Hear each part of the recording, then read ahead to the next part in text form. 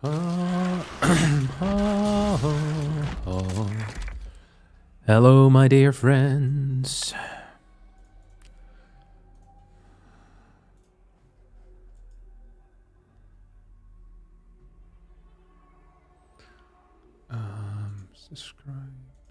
Subscribe.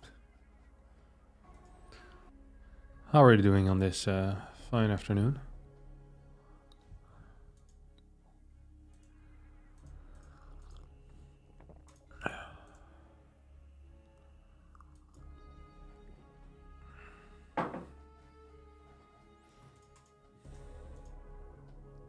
Yeah, some things. Congrats on being first. I have some great stories for later.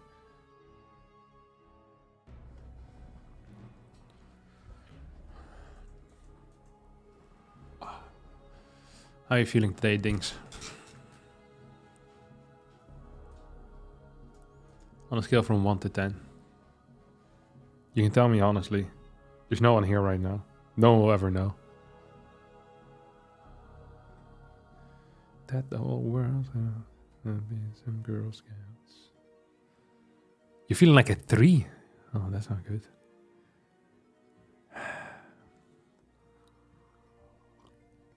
I hope it increases to at least an 8 before you go to bed.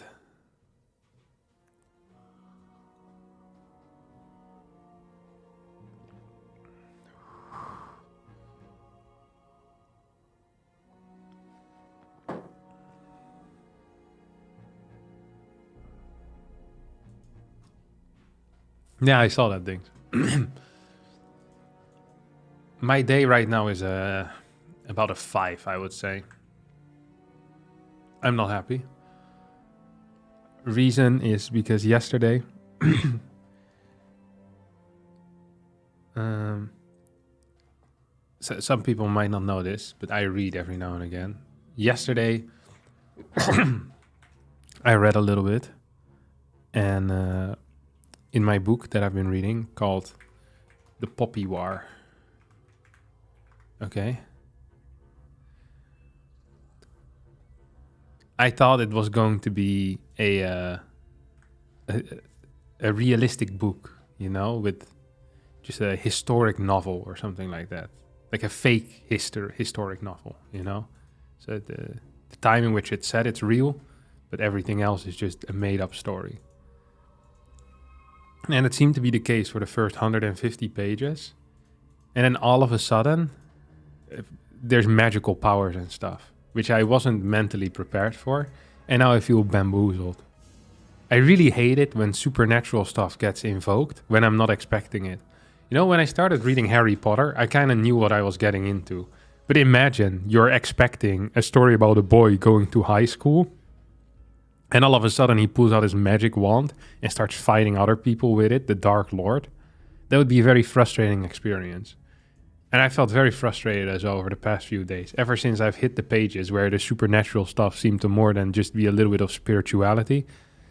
I've been getting very pissed off. And I've had this before, except with aliens as well.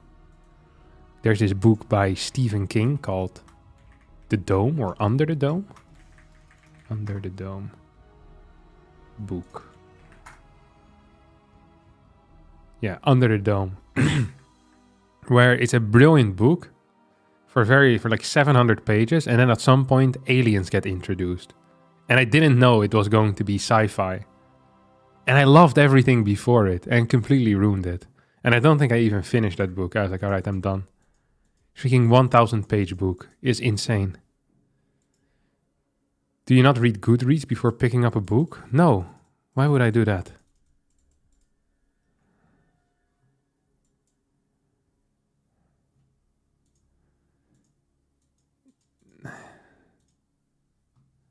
Do you read still? Yeah, sometimes. I usually read before bed. Ever since I got the e-reader, I've been reading a lot more because it's so much easier. I hate like having to get like good lighting for a book and stuff like that. I hate reading at night in actual books, and I don't want to waste the day by reading books. So what ends up happening is that I don't read. But with an e-reader, you can read at night just fine. It fixes one of the main issues that books have had, is that you're constantly in your own shadow when you're reading. The pages create a shadow. There's no comfortable way of holding a book while laying down. But the e-reader is perfect. I have a stand that I can put it on the side, so I can lay down, put it on the side, and then go to bed at some point. It's like, I think out of all the digital inventions that we've made in the past 20 years, e-readers are actually the best. If we would have to make a decision between mobile phones and e-readers, I would get rid of the mobile phone in a heartbeat. And we keep the e-readers.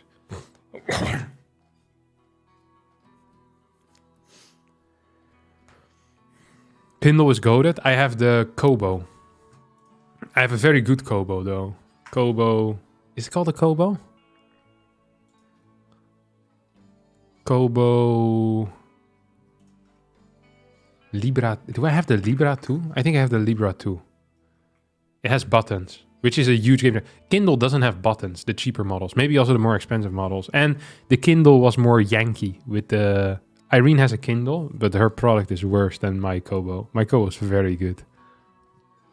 Very, very good. And it's much easier to put on PDF files or other files onto the Kobo as well. There's on the Kindle. I think on the Kindle, all of that is, more protected.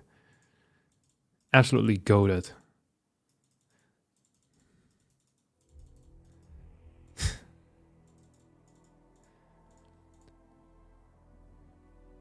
My grandpa has a stand with light in which you can read while lying down and the book faces towards the ceiling.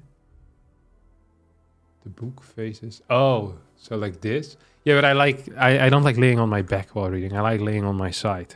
Which there's no comfortable way of doing that with a book. Because the book, you need to hold it up then. But here I can just put it down and there's no problem. I can still read.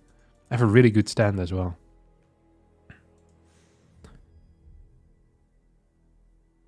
Did I miss the portion of the rant dismissing a book light? Light directed at pages, not meant to light the room.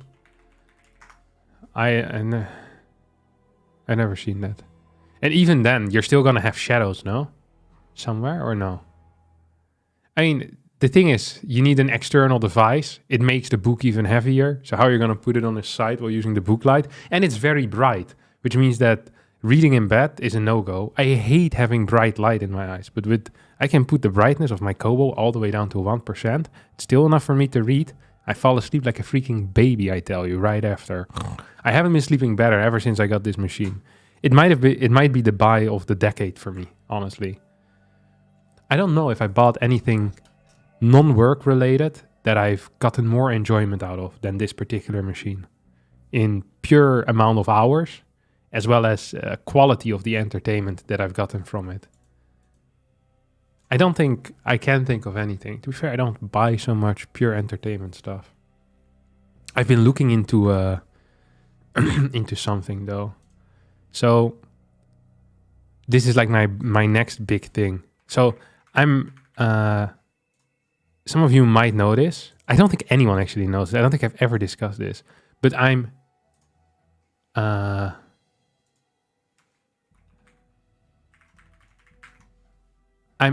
a huge fan of laser tag. Like, I think laser tag is honestly one of the games that is one of the best created games. And I would like to have. I saw so a while ago. I saw some people running around my neighborhood with laser tag equipment, and they were just playing it like outside. They didn't have to go to a venue, and it looked really sick. And ever since then, I've been, mulling over the idea of getting laser tag equipment at home. It's really expensive to have good ones, though. Like, really expensive.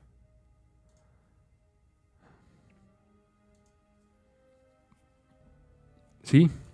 This is for starting up a club. I guess I don't really need a club, but... like the lower quality ones, they're not it. Because they are Yankee. I read a lot of reviews. So you need like good stuff, but then it's so expensive. Like the prices go up so quickly. They have adult squirt guns. It's not the same at all, though. Is it? I freaking love laser tag. I really think it's very cool.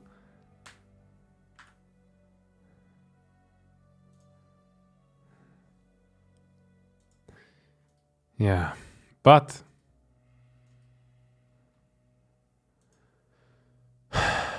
like probably what's gonna end up happening is that I'll buy some cheaper versions.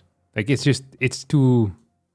simply too expensive to buy the high quality stuff. Like I'm not gonna spend 4K to buy laser tag. Although I kind of want to.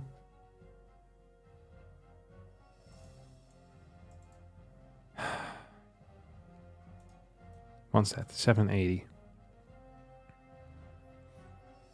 The thing is, to have a good setup, you're probably going to need at least 4, you know? So you can play on 2-on-2 when you have friends over. I wonder if I could get my neighbors involved in this, you know? I was thinking of this, actually. Of starting like a little laser tag club. A lot of them have kids, so I think that would be sick. And we all pitch in, like, a little bit of money, and then you can just borrow it whenever you need it. You know? And we pay like a fee if you want to use it so that we can replace stuff.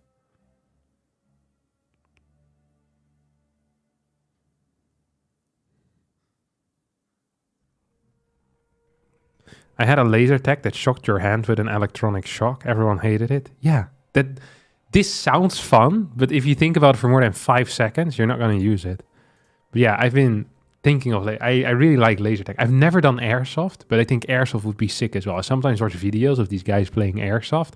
It looks like a blast. I had a blast playing paintball as well.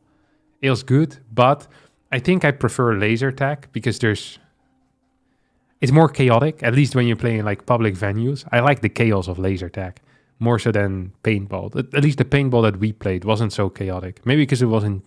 Actually, usually I play laser tag in teams too. So I don't know. Capture the flag with tag or with shooting? Capture the flag is such a good game, honestly.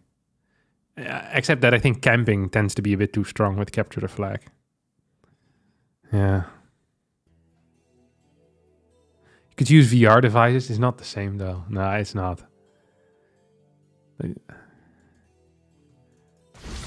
Laser tag is so sick. It's such a good concept. It really is. No mess. Yeah, true. You don't have to look for your bullets or anything.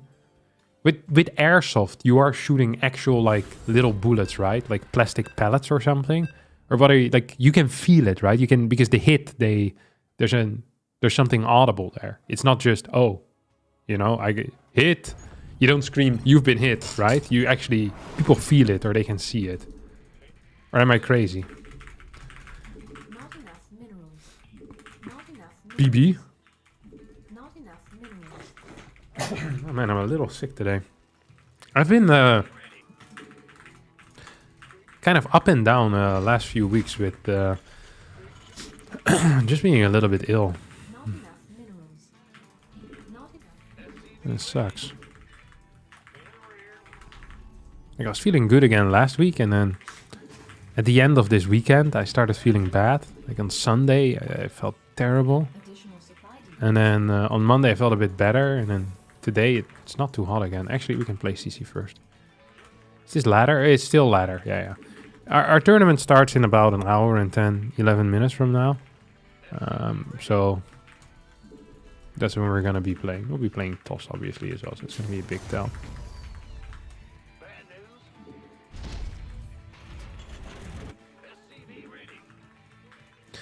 Are we gonna win the cup?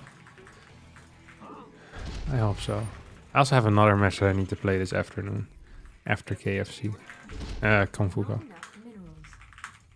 Not enough minerals. My pleasure, Luckbox QC. Glad you enjoyed the videos, buddy. I don't know what the correct call here is. Go for Reaper or...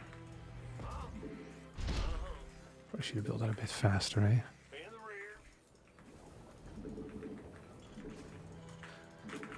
I don't need a another depot at this point, right? Because the CC is gonna finish in time, or am I wrong about that? I don't actually know. I am Not familiar. Deborah, Kadabra. I'm about to reach in my back, bro. This feels fine.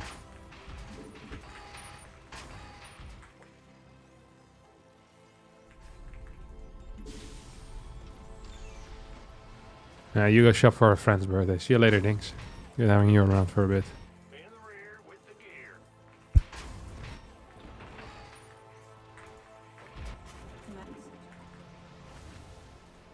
Here you go, one of these. I think I'm probably in some minor trouble if my opponent decides to, you know, move out on the map and start doing stuff to me. Not enough minerals. Add-on complete. Bless me. Ah. Good lord. Sneezy man I am today. Let's get some GGs and some dubs. This is an poorly positioned dude over there. Dabra, Kadabra. For the next trick, I'm about to reach in my back, bro. One of these things over here. It feels good.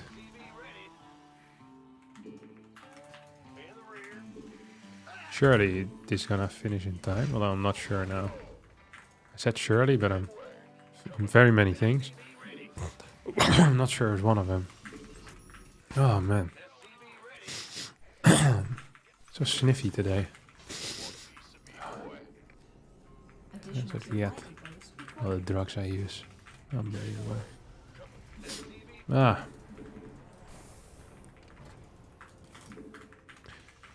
Do you play double eBay with this, I guess, as a follow-up? So you get Starport.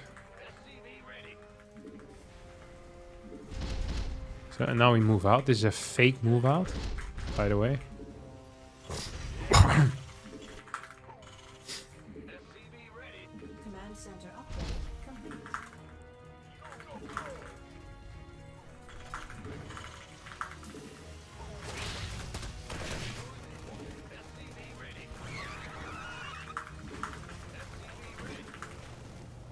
Research complete. Not enough. You can go over here, little buddy. Add-on. Oh, hush, little buddy, don't you cry. You go here. You go here. We definitely do want two of these things too. I feel like this isn't gonna be so bad, no? Insufficient.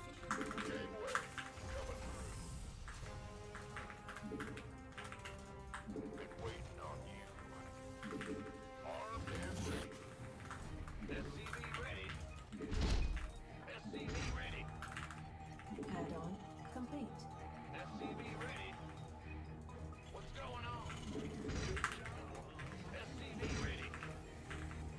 Not Ready for dust off. additional supply depots required. I Additional feel like this supply is depots. feels pretty okay, no? Additional supply depots required. I wish I had one more scan available rather than having no scans available. Ooh, that's sexy.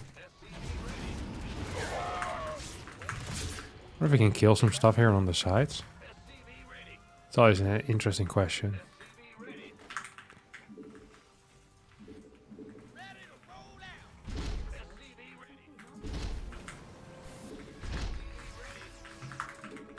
Oh, poor guy. Imagine being that overlord. Far away from your brothers. Nowhere to go. Oh yeah, please. I mean, if you could finish mining this, that would be great for me, but... that's something I'd sign for.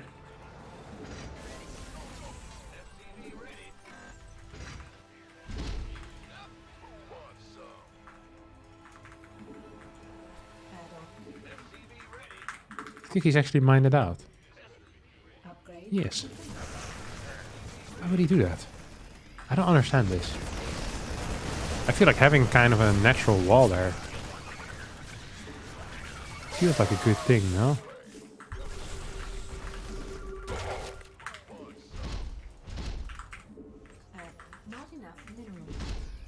Upgrade complete. Add-on complete.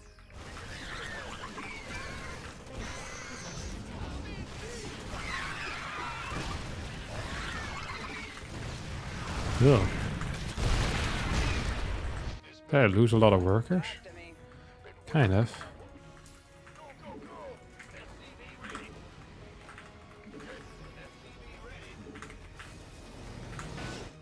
Kinda did lose a lot of workers, didn't I?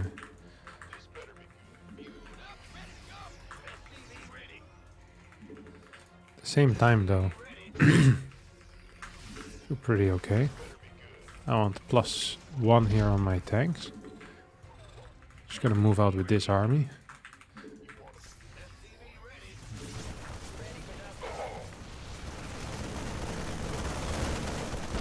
Nice. Base is under attack. This probably isn't the fight that I thought it was going to be, is it? Oh, yikes. Definitely heal this though. Not enough energy. No medeffects here. Ready for dust.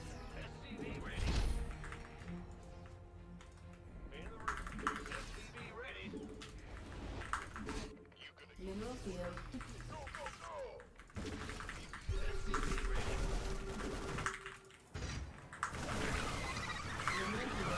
Heal. That's kind of yikesy to be honest.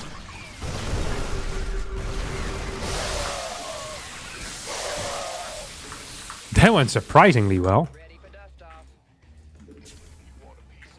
Not enough. No? I quite expected that to go so well. Wait, doesn't he have a fort base? Not I was just thinking about that now. Shouldn't my man have a fort base at this point? It must be over here, no?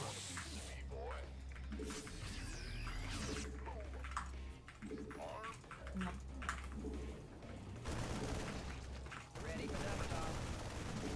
Yeah, upgrades better than me. He has no armor upgrade. No, wait, he has. Yeah, he has no attack upgrades. It's kind of a wild move again, no?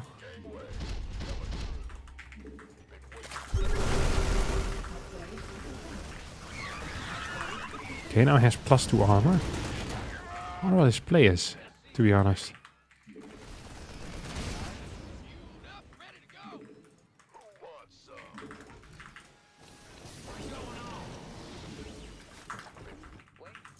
Now time.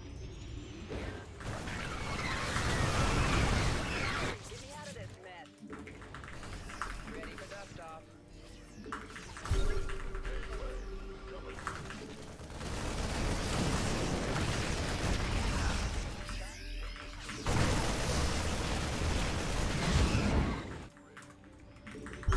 No, I already cleared everything here, apparently.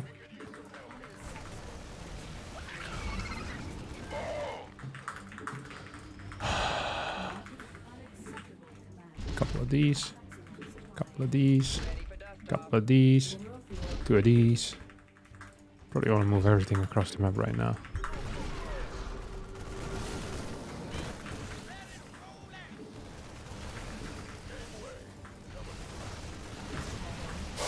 No! Miscommand. Miscommand again. I think it's fine now. Actually, didn't really lose a whole lot. Understood.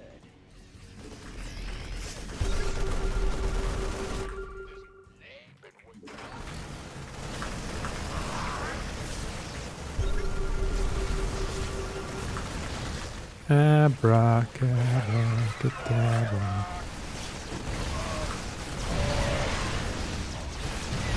This doesn't look as good as I was hoping it was going to. Dish posh.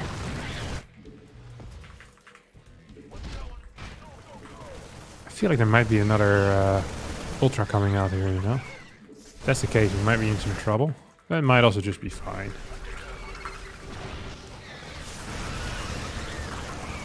Where did these guys come from? No one really knows.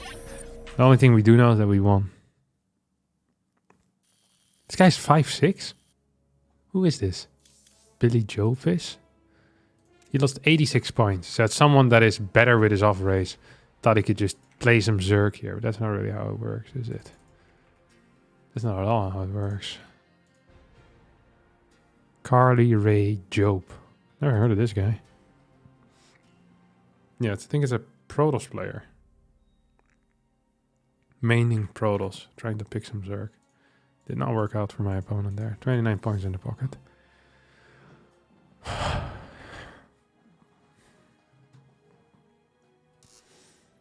How long until KFC starts? KFC starts in an hour from now. I still need to sign up though. Let me just do that just in case. I sometimes am ready for a tournament and I forget to sign up. It's always a painful thing.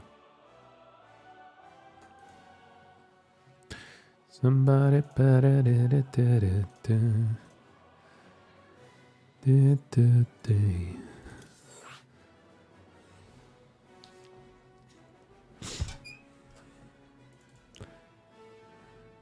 I can't wait for you to get Nightmare again into another PvP. Skillless and Nightmare have been my two players I've been playing a lot lately. So I'm looking forward to that personally, yeah. What's my name? What's my name? Ooh, we got Demi.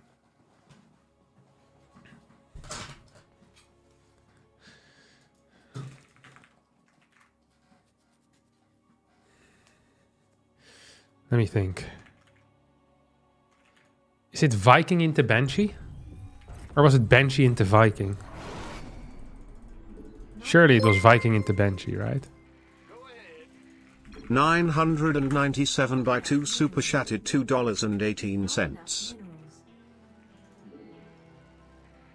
Thanks so much, 997x2 for the super chat. Not enough minerals. Not enough minerals. Viking into Cloakless Banshee. That's what we do. And what's my gas timing? Is late, right?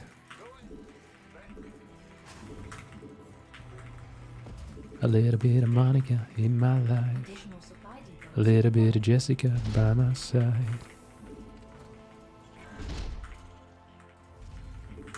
Not enough minerals.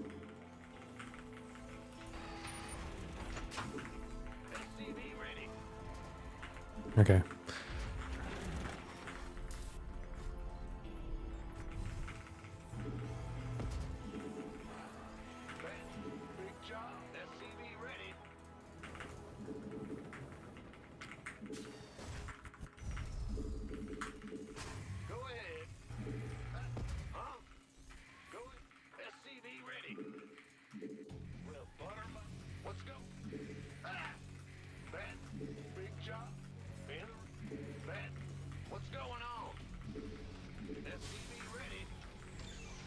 This honestly doesn't look bad.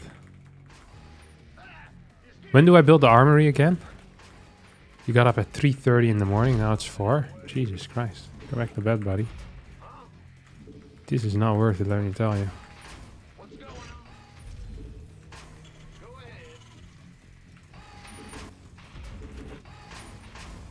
Command center upgrade complete.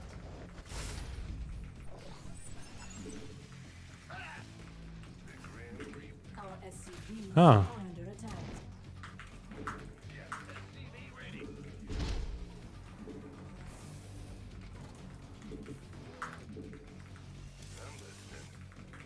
Should you just move across the map, or is this stupid? Insufficient Vesper gas. I feel like I should have just not gone. I knew that he was playing pool first anyway, so it's like... What's the point?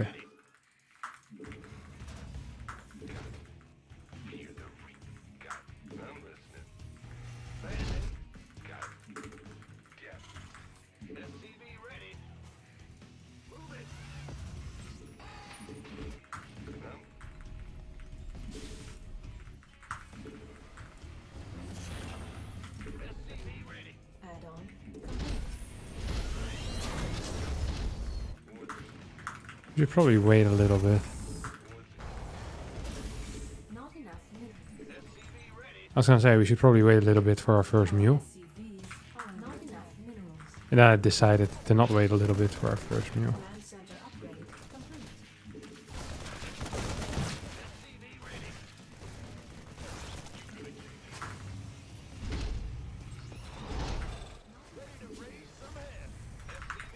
Not enough minerals. Okay. I have a single Hellion. It's not great, really. Enough minerals. Not enough minerals. Let's hope it's gonna be good enough. Complete. Not enough minerals. See what he's playing. Okay, standard 30cc timing. Or... come on, why can't I click properly? Nice. Gotcha. Not enough minerals.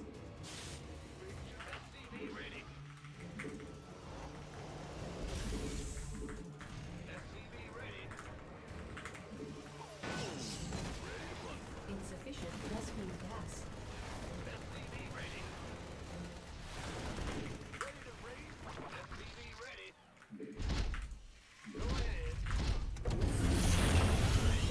Command center upgrade. Okay. We have our setup, I think. Not enough.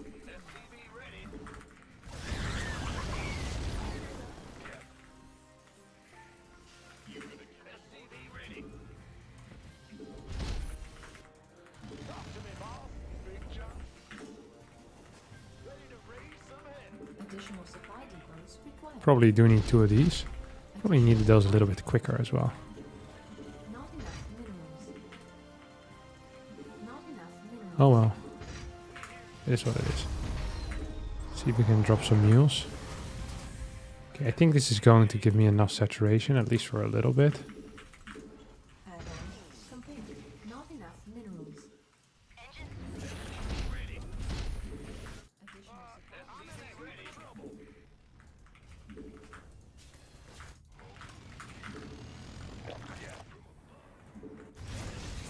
That's a big hit for me.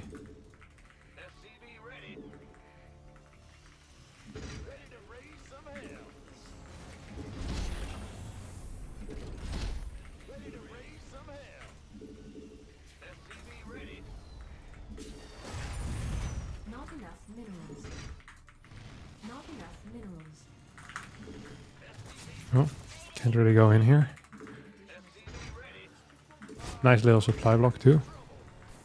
Add-on insufficient Vespine gas. Insufficient Vespine gas.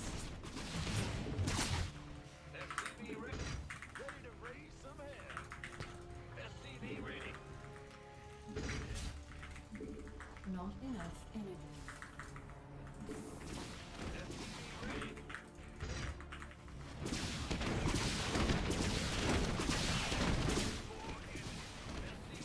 Ready for dust off. Not enough minerals.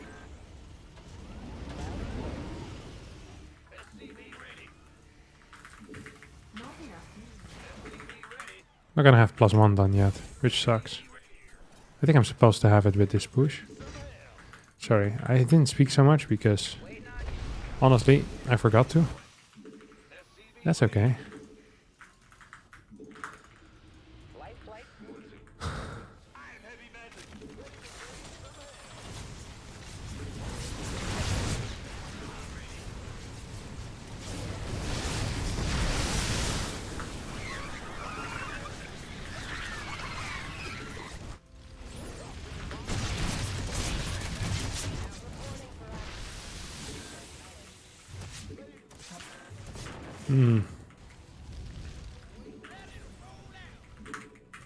Research. That went not perfect, I guess.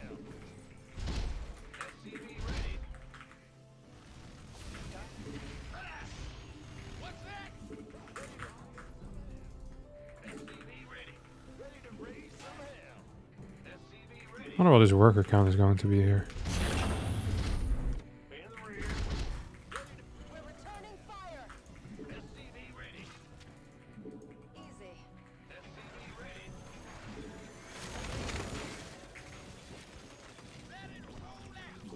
Can't hold him alone.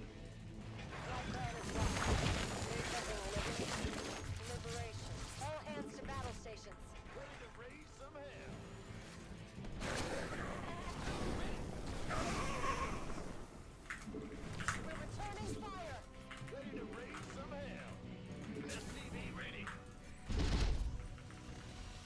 Thought I had 2 more, right? Is this ill positioned? Oh, that's 100% in the wrong spot.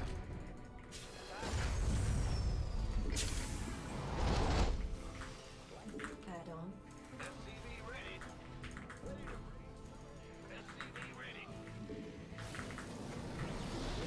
Incoming orders.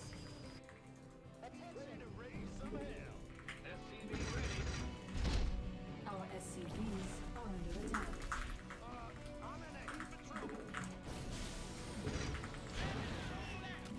Did not quite pay attention here.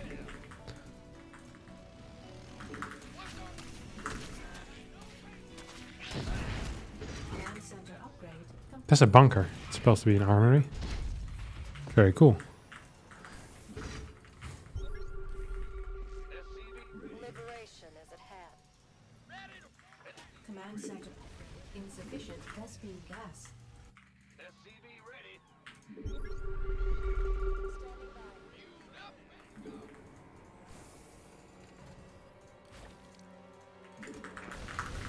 Upgrade complete.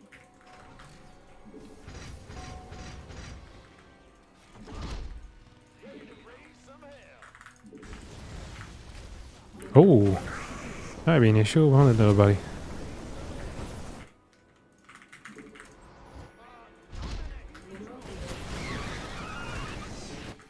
Look at this. This is the type of setup that you need in life.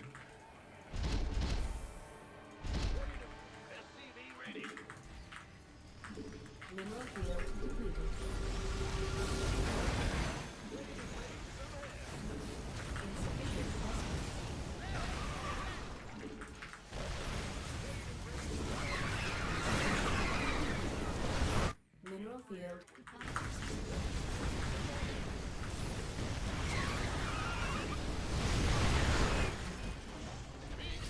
Mineral field. This guy's still going ham, huh? Unacceptable command. Research complete. We're returning fire. Oh, far from ideal. Our SCVs are under attack. Is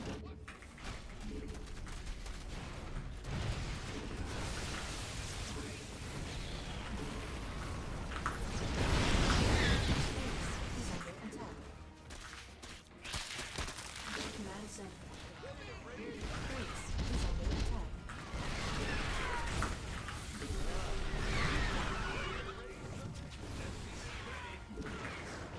Command center upgrade complete. Unacceptable landing zone. Add on. Base is under attack. Command Not the ideal fight.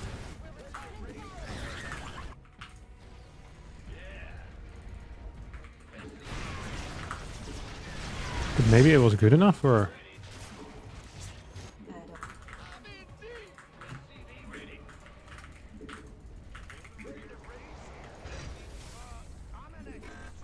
no, I wanted this to be a planetary actually.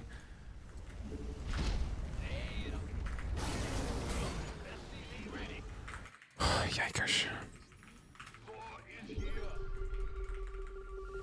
Mineral field. Yeah, we have a low supply right now. We have a lot of orbitals, which is actually quite nice. It's going to allow me to get a lot more money as well. I guess I should have left some type of units behind. I honestly left nothing behind, which I now obviously regret. The one thing I need the most is minerals, by the way. Let's cancel some workers.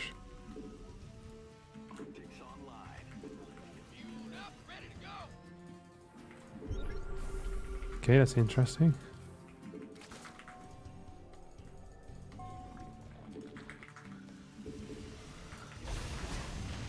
Mineral field.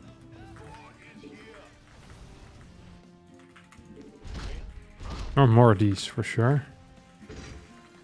What's going on? All hands to battle stations. Yes, sir. Full speed. Not enough minerals.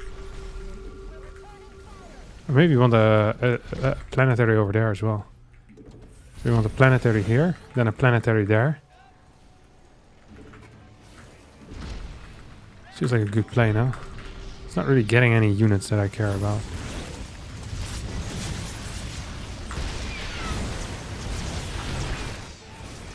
No. Not enough minerals.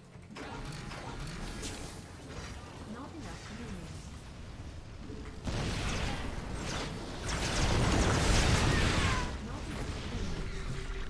Base is under attack. It doesn't really feel worth it for him. I could be wrong. Our SCVs not enough under attack. Our SCVs under attack. Mineral field depleted. Mineral field. I want some of these cyclones, I think. Command center upgrade complete.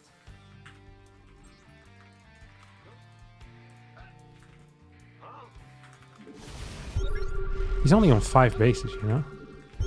It's really not that many. Rescue visor.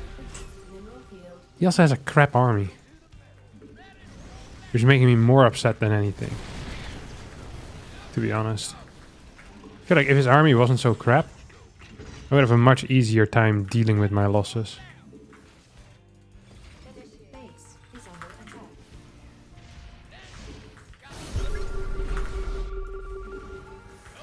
Where is his brutes? I know you're building brutes. Oh, I don't know, but I feel like you should be building brutes. The fact that it's not happening is triggering me a little bit.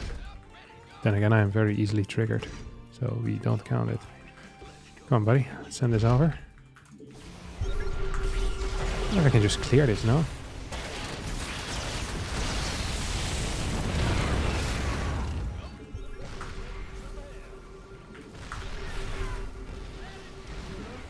Not enough minerals.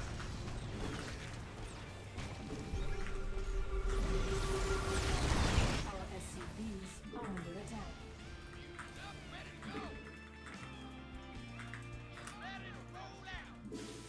Mineral field depleted. Mineral field depleted. Don't super like how this is going. Not gonna lie.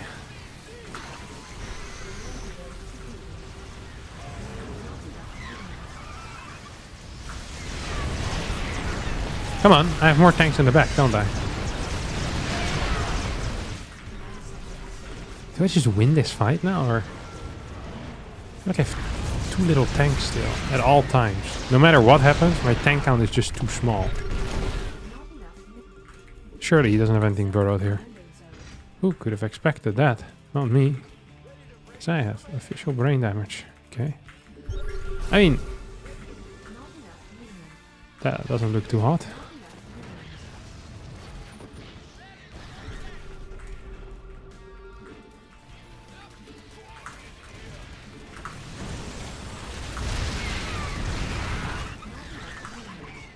Come on, buddy. Let's fight.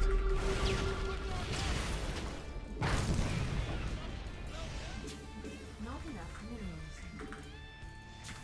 Not enough. Mineral field depleted. That feels okay. We want this planet there. This planet there is gonna be key, honestly. Minerals. I want to get rid of some workers at some point as well. That's a given. Absolute God-given fact. Oh, yikers. Ah, that's messed up. Oh, I messed it up completely. Vespine geyser.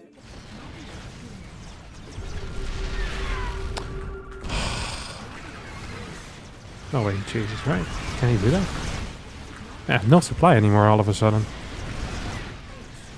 Just played Ultra Viper and ate me.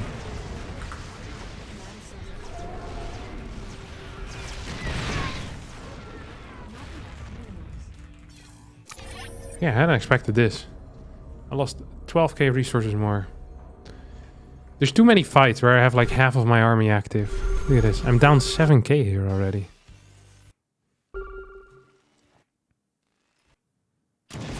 This fight must not have been as good as I hoped it was. His eco was balls at this point. And my army was balls, which was probably worse. He has 69 workers. The run by really did me in. Even if I just had like 5-6 Hellions back there, it would have helped so much. I think now I'm just dead. Well, I'm not dead, but I'm not in a great spot. Taking this probably was a mistake too. Just needed mass tanks. I built too many Thors.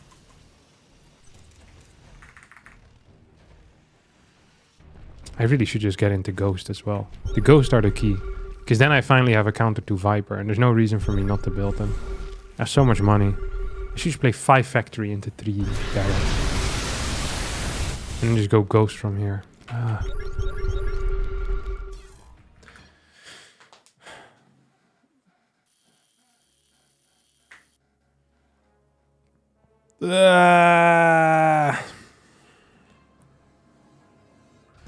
Is tank splash radius big enough to hit 2 ultra if they're next to each other? I think so, yeah. I'd be shocked if the answer is no.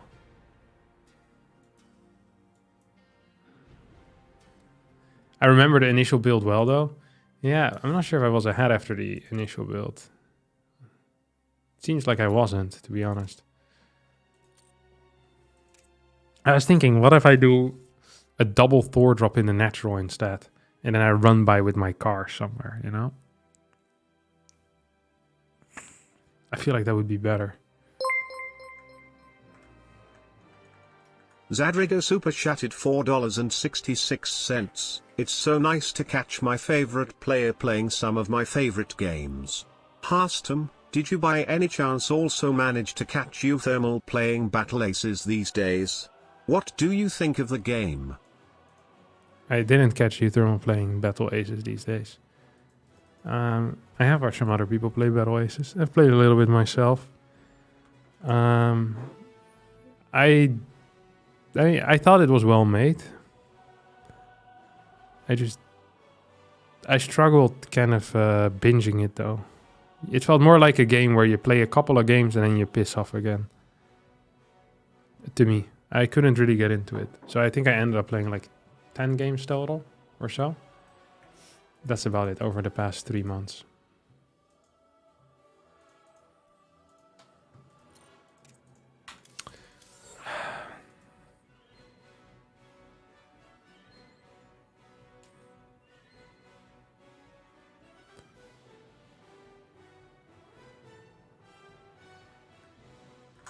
But a lot of people seem to really enjoy it, so that's a positive thing.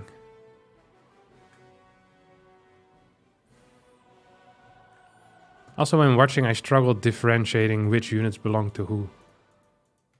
It felt like everything kind of blended together. But the control was probably the best out of all the new RTSs I've played. It was so smooth and so quick. Not buggy.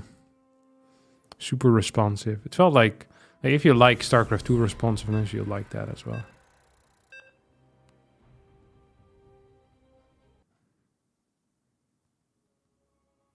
You try Mechabellum? Yeah, I like Mechabellum. Also not a game that I would really binge on, but it's much more relaxing of a pace than StarCraft II. Not enough. It's a good calm down game, to be honest. Not enough minerals. But I really hate having to judge all these games that are in like pre-alpha, super beta, omega phase 5 or whatever, early access 3. Like, I just want to release the game and then I want to try it.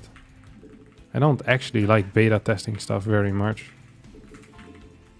I feel like it's just a frustrating experience when stuff doesn't work.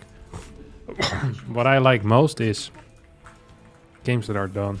Like when StarCraft II entered beta, it was pretty much done, no? Like 6 months before launch, they were ready to go. I enjoyed that a lot.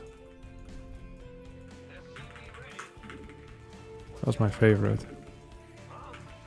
Wish every game was like that. I saw that Dreamhaven also is gonna make a game, or is making a game and is asking for beta testers already. I'm not sure if it's an RTS though. The Dreamhaven is the company that got founded by Mike Morhaime, or one of the studios that got founded by Mike Morhaime after he left Blizzard.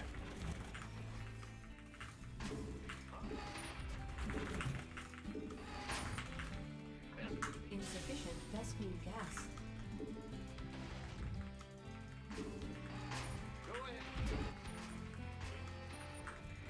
Not Not enough minerals. I saw Mana made a tweet about it. That he got invited to be a beta tester. I haven't checked my email in a couple of days, but I hope I'm into. Command center upgrade complete.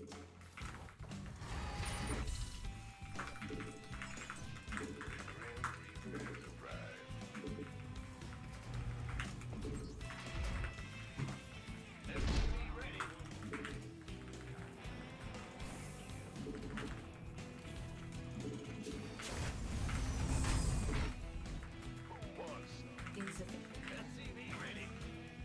Oh, you massive prick! Oh no, wait, it's actually gonna go for it or what? I think I'm in trouble, huh?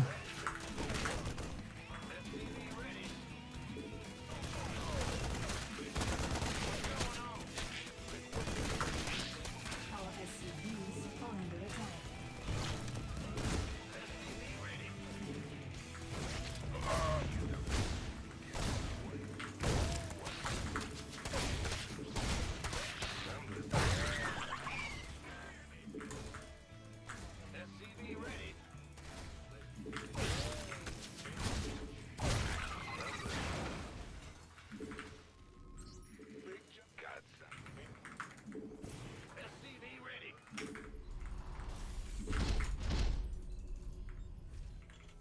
Oh, I shouldn't have dropped that thing, should I? Not enough. I think it's going to. This guy plays like he's building roaches, to be honest. Not enough. Just strikes me as a roach player, so I went for a cyclone here, but I'm probably gonna regret that. Whenever I build a cyclone, they never go for a roach all-in. Whenever they go for a roach all-in, I'm not building a blind cyclone, so... The moment I start a cyclone, I already know what's gonna happen. Want a piece of me, boy?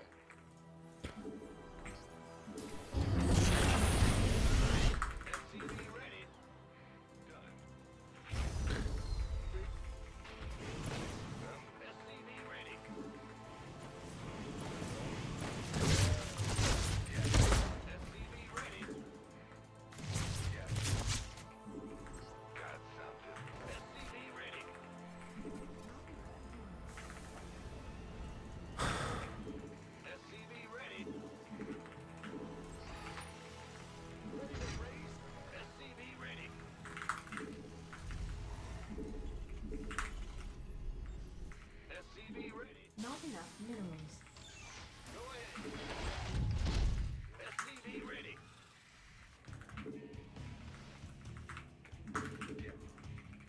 Not enough minerals. Ready to raise some hell. SCV ready. Ready to raise some hell. Add-on. SCV ready. Command center upgrade complete. SCV ready. Not enough minerals. Ready to raise some hell. SCV ready.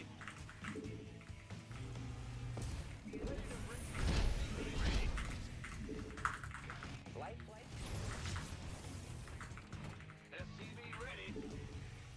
Yeah, big job, huh? Wait, God. SCV, go, go, go. I really just wanted to kill some wankers. Add-on. Guess even that's not allowed anymore.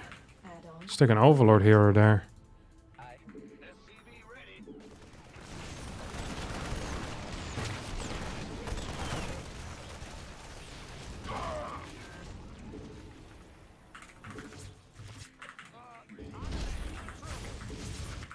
Ready.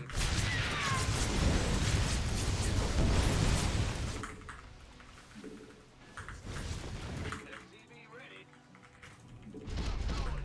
SCV ready. Now what? Get me out of this mess.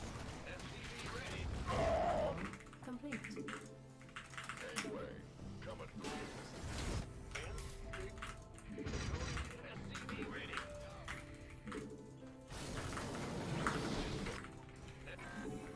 Our SCVs are under attack. Yeah, you can come in. Research.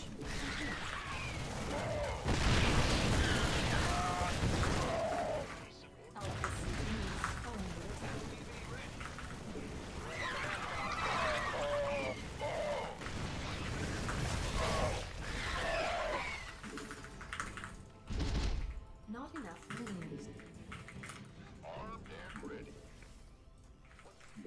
Not enough.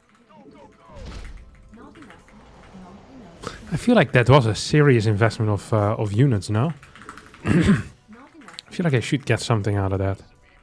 I didn't start my combat shield yet. Do I wait for a 1-1 to finish? I think I will, actually. Give us your best. What's our SCV ready? Go, go, go. Ready for dust off. Not enough minerals.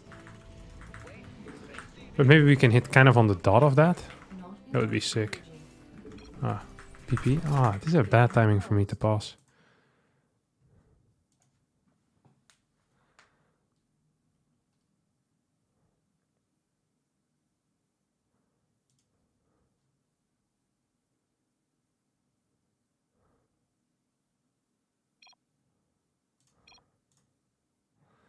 Go, go.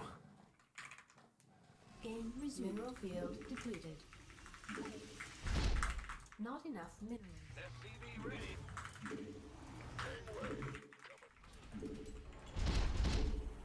Go, go, go. Upgrade. Not enough minerals. Thank you very much. This better be good. Speed Ghost. Ready for dust off. What's this?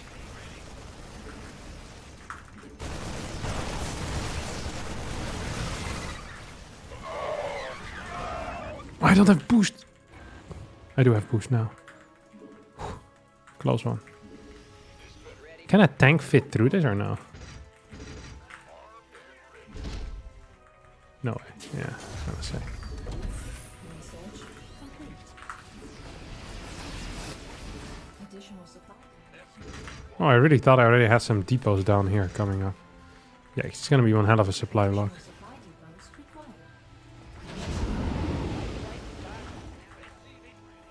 Mineral Fueled up, ready to go. All right, here we go, boys. You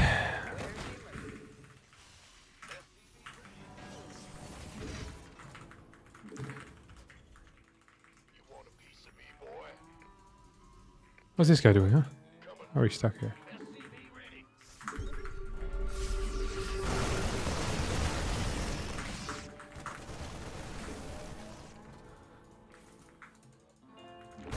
Whoa, that felt good.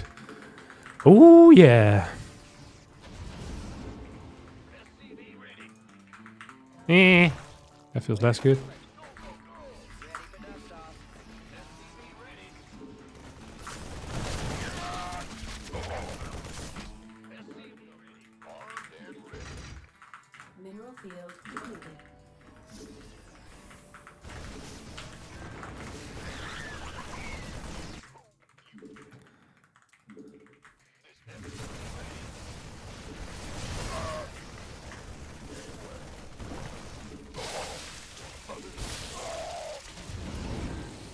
Oh, please, please. Why do I keep boosting ahead of time?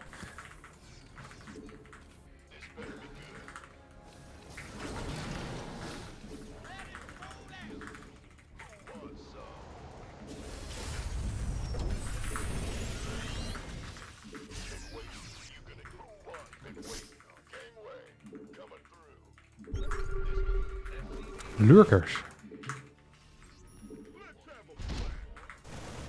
Upgrade complete.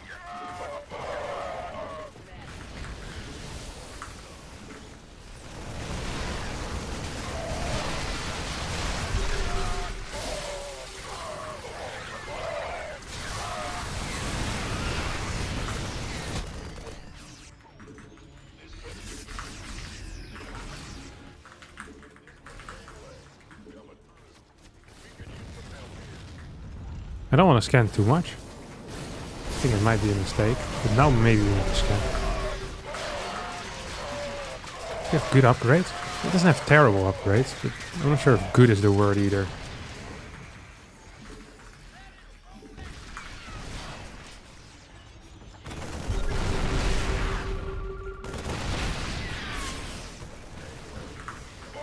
Please tell me he doesn't have... Oh, I thought these were Vipers. Oh, that's fine then. Come on, you go here, bud.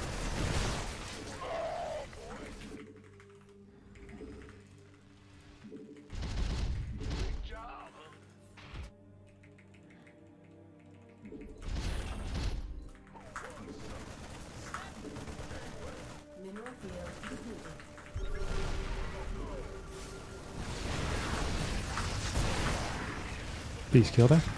Thank you, good sir.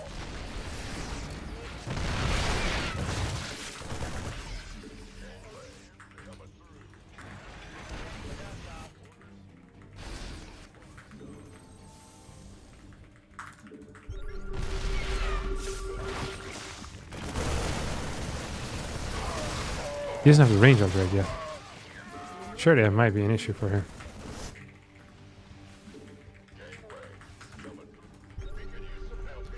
Surely that just is an issue for him.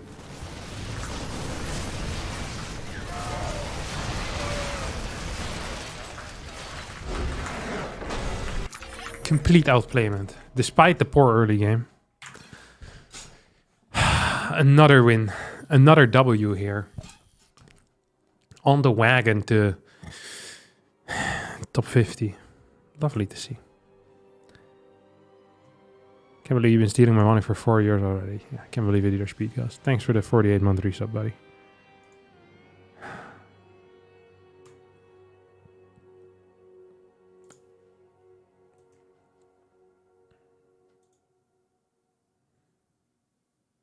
Yesterday was a disaster. It really was.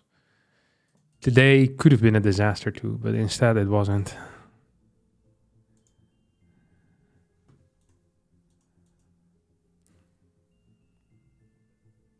When did you switch from Protoss? I never switched from TOS. We're gonna play some Protoss in the upcoming tournament in 23 minutes.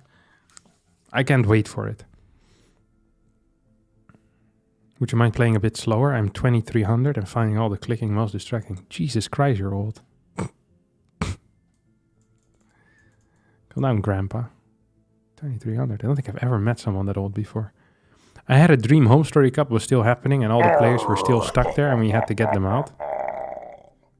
That sounds like a crazy dream. Who just rated me?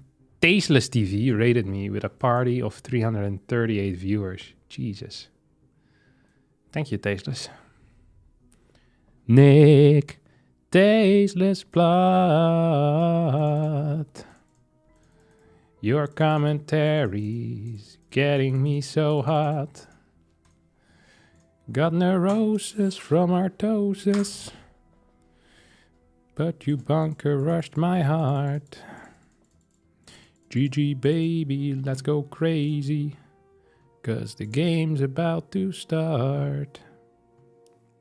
God, that was a banger. I'm still sad no one ever made a Hearthstone song.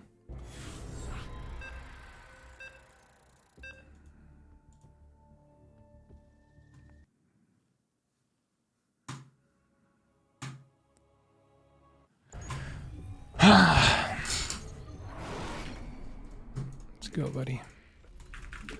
Atletico Math Protoss. Not enough minerals. This guy's gonna get blasted as well. If you want to sponsor a Hearthstone rap video on my channel, let me know. I'll let you know more. We'll do it. Not enough minerals. SCV ready.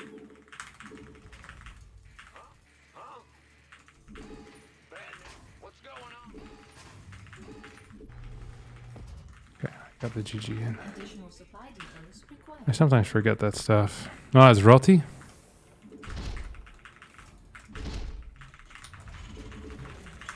Not enough minerals. Oh, in that case, he's probably playing Phoenix, isn't he? SCV ready. Not enough minerals. Not enough minerals. Not enough minerals. Does he open Phoenix with an Adept first or with a Stalker first? I don't actually know. I haven't played against Rotty in such a long time. Hearthstone, do you think a Rex opener with a second CC in the early 2 to 3 minutes can be useful? You mean a third CC or a second CC? Because if it's just a second CC, that is most build orders.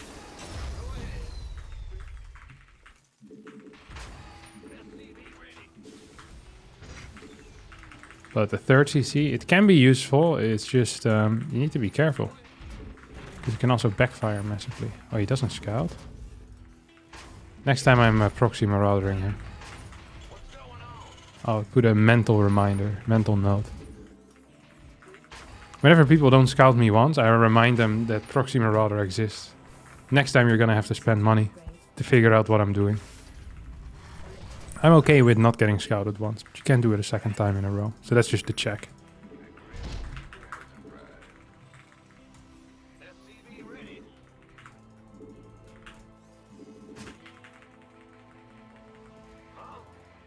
Not enough minerals. Not enough minerals. SCV ready.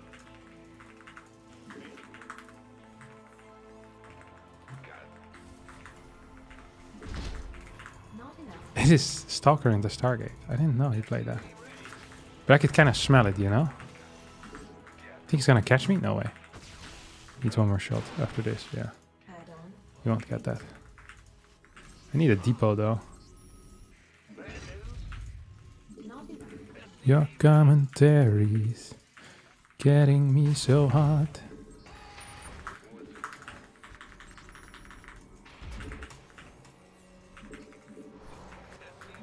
Additional supply depots required. What's the chance you think he'll Additional supply depots. he'll walk into this thing, huh? Not enough. Walk into my mine. I think that chance is close to 0, to be honest.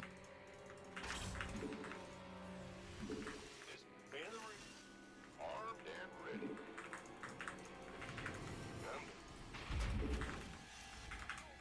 Additional supply depots.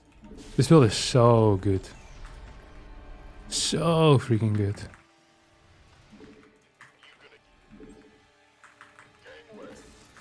Ready for dust off. SCV ready. Go, go, go. No, please. Got it targeted. Channel's clear. Light one. Command center upgrade complete. Go ahead. Better wait. So there's two things you can do here. SCV ready. Not enough minerals. SCV ready. Addi-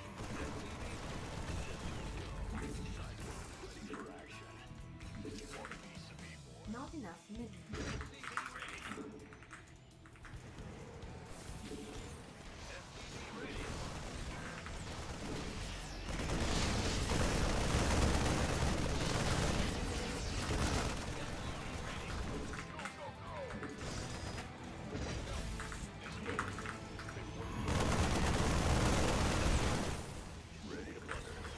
Okay, you use that.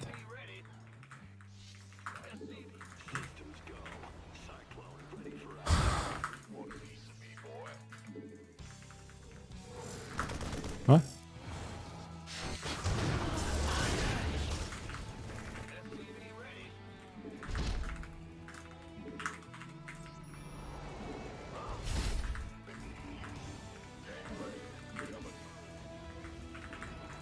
So we just saw him use his thing.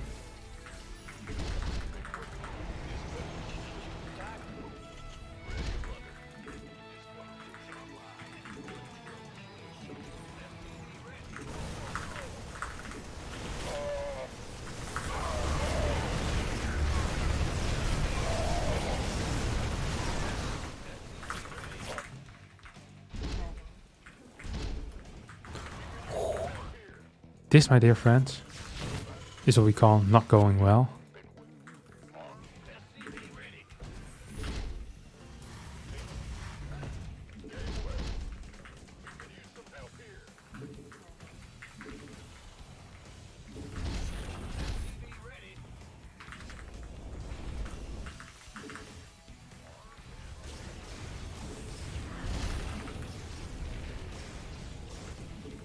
Our SCVs are under attack. Please tell me I get this thing up though. As long as I get that thing up, I'm okay-ish. I can't believe he rushed out charge on 2 base though. That is an interesting move. Usually would not be considered a great play. But, I mean, it kind of worked against what I was doing, so I can't complain, I can't complain.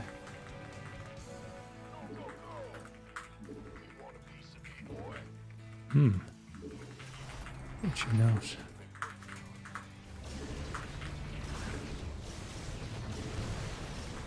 Add-on complete. Command SCV ready.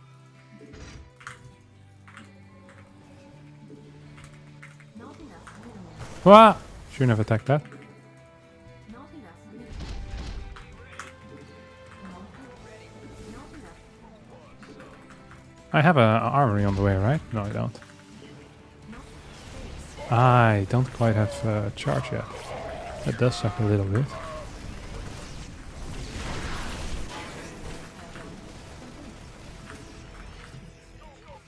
One, two, three, four, five, six, seven, eight, nine,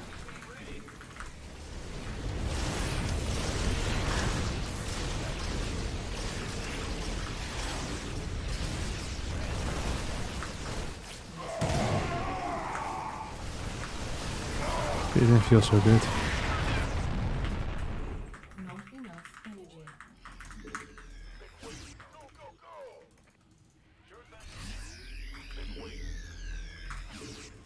I mean, we're dead right now. And there's no way we're winning.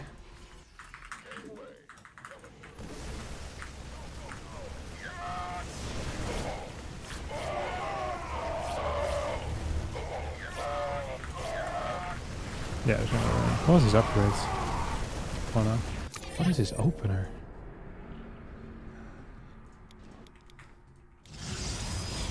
Phoenix, Gate. Does he just do a complete no scout? Yeah. Does he scouts around his base with something?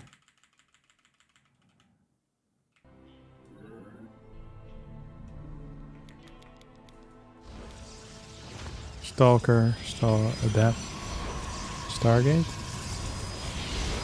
Phoenix. Wish I kept my Reaper alive. I think if I would have gone 3 racks, it would have been fun. Or if I wouldn't have continued pushing. But this did enough, I think. You just rush Twilight? Line battery in the main. Yeah, he is theoretically dead if I just go home. And have like 2 more barracks halfway done with stim and combat. This really only works against people that want to get a 3rd base at some point. And here the game is over. Right? Yeah, I just don't have enough stuff. Stim is too late. I can live with that. Hellion upgrade would go great against those mass zealots. No, it wouldn't. Hellions are a really bad counter. You'd much rather have mines. Hellions by themselves are pointless, and Hellbats are too slow to work well in an army. They also die against everything else and have no real value. Also, in order to get it, you need to have a tech lab on a factory for a long time, which would really limit your production of factory units, which also is not great. There's a reason why generally we don't see Blue Flame Hellion against TOS. Were you winning, Cap? No, not really. I was losing from the fairly early on. Figaro.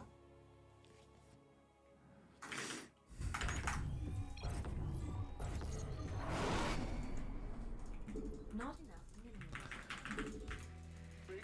minerals. Maybe a cheeky little proxy racks to improve the spirit before we play. Wouldn't mind it, to be honest. Wouldn't mind it. Not enough minerals. Maybe 4 racks? I actually wonder what the counter is against a proper proxy 4 racks.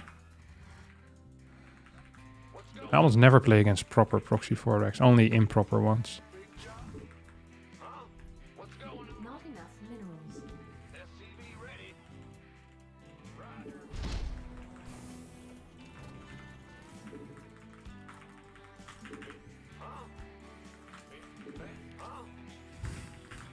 Go ahead. Not enough minerals. Do you even have enough production for 4 racks of 1 base? Yeah. You do. You just can't do anything else with it. Like, there's no gas possibility. You can't even get an orbital command, I'm pretty sure. You have to cut a crap ton of workers.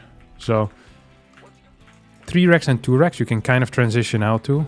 The only transition out of 4 racks is more Marines. So it's not really a transition, it's just you go harder with the same thing. Kind of.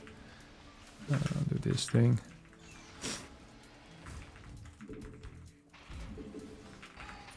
Not enough minerals.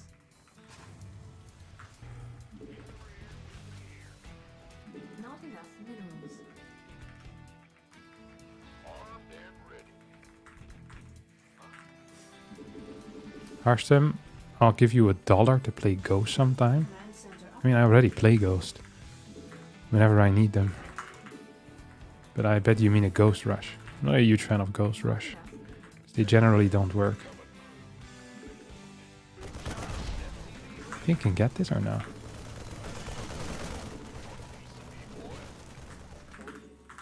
Don't think I can.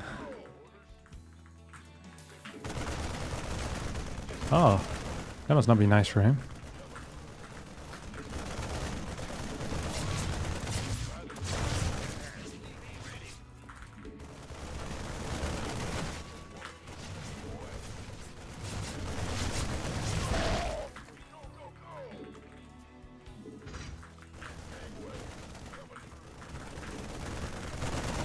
There's really no reason for me to engage into this type of playstyle. As long as I keep an eye on what he's doing and I can clear this base, honestly think I'm pretty fine. additional supply depots required.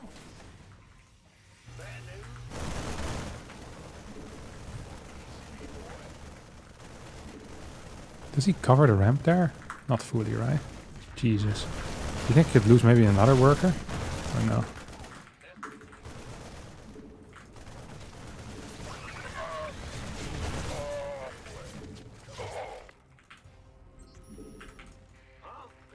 Insufficient. SCV ready.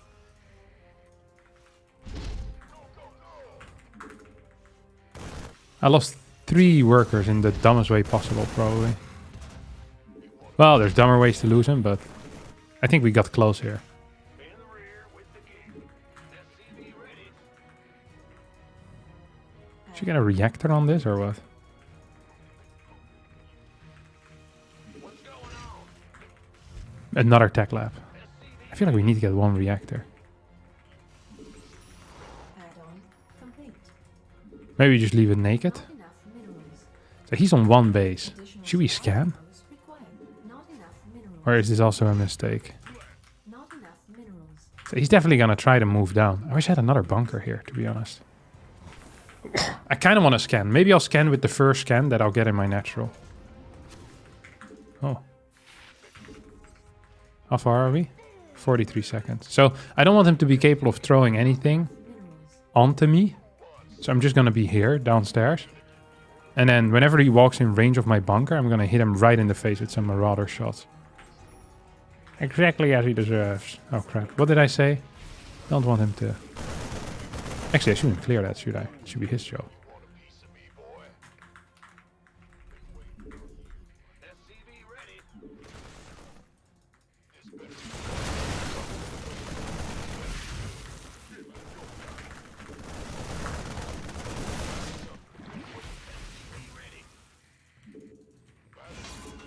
What's going? Not enough. I mean, what's the chance he has a Nidus with this many Ravagers? It's pretty small, no? SCV ready.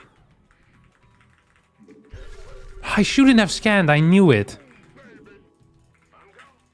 In the rear with the gear. This better. SCV ready. I regret everything I do. Command center. Go, go, go.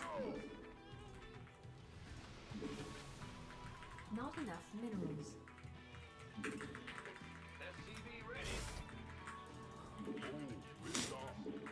I really do regret everything I do. I'm so stupid. Minerals. Not enough minerals. This better be. Not enough minerals.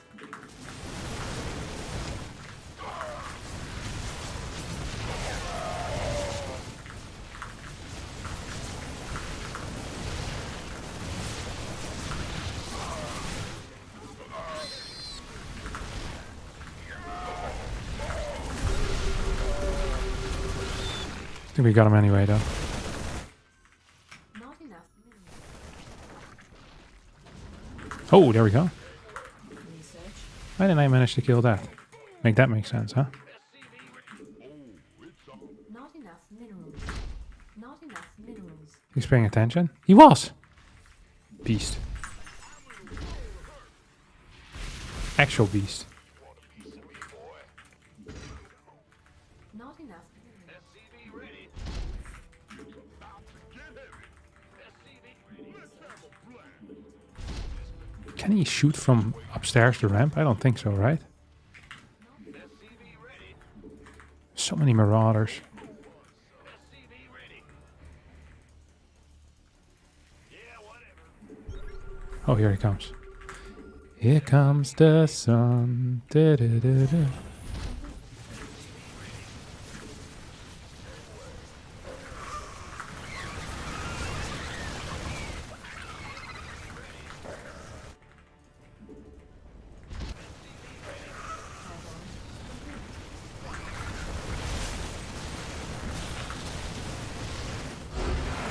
There we go.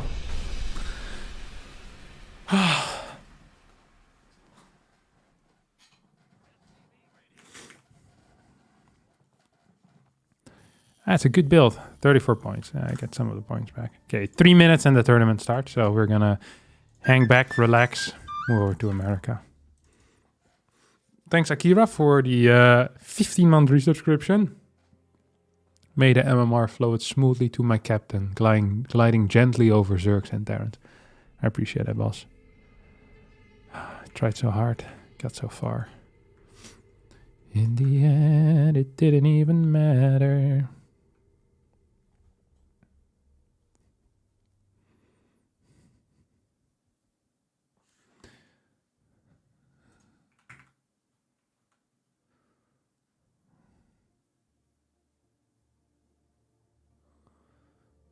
Is there a bracket yet?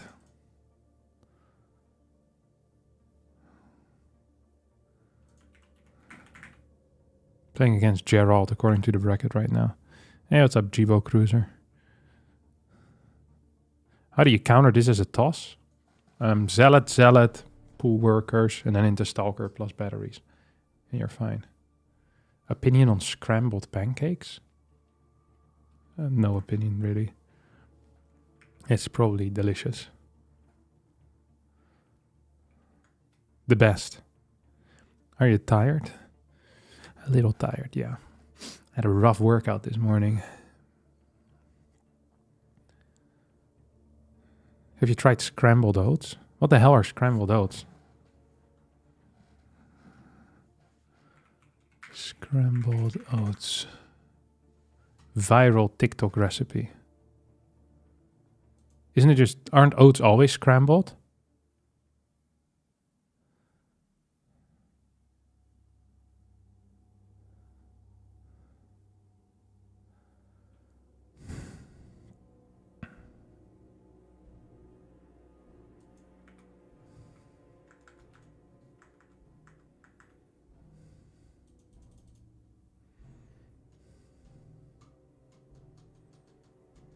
Did Damie just out himself as a TikToker?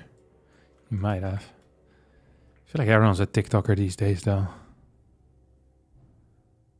TikToker, Instagram Reeler, YouTube Shorter.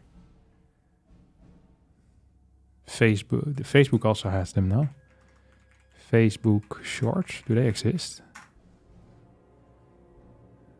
Reels. Are they called Facebook Reels? Instagram Reels. I don't know what they're called in Facebook.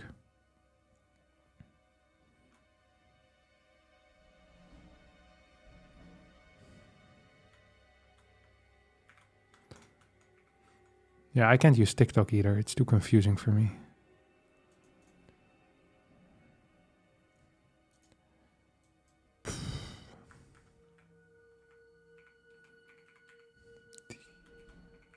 Oh, I'm playing against Oriana. Oh my god. I don't know who Oriana is. This is my first opponent. Look at this.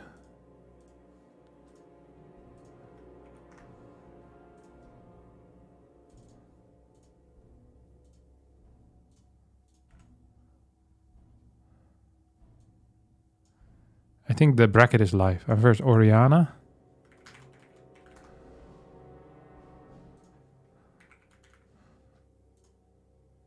Chinese player. Number 13 in China. I think I should be capable of beating him. But you never know. I was a Terran, so you're gonna get some bollocks. Let's just stay on NA, to be honest.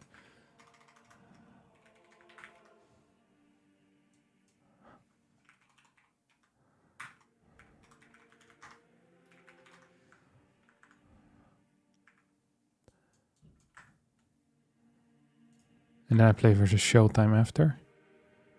Is that correct? Yeah. Showtime into skillless. Or future, but most likely skillless. If I beat Showtime.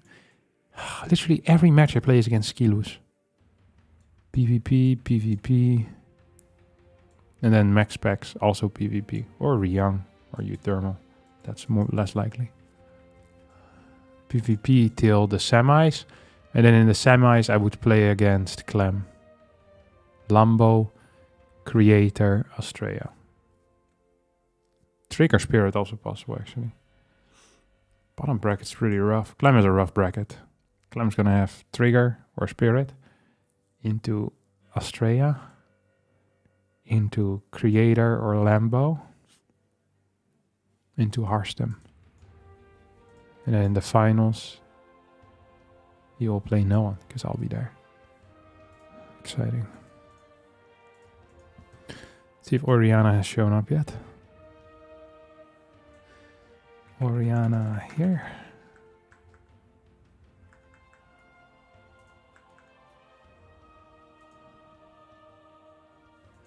Flash tried playing StarCraft 2. I don't think he was great. I think he won one tournament. He was good, but not brilliant. He won IAM Season 9. Is that true? I think so.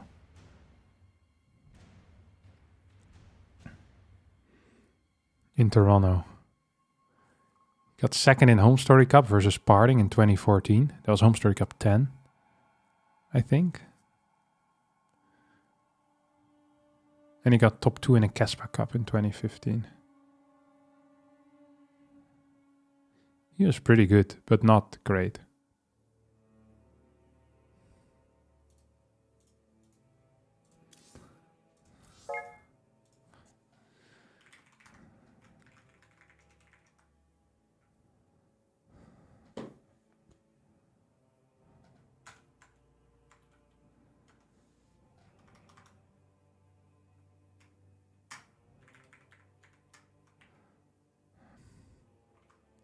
Golden Aura.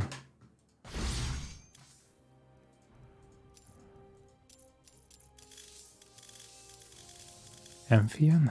What do we veto? Start with veto and Crimson Cord.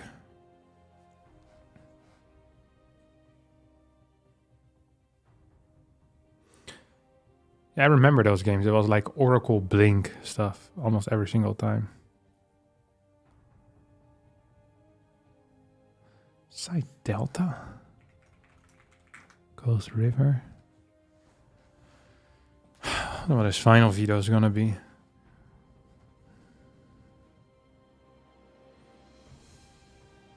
Oh, I should have vetoed Post Youth already. I forgot about Post Youth existing. My bad. What the hell is DY? Dynasty?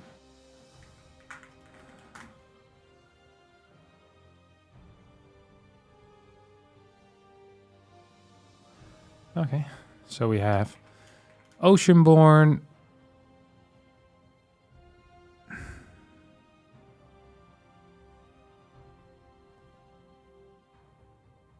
Alcyone, and Amphion. So 2 is Oceanborn, 3 Elk. No. Go toilet before we play.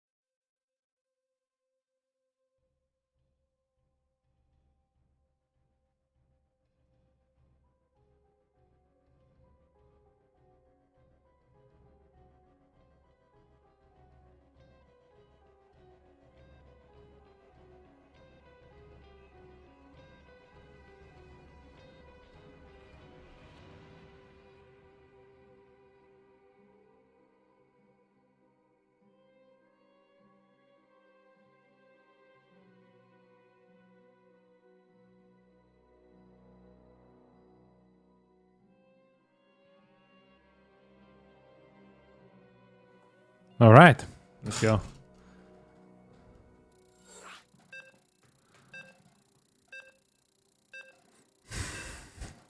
Clem actually doesn't like side delta either. If I remember correctly. He vetoed it against me as well.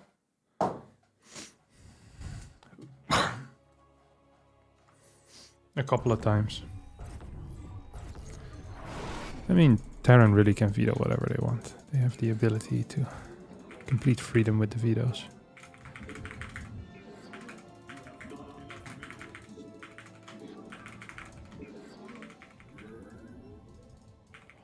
I keep forgetting how high ping is.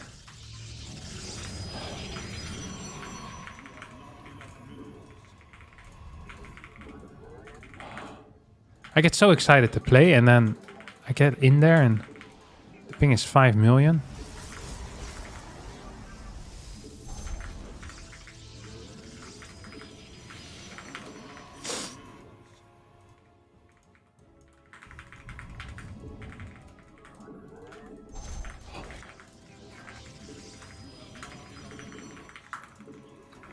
Guess who's back? Back again. Shady's back. Tell a friend. Guess who's back? Guess who's back? Guess who's back? Probably should have done it a little bit different. Na na na na na.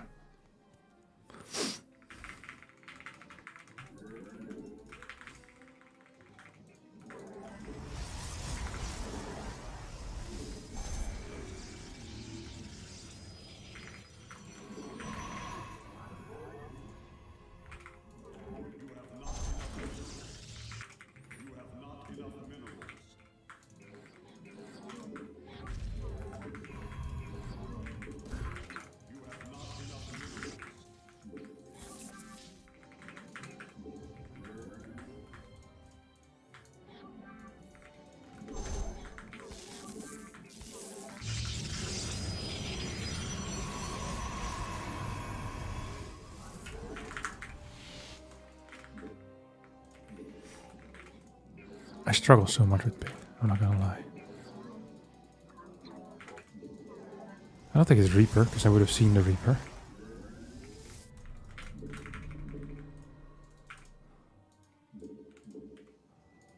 Glory to the day. Hordes alive.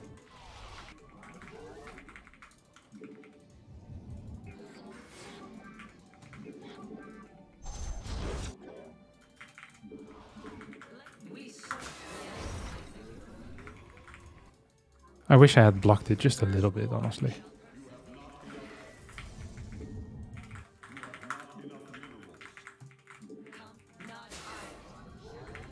Surely he's dead though.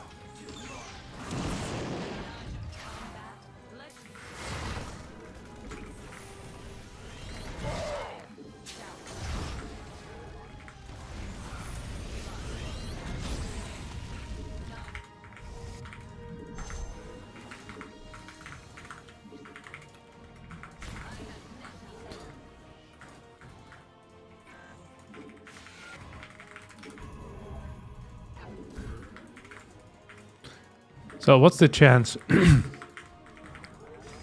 that he's gonna come in clean here, you know? With a cyclone.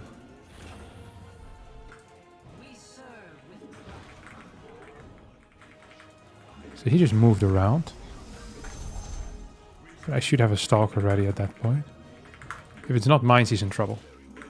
Or sorry, if it's mines, he's in trouble is what I was gonna say. Glorious combat is upon us.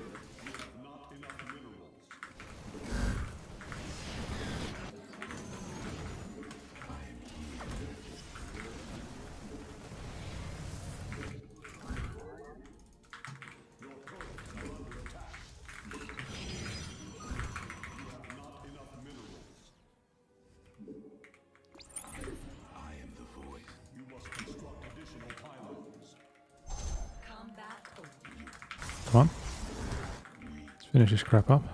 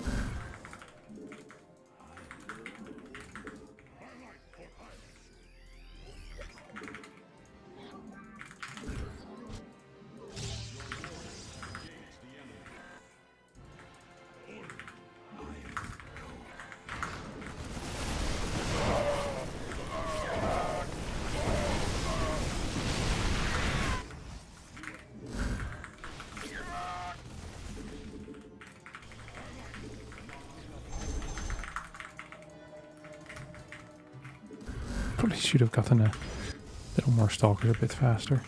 Got a little bit greedy there. Got like 2 warpins of stalkers for a faster robo bay. Kind of bit me in the bum, to be honest. I was gonna snipe that, yeah, I was gonna say. This isn't the hottest look that I've had in my life. I mean, I'm ahead.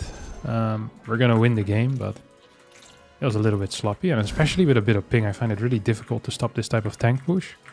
Because, let's face it, it's just freaking hard. Come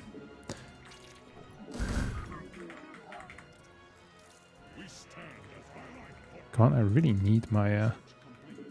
Oh.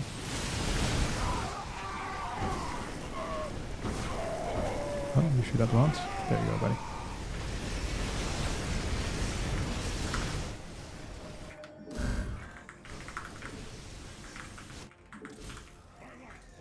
I feel like he has something here now.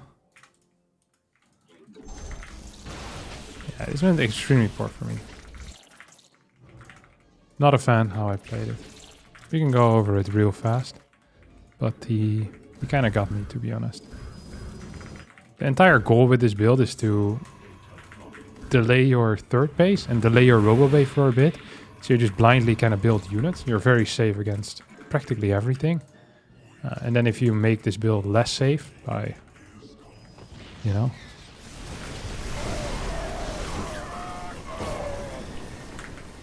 by just kind of cutting those corners early, I think it's silly. I'm about to reach in my back, bro. Ooh.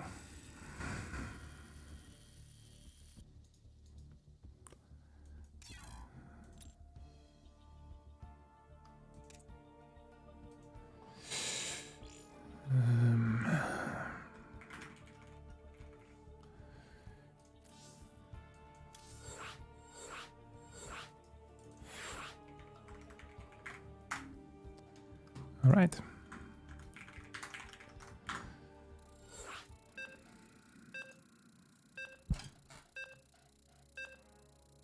What MMR is Oriana? I have no clue.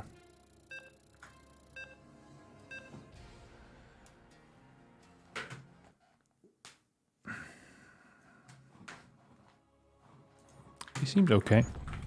I'd say he's probably low GM on Korea or so. Oh, forgot to start my first unit here on time.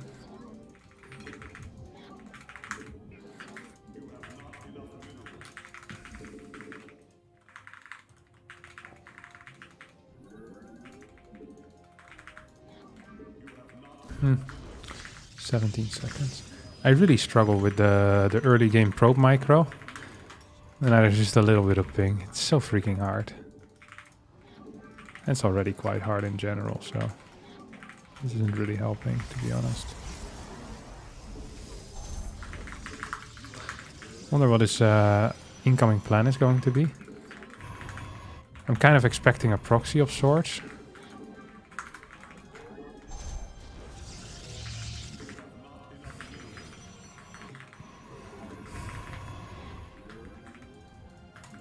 But it's not doing it, so at least I didn't find it. It could be down here, which is actually not a bad proxy spot.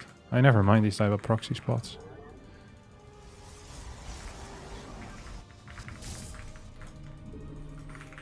Just gonna move downstairs as well.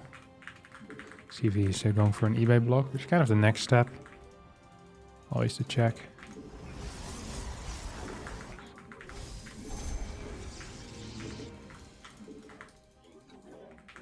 Ugh.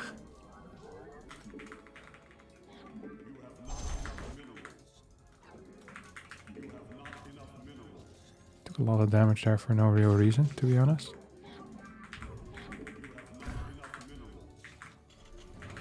Wish I could have hit that once. Still gonna try my best to do just that. So we hit it once. Let's see if we can get in time with an adept. It's unlikely. Maybe we can get a kill, maybe we can't. It's going to be rough and it's going to be tight either way. Let's open up with a Stargate this time. It's a one gas type of build. Stargate's really good against that.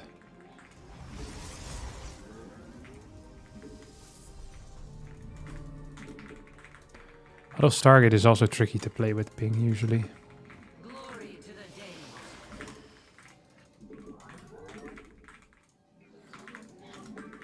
Let's give us.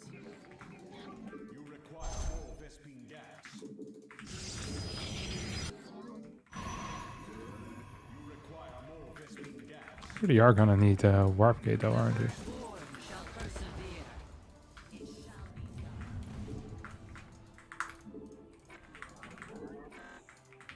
We give us your.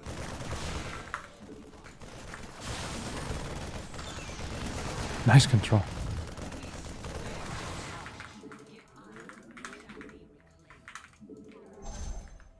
Glorious combat is upon us. He skipped his dude though, huh? That is a wild move. Glory to the Skip the bunker. It's extremely rare. combat. Iron, we not. Where's Najakar, me not. To glory. Please tell me I get to escape. Dimensional strings attuned. Where shall the first war?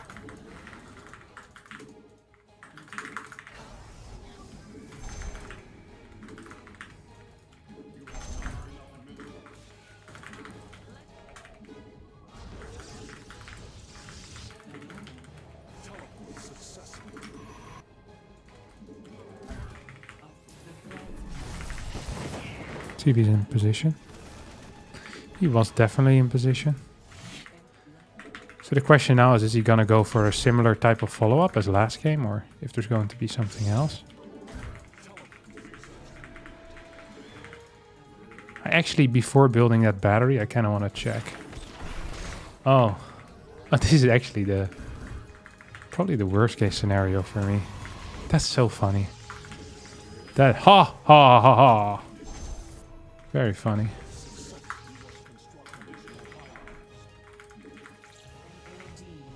It's really bad for me. It's gonna get a robo bay as well. Kind of supply block.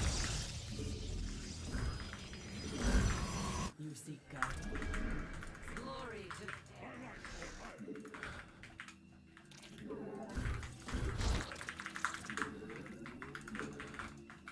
Oh, he's actually going for it.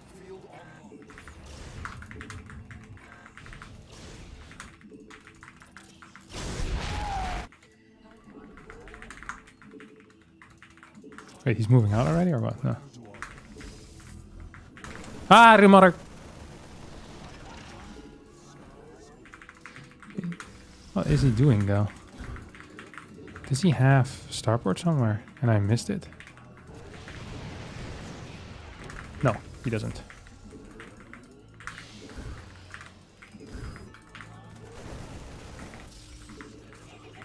Right?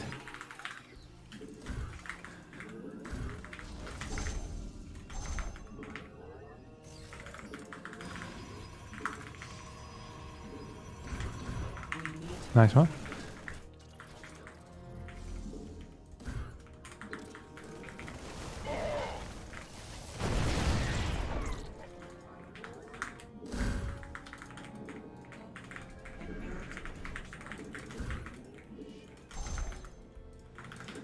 a very confusing game so far.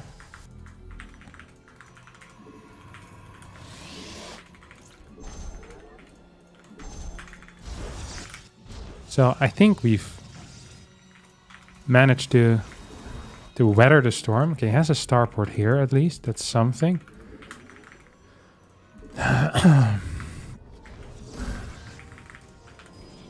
But a major issue here is that I don't have anything to do with high numbers of anything at the moment.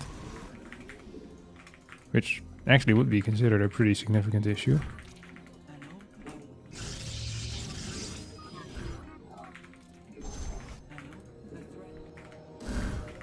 Wait, he didn't go through or what? I have no clue where my man is right now. He's probably just...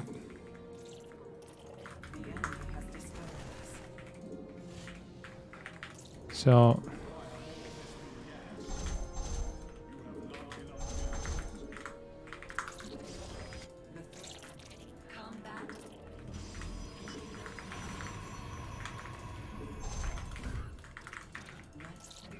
He hasn't killed anything yet, which is surprising.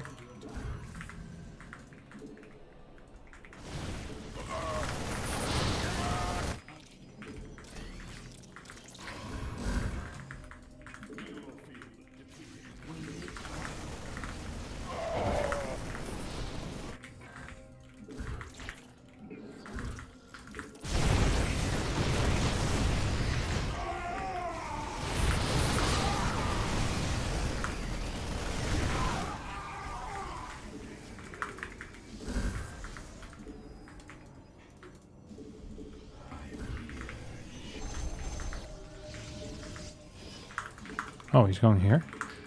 For some reason, I hadn't expected that. Please, leave me alone.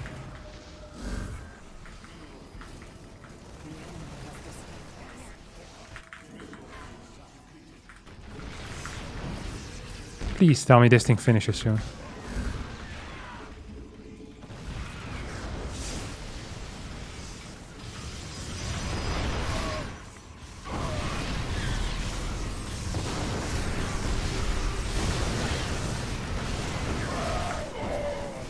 Ooh.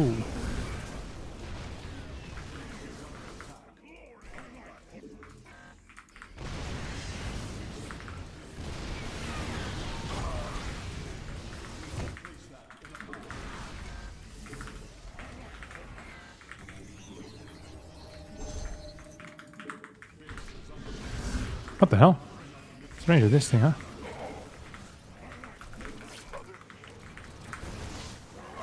So he's gonna go in.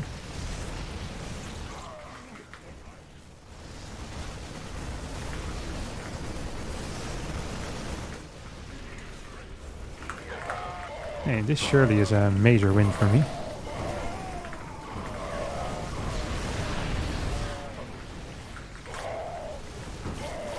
GG. A very confusing game, to be honest. Because I think he actually wanted to go commit with this. Because I didn't see his starport. But then he didn't. I think it wouldn't have worked. But I was really late with my attack. I should have gone into charge. But I didn't. Like much faster into charge. Probably at this point I get a Twilight and a Robo Bay. Once I see the starport. I was really late with my charge. Made it almost scary, but... I had so many cannons and batteries, which helped a lot. He should have tried pushing a bit faster as well. Nice.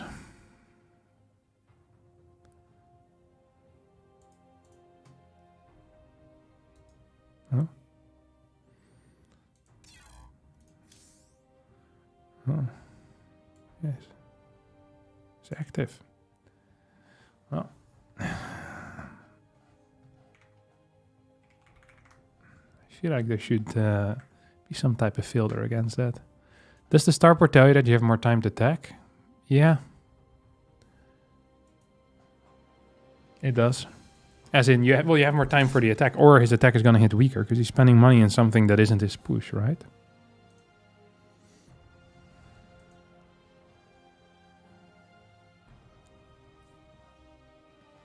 Who's next in the bracket? We're fighting against my longtime nemesis, Showtime.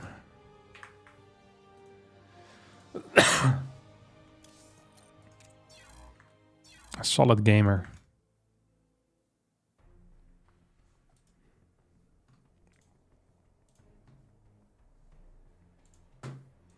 A real gamer. One of the biggest gamers in the world. My good friend Showtime. Give me a sec. Abracadabra, cadabra.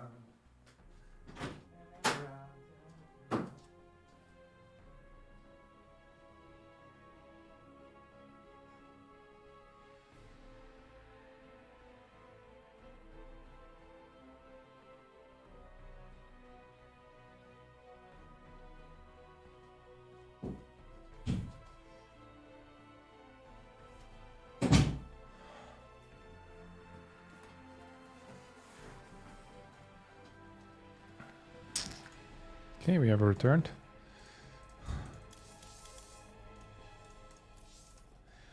Hola, Mr. Sieber.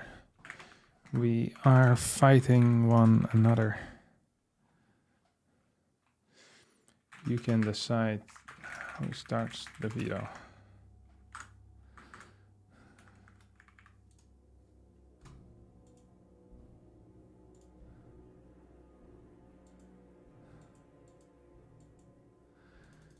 You saw it again? Yeah. The guy just makes accounts and then goes into the channel and spams it. There's nothing I can do about it. You'd have to get an IP ban from Blizzard, but I doubt that's too hard to circumvent as well. But as long as I'm not in public channels, he can spam my screen, so it's fine.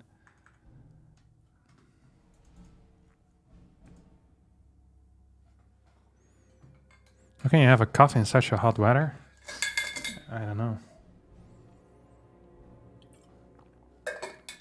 I think I'm weak at the moment. My immune system is weak. 2 weeks ago I had COVID. Now I think I have a little bit of a flu. Just a common cold. It's just sniffany sniff for a long time already. It's not great.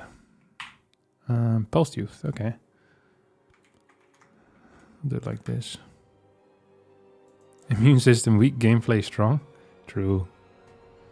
I perform the best when I'm at my weakest. Anyone has the brackets? Oh yeah, I can just link it if you want. It'd make a lot of sense, wouldn't it? Here you go, buddy.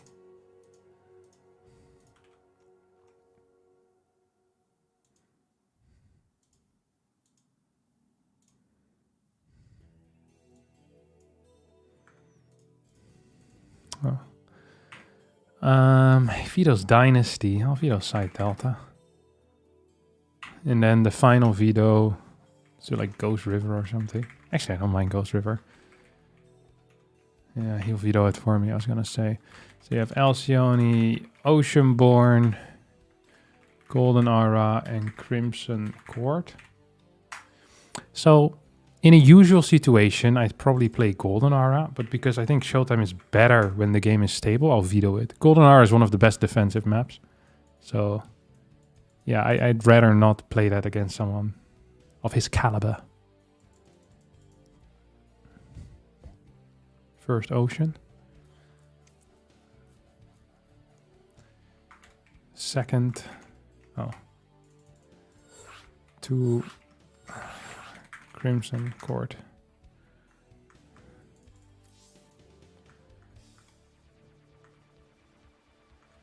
You can... start when you want to. Good luck, have fun, GG.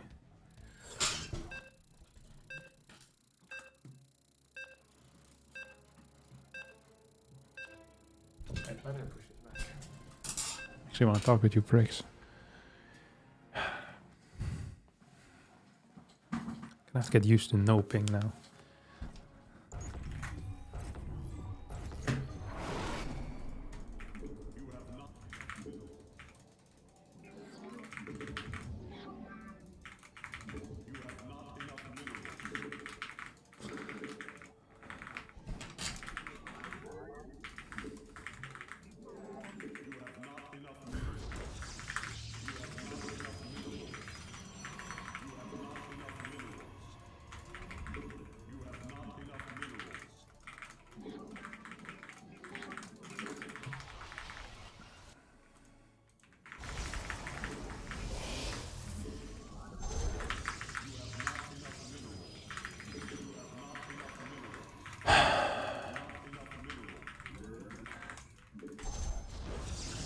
All right.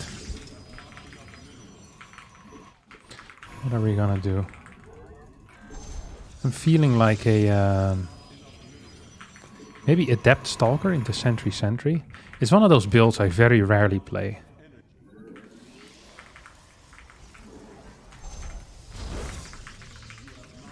Actually, almost never play this. He hasn't scouted me yet, which is un-Showtime like.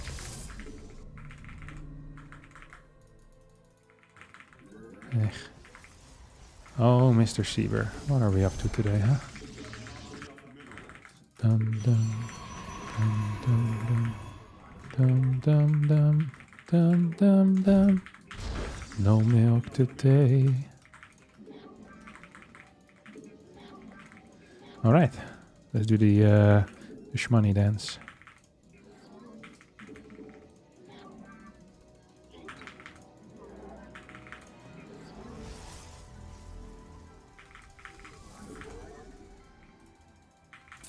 Got all of it. Major win. Oh, shouldn't be showing myself quite yet.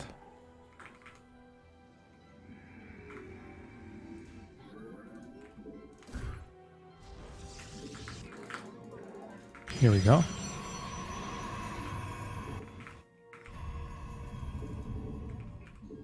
'26 we built, maybe. Dabra, abracadabra.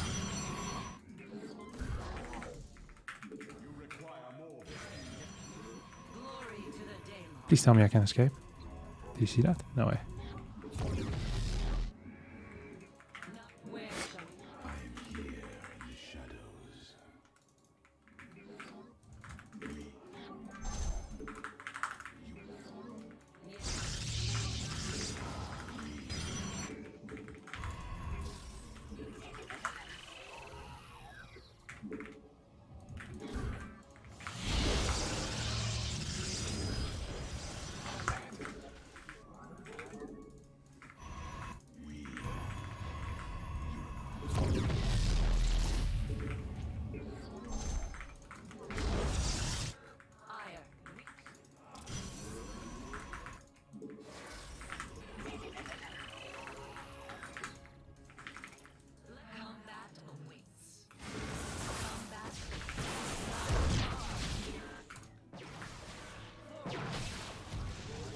Oh, what the hell? I didn't even see if he... Did he have an extra base then, or what?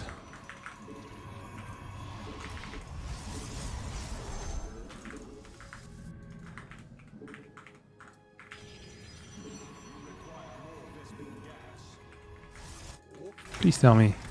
Please tell me he's building a base with this. Okay.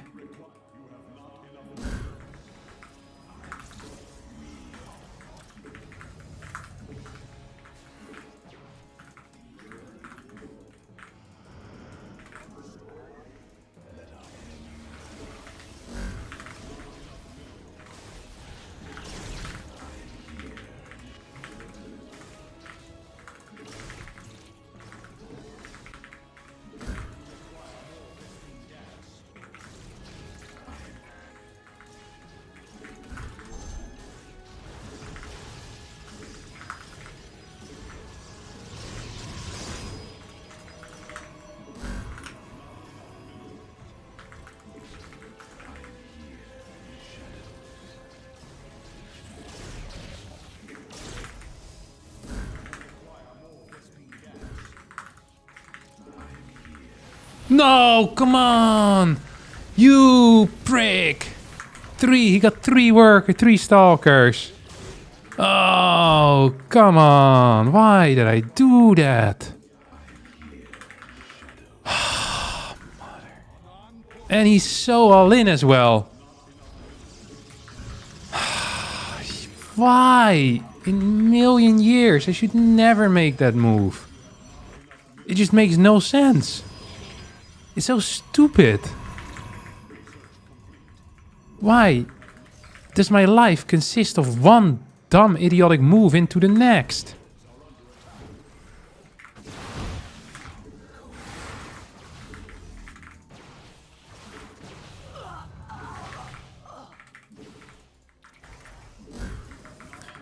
And he knows that I couldn't do anything. I had a third as well and I didn't see it properly. So I built like 5 more freaking batteries. I am thinking like a moron.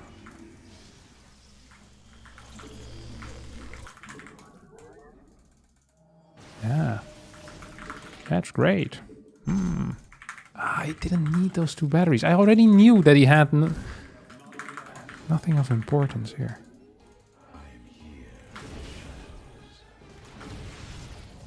He has the stupid thing here. That's the real issue.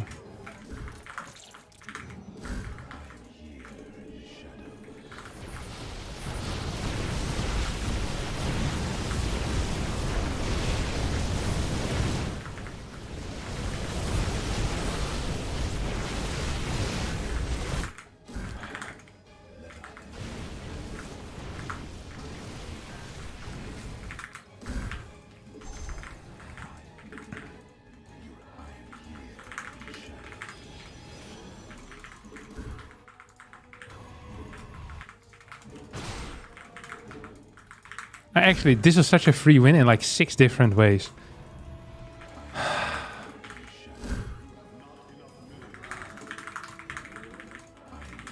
So sad.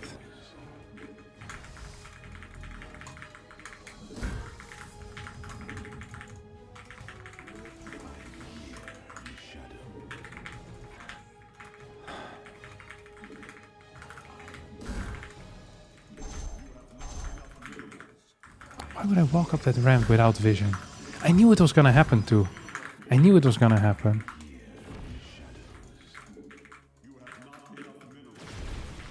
Is he building adepts now?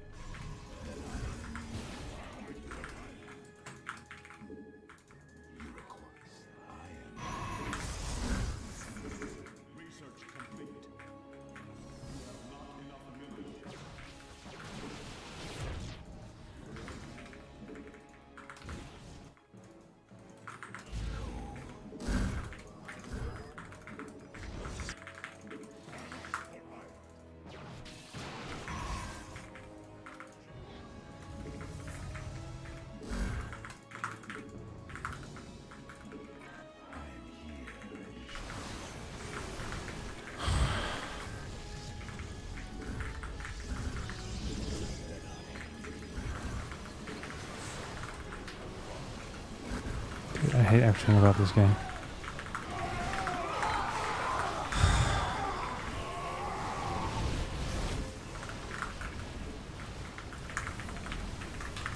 I played it so stupid.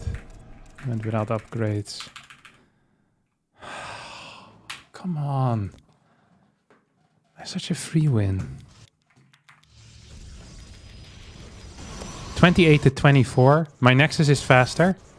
30 to 24. I take almost no damage. I have Blink 3 Gate versus world's worst build order. I'm up 7 workers for free. It's legit impossible for me to lose this game, I think. Like, theoretically. I have better infrastructure than him. I'm gonna have good tech. I'll lose 3 Stalkers and a Chrono Boost. And then what's worse is I scout the Nexus and I built 2 more batteries, which I didn't need at all either. I'm still in a fine spot, despite losing 3 units for free. Then I lose a couple of workers that suck. And I also probably would have just straight up won here had I had the 3 extra Stalkers. Nah, I'm not sure about straight up winning. Probably would have been fine though. Now I'm dead. Oh, Jesus. I'm playing so poor. I freaking hate losing like this. Just execution was so over-eager. Chasing his army across the map like that makes no sense.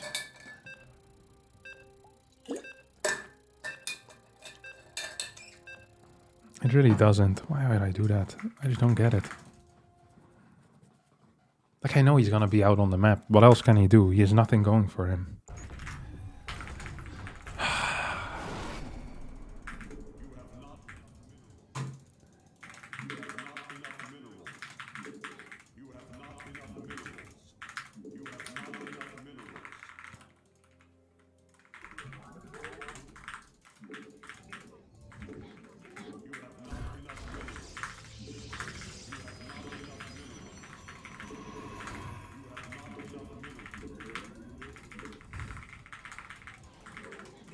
don't think there's a better build that I can play against, to be honest, than that particular one.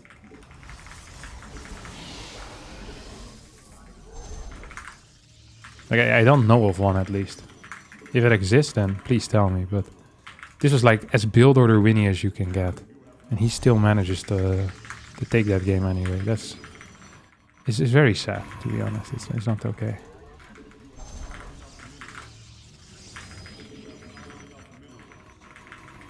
Okay.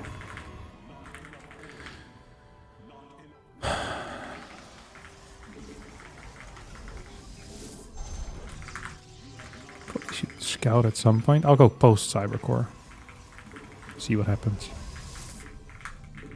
Just for banter.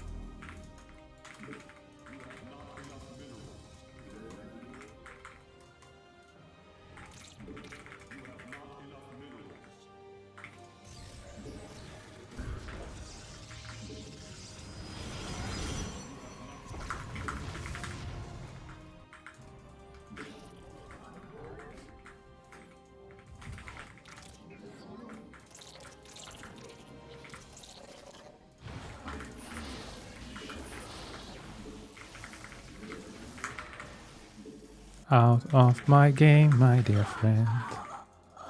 I want you out of my game, my dear friend.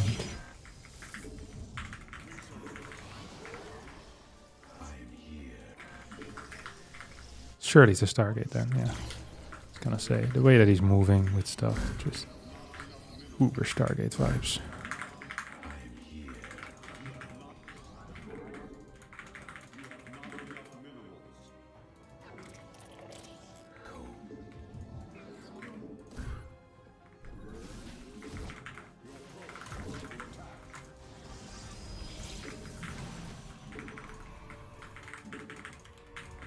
Nice. I like that I just kept it there for a couple extra seconds, just in case, you know? My probe, in case he wanted to kill it. I was like, yeah, if you want to kill it, you can just move over there, buddy. Yeah, you just have it. I don't give a crap. Yeah, go take it. That's fine, boss.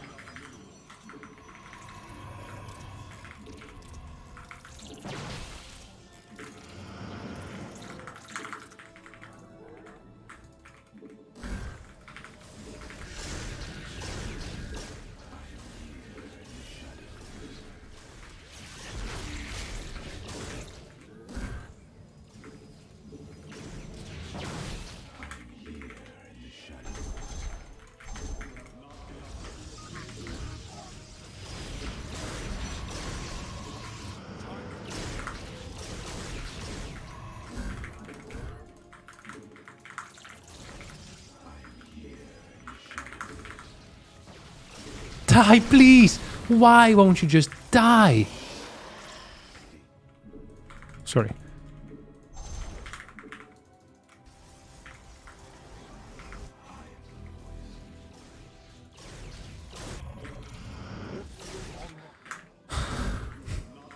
How did I manage to find the one location with a slow pylon? It's like I'm doing it on purpose, no? Like, if there's a bad clay to be made, I managed to find it so consistently.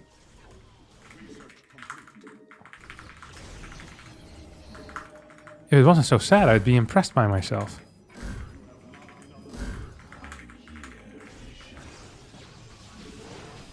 Oh, it actually has blink already.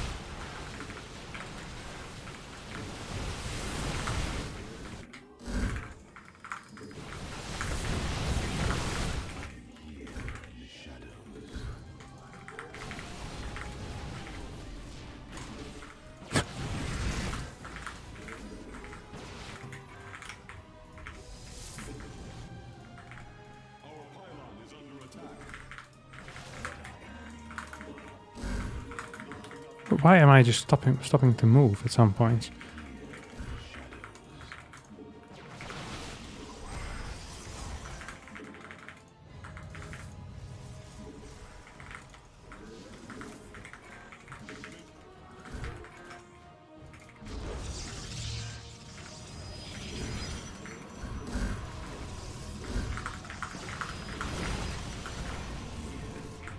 I know that if I blink in, I'm gonna be paying the price, surely.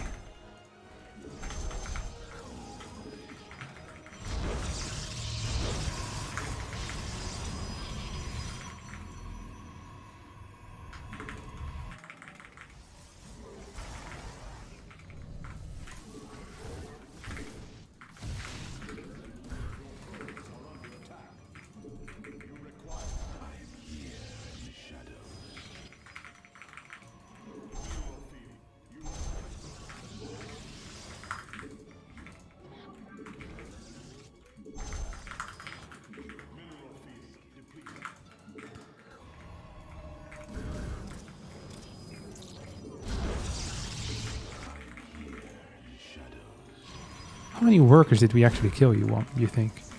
I don't actually know either. You know what I mean? I love that I have all of them over here.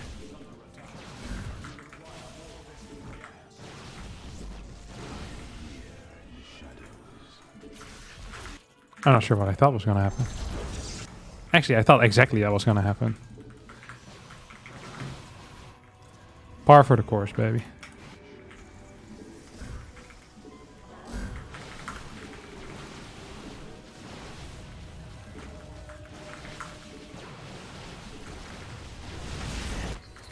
That move didn't bother me quite as much, not gonna lie.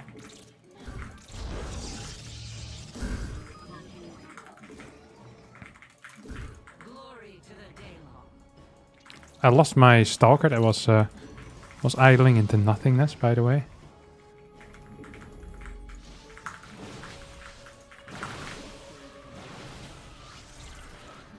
Surely.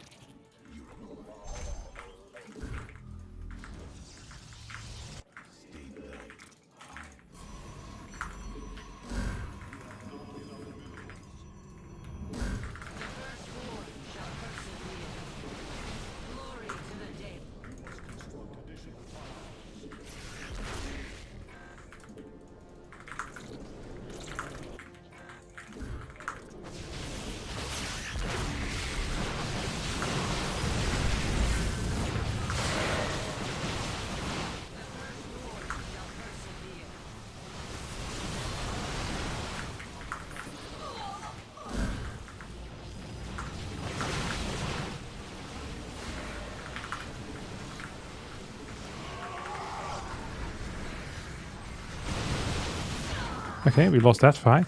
Impressive.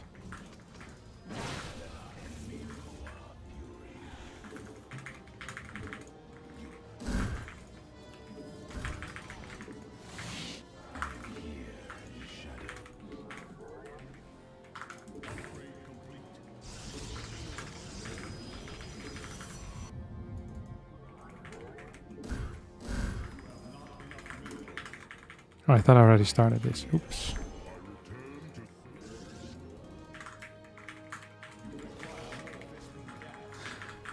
If you do this type of push, you need immortals, which I didn't have.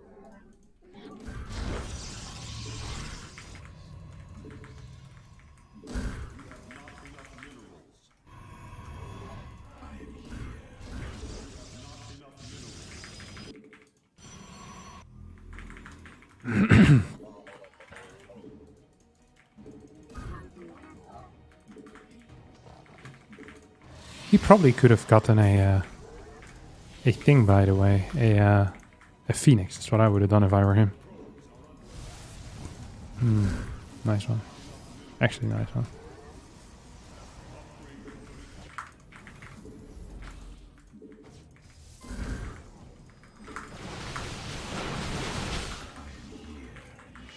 Abracadabra. I'm about to reach in my back bra. Sometimes I wonder what the old me say.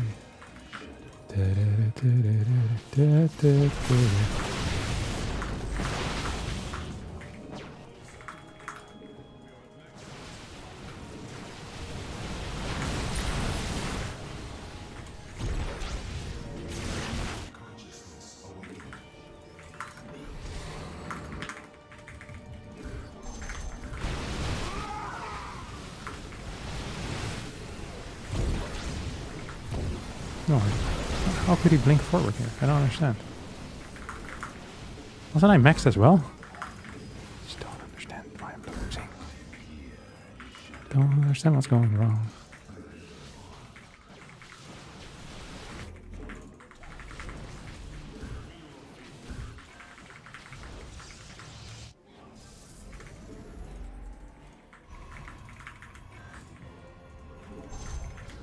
You can actually kill me from downstairs forever.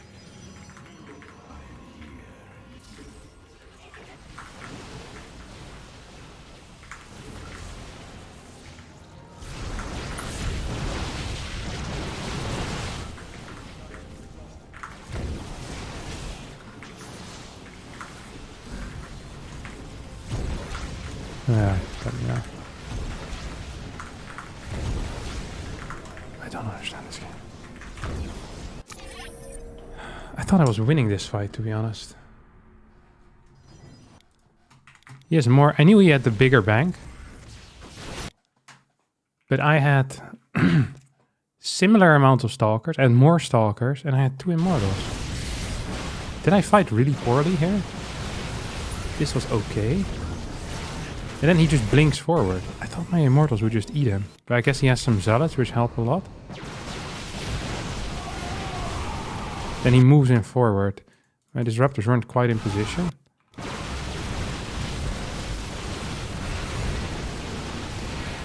And I guess he has 12 gates?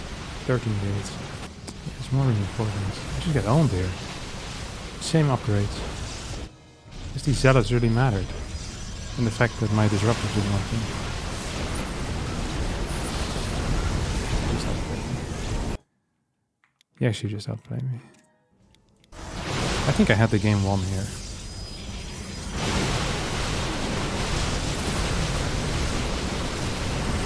We'll see how it goes. 51 to 39. He has no nexus. Stalker count even. I'm up 10 workers and a base. His +1 is faster though. But he still has some tools to deal damage, which is frustrating. But I still should be ahead.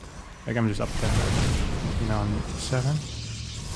And he gets a much faster 4, which was an issue. I should have never gone for glaives, I think. That was a mistake. And I didn't defend this well enough. He's really good. I think he's just better than me, to be honest. Like, both games I had every advantage possible, but he just understands the mid-game so much better. So he can just afford to be behind in the early game.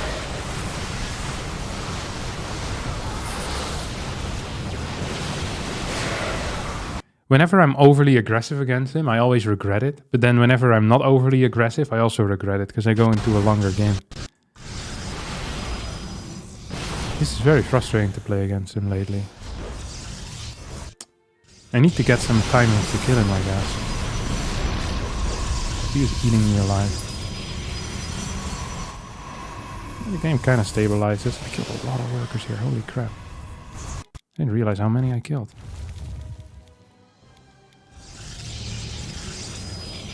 Then I get disruptors, I have 2 immortals. Then he starts banking. I start banking too.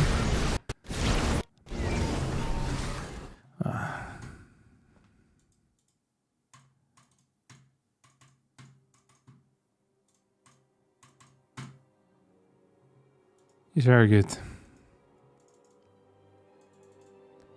Have you heard the entire new Eminem album? Yeah.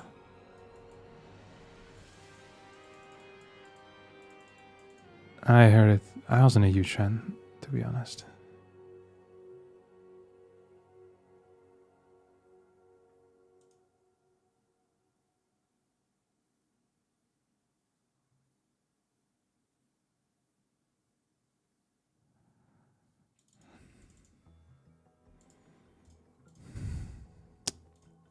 All right.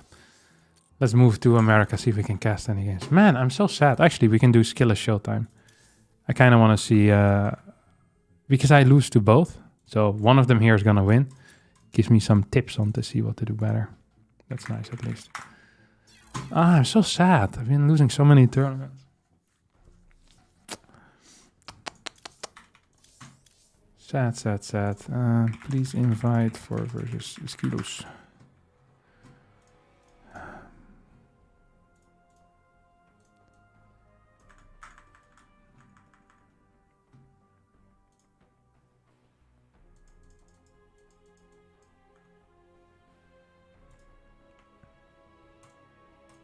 How did it feel to get your cheek slapped by several yesterday? By several what? You mean by several people? Several. Oh, that was 2 days ago, not yesterday. Yeah, I don't really mind losing to Serral. Although those particular games were painful, because my early game was very good too.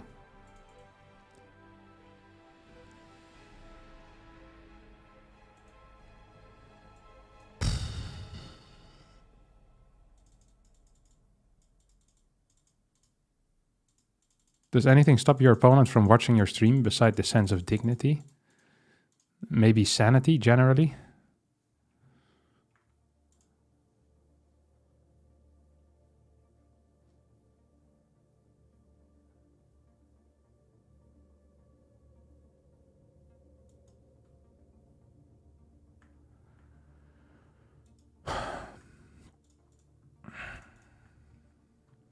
Alright, I'll up the graphics.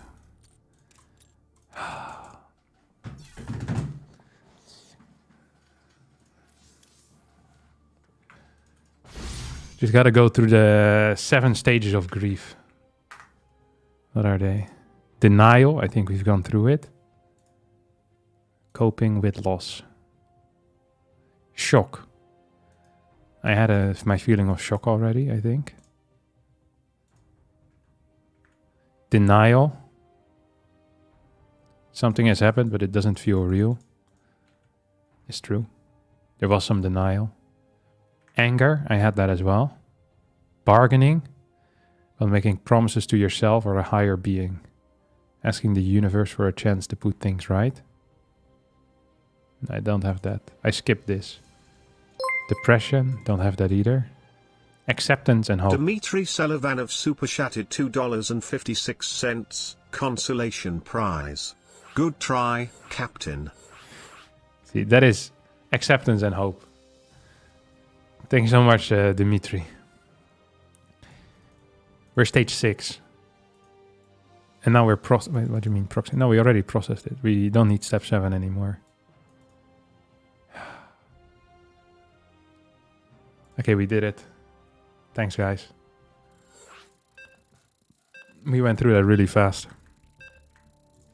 Please tell me I already upped the graphics. Yeah, I did. I'm a genius. Did I? Oh, no. I have the wrong interface.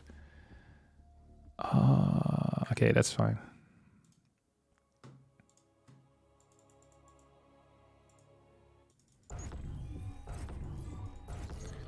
Thank you, Dimitri, for the actually 10 Polish lottie. That's very kind of you. Okay, let's just go in the brain of Showtime here, okay? In the mind of the Seaber. We'll cover this. We'll keep it like this.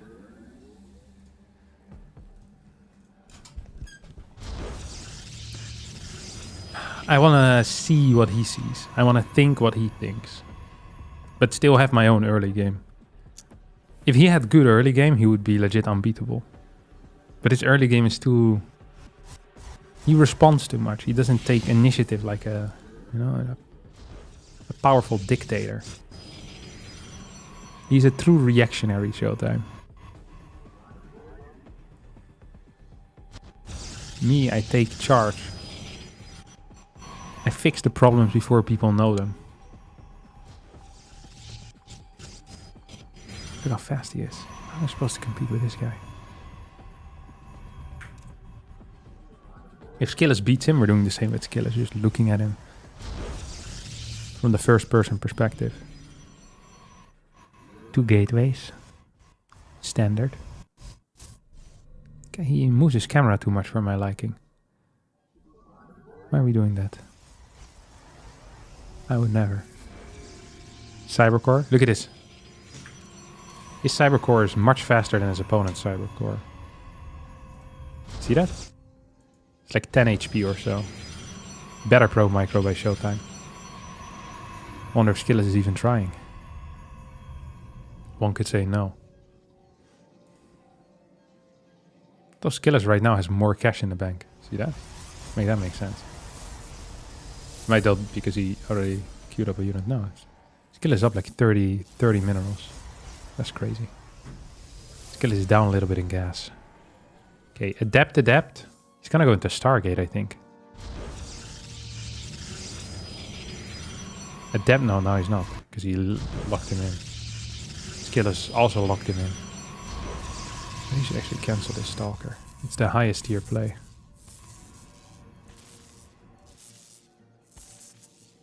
Okay, back to first person Showtime. Show me what the master sees. He sees a sentry. I'd build 2 sentries here. He's going 4 adepts. Although I don't want to copy his early game, because his early game is not as good.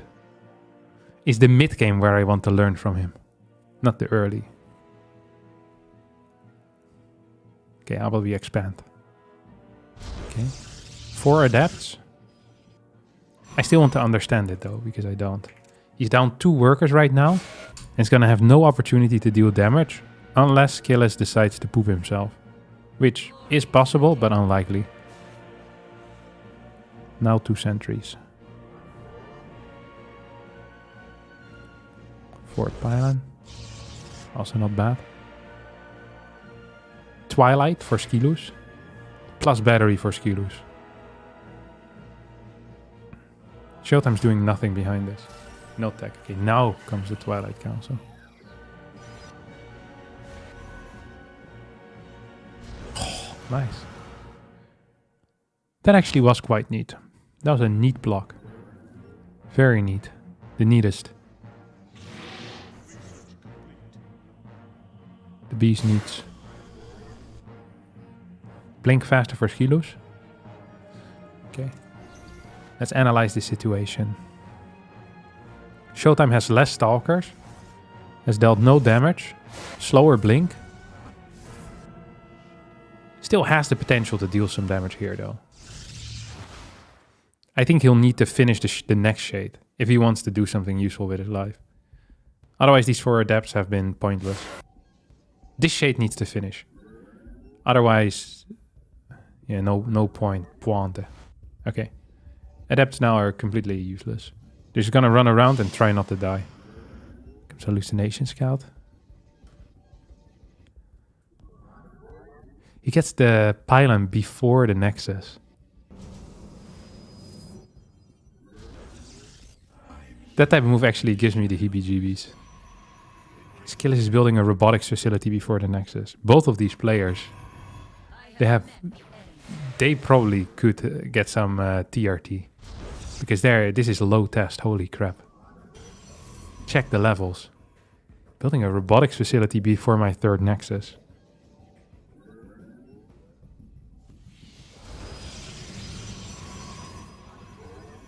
That just saddens me. That is actually very sad to me.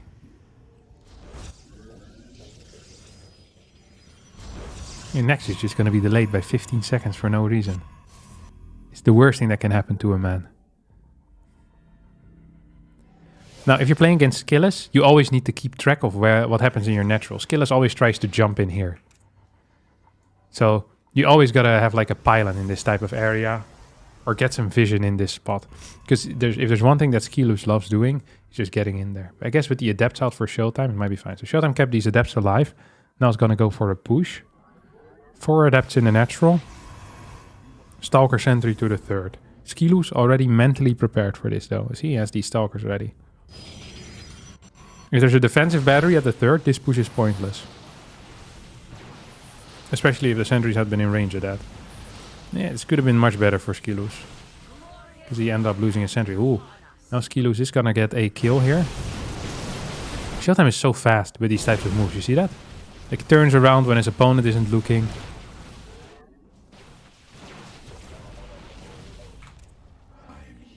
Slightly better trade here for Showtime, I think. Work account is 55 to 56 to 56. Both players the same forge timing. Charge at the same time. However, Showtime with more gateways already. And more to finish. So Showtime ahead right now. Showtime loves playing 3-gas Templar Archives. I've seen him do this so many times. It confuses me. It doesn't give me the heebie-jeebies, but it confuses me. I don't understand it. 3-gas Templar Archives, what's the pointe? Okay, he's doing it again. 10 gates as well. His opponent is playing something similar, except with only 8 gates. So Showtime is up a Nexus. And up 2 gates. Everything else is the same.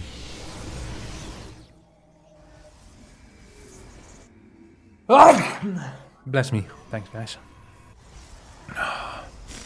Oh. I'm sick, that's why I keep losing.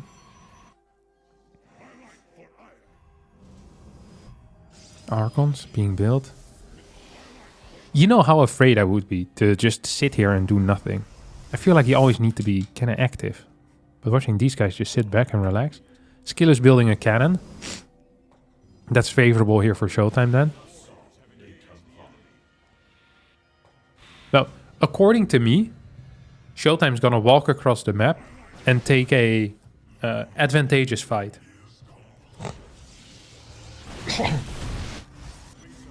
That is according to me. Immortal count is even. Zealot count in favor of Showtime. Showtime also does this thing where he stays on very low. Look at this. He only has 67. Because he's only on 3 gas.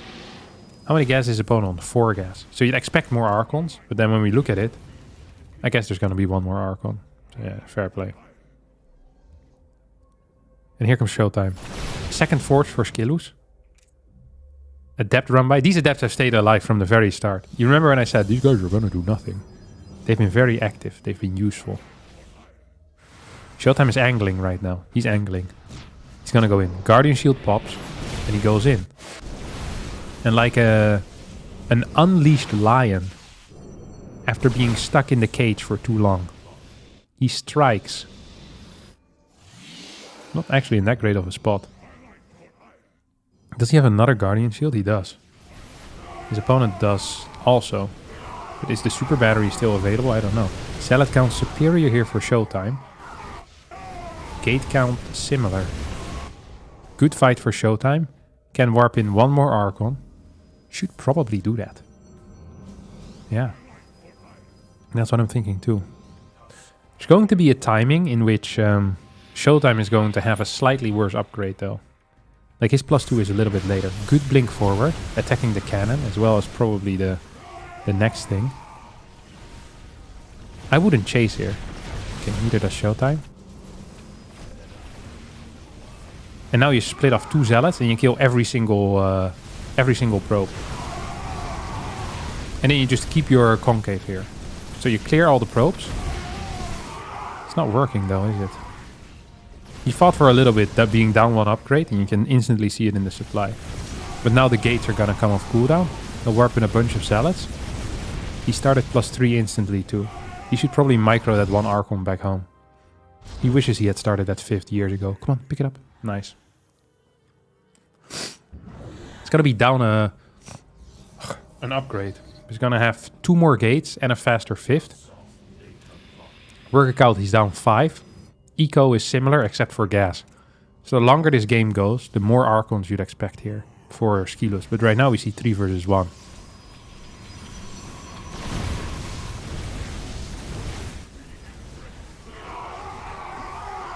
Yeah, Skillus is dead.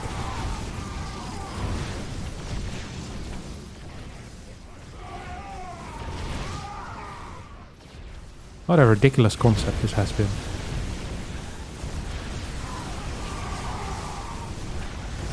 He just adds gateways and plays Zealot Archon Immortal of 3 gases. He does this very often against me as well. But he can also play Stalkers. And he can also play Glaive Adepts. You see what I mean? Such a wonderful human being, Showtime.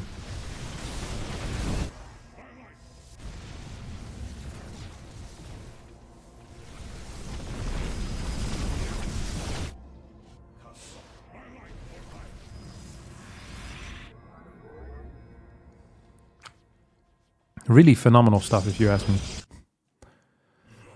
2 more gates. 5th base being set up. So if I'm Showtime, I'm rotating towards the bottom side and I keep a Zealot on my opponent's 4th base. So you know what's kicking off.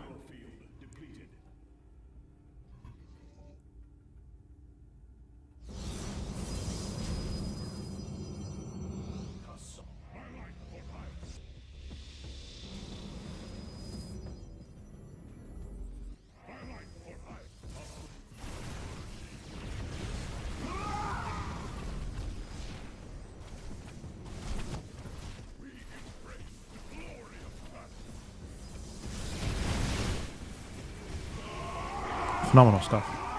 What a big victory here. Doesn't he make it look very easy? I don't think he did anything special here. Maybe that's the key. He's just doing nothing that's special. Just playing correct. He went 8 Stalkers total. Well, he built a couple more, but I guess after the initial ones, he doesn't build that many more. Which is kind of cool.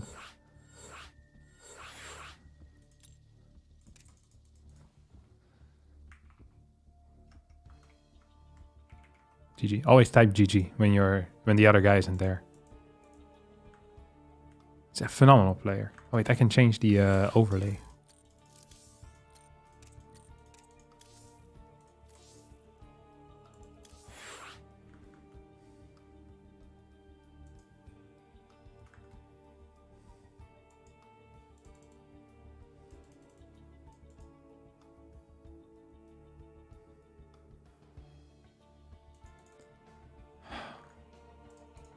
What a guy.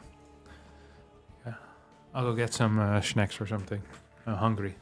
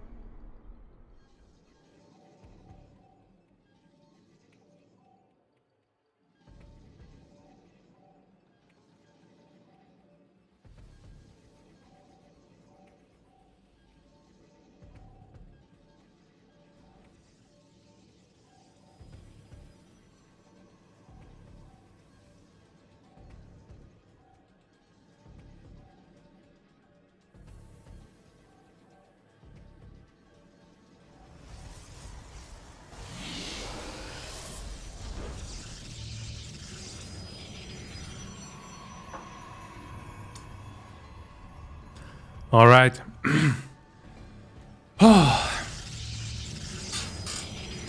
Mentally recovered, my dear friends.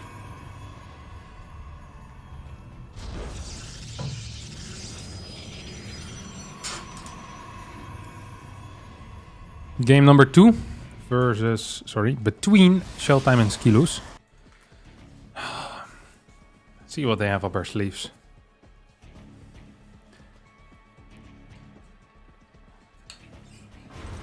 Let's see what they have up their sleeves.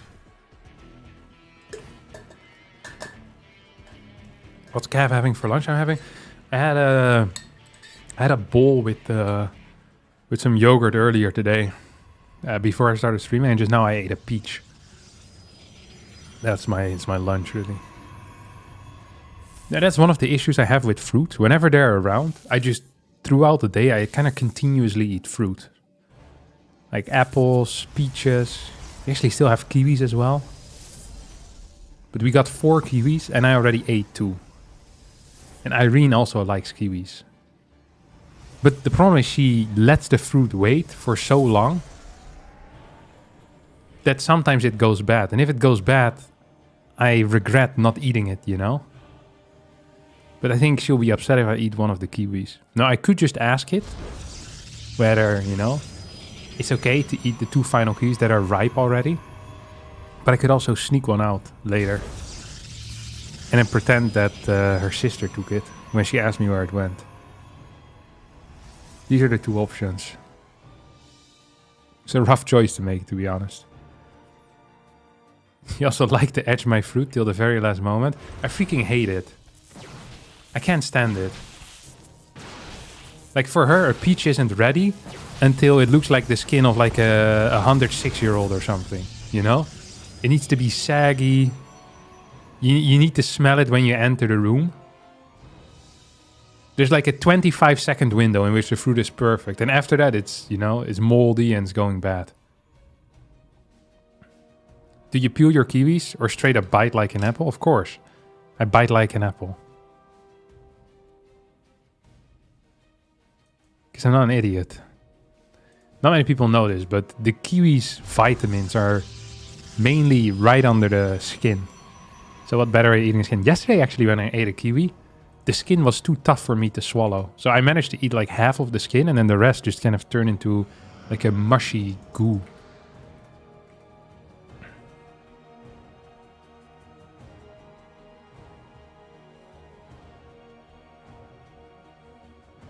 Pears are pretty awesome to wait a bit when they soften up. Oh, look.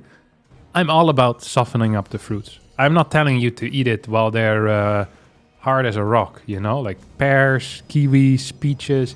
They all need a little bit of time. You know, I'm with you. Bananas, pineapples, mangoes. Like, you need to let them sit for a bit, majority of the time. But for me, there's like a window of like 3 days in which fruits are perfect, you know? In which are tasty, in which I can eat them. And other people, they like them a little bit harder, like while they're on the edge of becoming edible. Do you like golden kiwis? Yeah, sure, I don't mind them. You eat the kiwi skin? Yeah, I eat the kiwi skin. I didn't used to, but peeling kiwis is such a hassle. I used to spoon them when I was younger. So you cut the kiwi in half and then you eat it with a spoon. But I never really liked that very much either. I hate going through trouble for my food, which is why I always disliked having like shrimps to peel or... there's more foods which require work. I can't think of them right now. And so I just started eating them like apples and it's, yeah, much better. I mean, I obviously don't eat the skin of pineapples. Alright, what do we have here? A little bit of a stalker move out. So we see skill is up 2 stalkers, down to adepts. And this could be a serious issue. Battery is going to finish up. Blink is going to finish up for both players. So that really means that Showtime is... Oh, has the potential to do something. I think Skillis is baiting this though. I would hide these. Try to hide these at least. It's not going to do that. Okay, now Skillis move forward. Skillis is... He has so many units. Showtime... is opting for, once again, just the 3 gas. Forge +1. Extra gate being added into the mix already as well.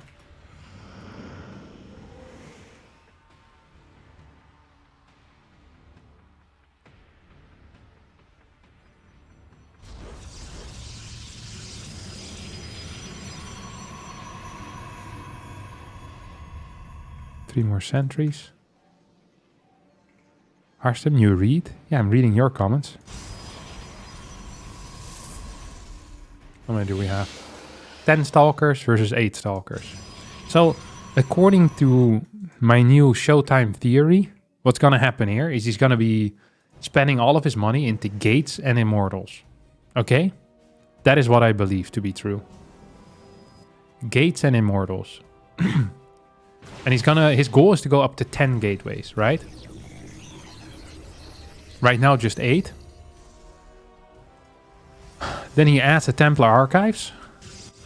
Skillis is actually doing the same thing. So, in my mind, what Skillis does in this particular matchup makes more sense. So if one guy is playing this with 3 gas, then 4 gas would be better. And if someone's playing with 4 gas, then 5 gas would be better. If someone's playing with 5 gas, 6 gas would be better, right? Because you're just going to get more gas units, which tend to perform better. But if it's 3 gas versus 6 gas, then you can imagine the 3 gas player just having many more zealots or a much faster fort base. So then it's not necessarily better. But I think always being up 1 gas, theoretically to me, makes a lot of sense. And it actually makes more sense. So I would expect Skillis to get a better position here. But somehow, some way, Showtime right now is up at least some supply. He's going to be up 2 gateways once more. He has a slightly faster nexus. I guess that's all because he just mines less stuff and he's building less probes. Then he just goes up to 67 workers. That's the magic number here. Showtime actually plays very systematic StarCraft in this matchup. And you know what? I kind of dig it. I don't mind it one bit. Now he's going to move out. He has the prism. That's after what? 2? Yeah, 2 immortals. This is almost a carbon copy of the last game. Except that Skillas, I think, is closer in supply. And he should be up 1 Archon by the time they start dueling. One thing you can do with your Skillas here is go for a counter attack with like 4 Stalkers. Or 3 Stalkers and try to clear some workers. That could be a really cool move. Battery is extremely far back. I'd prefer having it further out. Skillis did build 4 more Stalkers, which is 200 gas. That's a lot of gas that you're not really using for anything good. Skillis also is going to be caught completely out of position here. Hello? Skillis? Skillis? Skillis? Skillos? Hello? What? He saw it, no? He saw, but he didn't notice. Gonna jump on top of this prism. That's a very big deal. We see a 1 Archon advantage here for Skillas. Let's see how Showtime's going to respond to that. Well, so far he's not really, or he's responding by running back. He's up about 30 supply. Skillas cannot be out in the open here. That is most definitely a mistake. He benefits from a more choked up area. This was an okay battle. Move back into the super battery. Resources lost about even. Showtime up about 20, 25, 30 supply. About 20 supply or so if once the money gets spent. As a +2 now versus +1. This was the wrong time for Skillas to fight. And this still is the wrong time for Skillas to fight. Overall, battle has been slightly favored for Showtime. But only slightly. And as long as the Archons stay alive, this situation is going to get better for Skillas once they get closer to maxing out. This is important to note. Skillas now added in a Dark Shrine, which I don't love. I don't hate it either, but I definitely don't love it. Cannon being added into the mix. You have 5 batteries versus 3. Ooh, this Archon actually taking a lot of damage. Nice movement out of Skillas.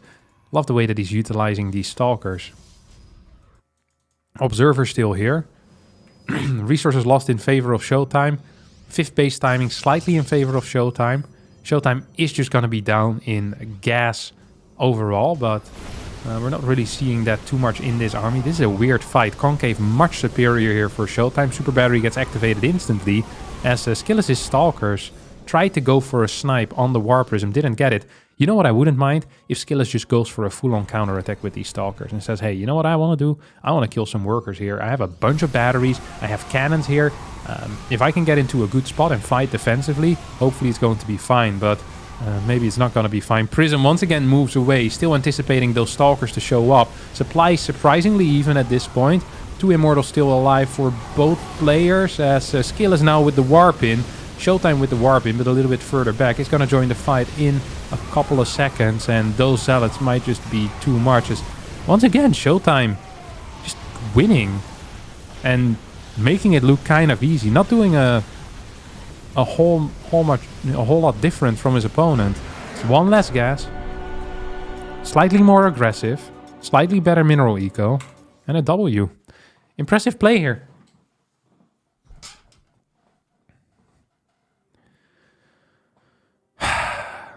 Can Skillas send a run by?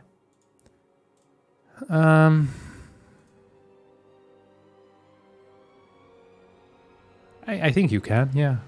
I think battery should give a good enough advantage where a run by would do something. It's scary though. Now Showtime versus Max Packs. Actually, again, we had that last week and Showtime managed to win. Dude, Showtime's been on a tear, as the kids would say. Lambo beating Rex. He's now waiting for Clem versus Astrea to finish. Has Ryung lost the Max Packs yet or no? Beyond beating Nightmare. You can actually look at the bracket together if you guys want. Look, this is the bracket. So Skillas Showtime, this just ended 2-0. It's going to be Max Pack Showtime or Ryung Showtime. I'd be shocked if Max Packs lose to Ryung. It's going to be a TVT over here, so no one cares. Solar versus Classic or Goblin versus Classic. Lambo Clem could be really fun. Lambo Australia could also be fun. What do you guys want? Just type it. I can't be bothered to do a poll. Do we follow Lambo or do we follow Showtime? Or just the first match that shows up. That's also an option.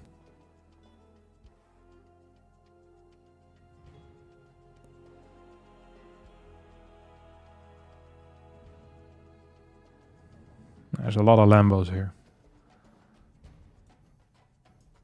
There's a lot of Showtimes here as well. Harston was eliminated. Yeah, I got beaten by Showtime. So basically same performance as Skillas. Except Skillas beat... actually, he beat the same amount of people as I did. But I think Future of Terran is better than Oriana. Showtime. We love Lambo.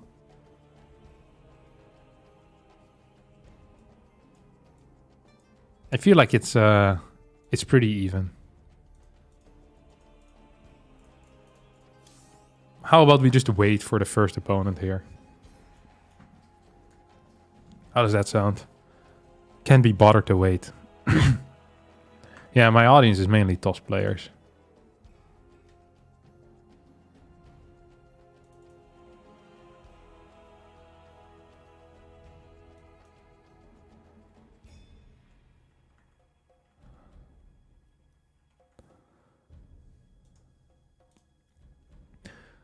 Do Protoss go Disruptor still in PvP, or is that cap? I think it's kind of capped, to be honest. Like, we don't really see it. Only if it's Stalker versus Stalker, or if it's like if you have maxed out. So you start getting Disruptors once you've maxed out most of the time.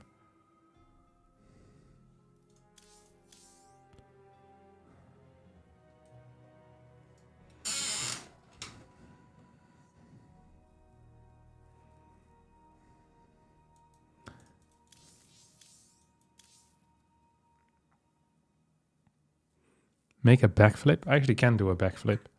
At some point I was training to be capable of doing a handstand. Like without a wall, but I gave up.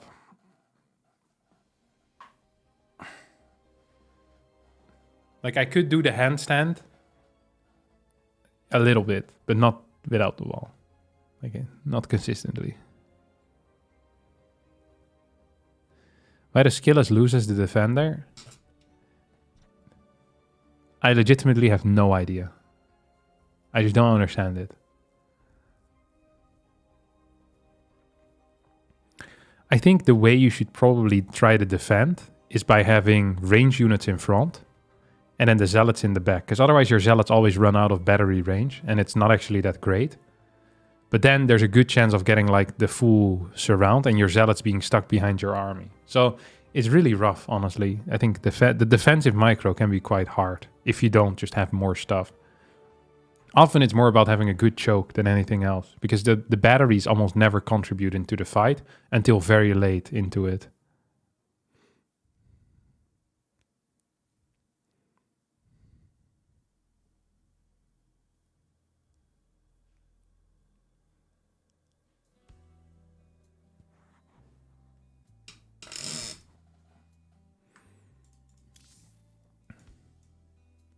You know what we can do? Is we can go to America. Oh, wait a second.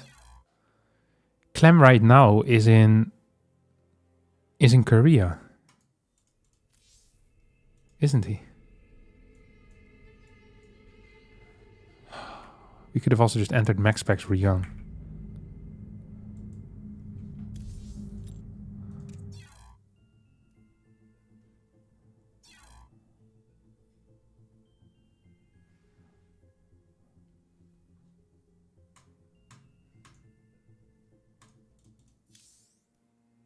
They're already in game. I mean, what did I expect, really? Lambo is also in a game. Wait, he's playing against Clem already? But Astrea is also here. Oh, Lambo is watching Astrea versus Clem. Well, I'm not gonna risk it.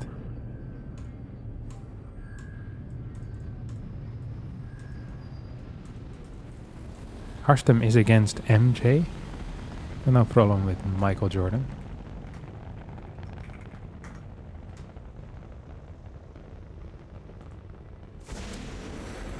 It's just confusing why he went to play baseball after playing legitimately the highest tier sport. He went to the lowest tier sport. Michael Jackson. Dude, there's a lot of MJs.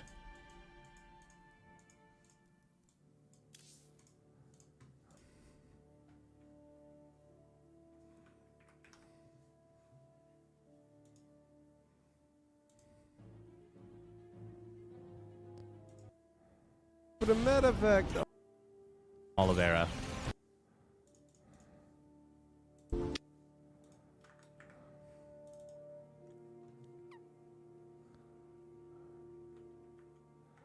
Okay, we can just take over Lambo stream for a bit.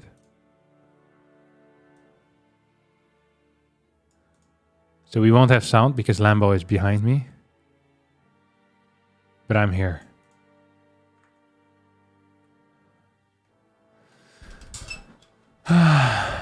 What's happening over here?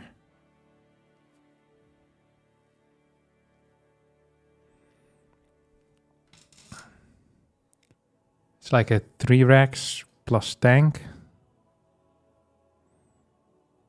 And he's playing against a 3-gate prism. Do a non-consensual one-way duo cast. I don't think Clem even knows that his opponent went for a 3-gate instead of 2. We can do that. So Clem with only a single siege tank and his stim pack very much so exposed could run the risk of losing his stim pack and then losing a lot of stuff to the stalkers. True. The thing that Astrea needs to worry about is the counter drop plus the counter Raven harass. Also true. As he's using all of his money on offensive warpins, he can go in now though. If he blinks it to the main, he can deal a lot of damage. He can kill both tech labs for basically free because the tank's out of position. That was not the perfect blink, but he still saves all of the stalkers. A lot of shield damage down here.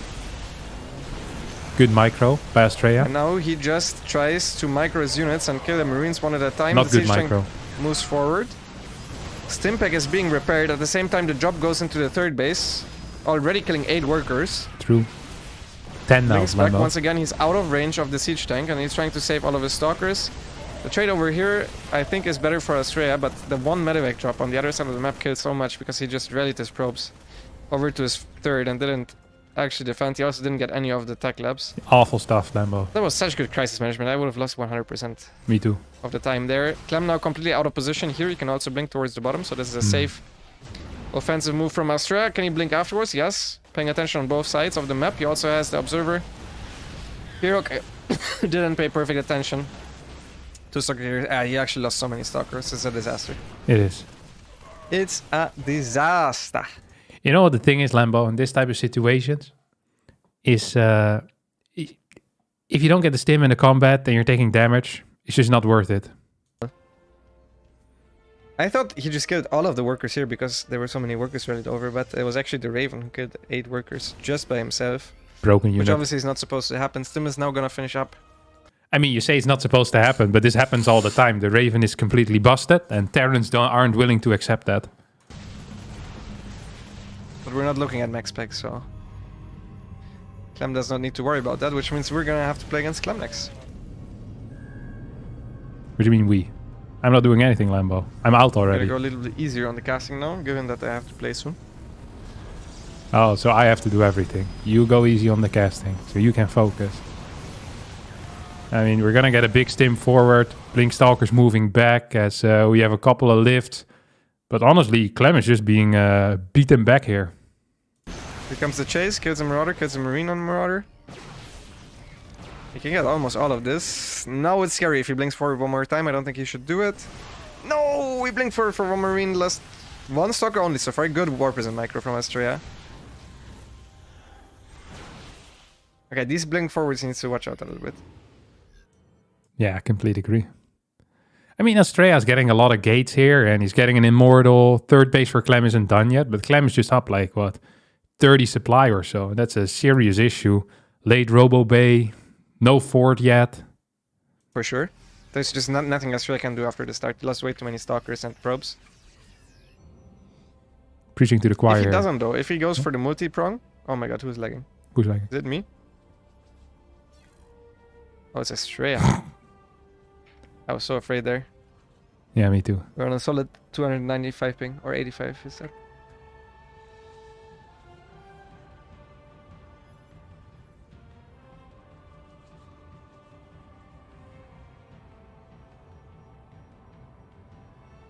How's the day been so far, Lambo?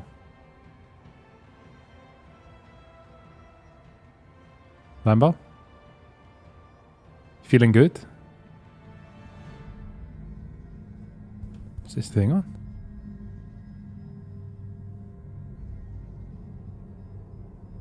You think you can take out Clem today?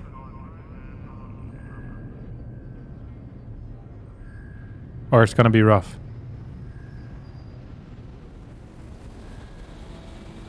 Lambo.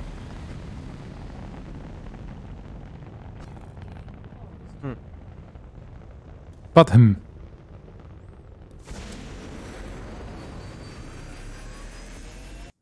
Yeah. All right. Message received loud and clear there from Lambo.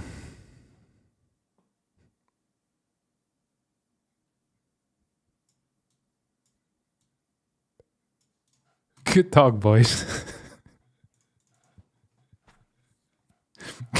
Great chemistry between you guys.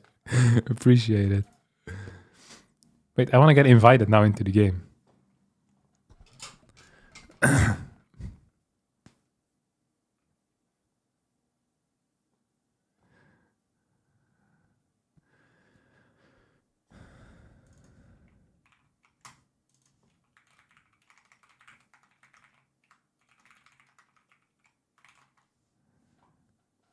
How many stalkers is it acceptable to lose the delay, stim, and shield?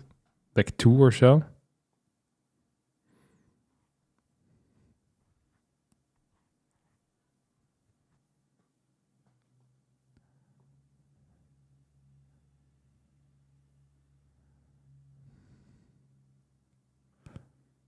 Three stalkers maybe? 4? Like it depends a bit. You can just lose stalkers for free. It sucks.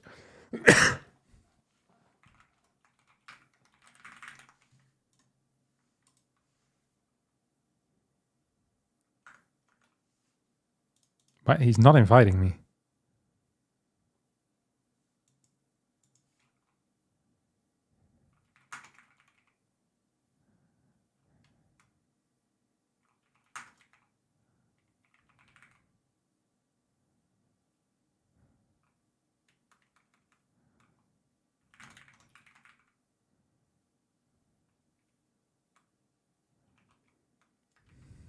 Please. Thank the Lord.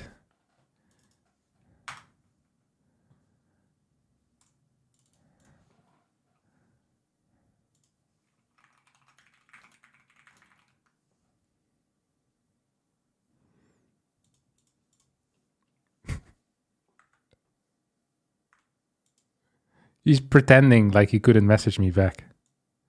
He messaged me, but I can't message him back or invite me. He tried to start without me. This is typical.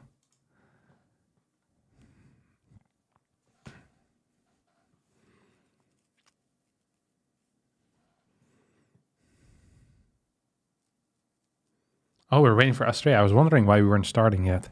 Then I realized the second player needs to show up.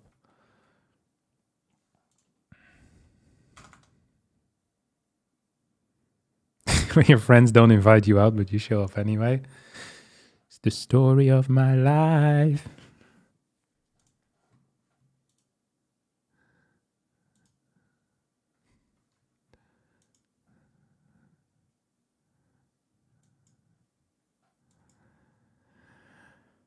You should a sip of water, maybe.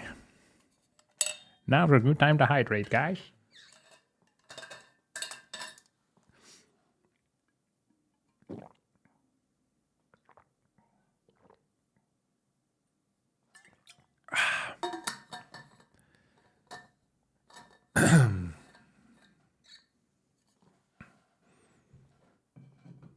They're doing a rematch because of the disconnect.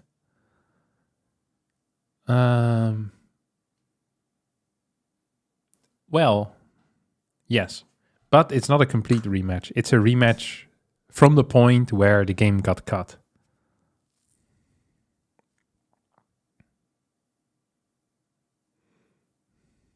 Yeah, see you later, Guitar King 2.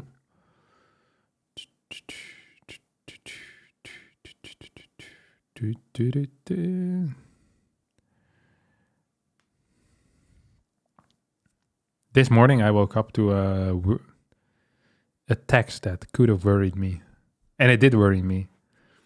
Apparently last night at 3:30 a.m. some guy was standing in front of one of my neighbor's doors. And it got caught by their doorbell camera, you know? And the guy was wearing like a hat and covering his face. So they thought it was a burglar. And they texted for help. It's like, hey, has anyone seen anything? Because we all have like the Ring doorbells. So if you walk down the street, we can track your entire path basically to wherever you go, whatever you do. This is the worst place to commit a burglary. So I'm telling you now, all right? If you're a burglar and you live nearby, don't come here. So everyone started looking at their Ring doorbells, and some people had something, others didn't have anything. And then some guy said, is it possible that it's the guy that delivers the newspaper? And it was the guy. that delivers the newspaper at 3:30 a.m. I was ready to blast this guy on social media. We're looking for this person who stood in front of the door.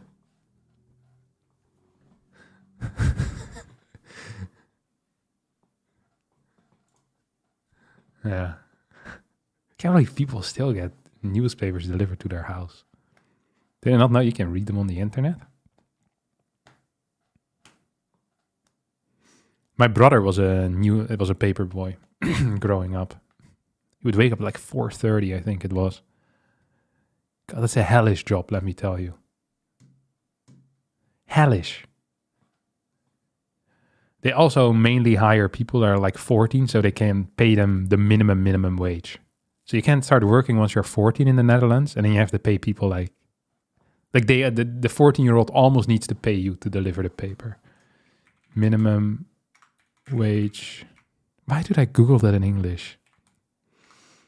Minimum loon 14-jarig.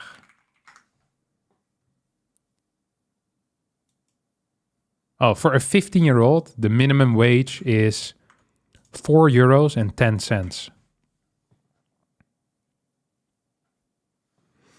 4 euros and 10 cents. And I'm talking about like 15 years ago. So at that point, it probably was like €2 or something. Oh, we have Clem moving in. This, by the way, is potentially the final game if Clem just wins with this push.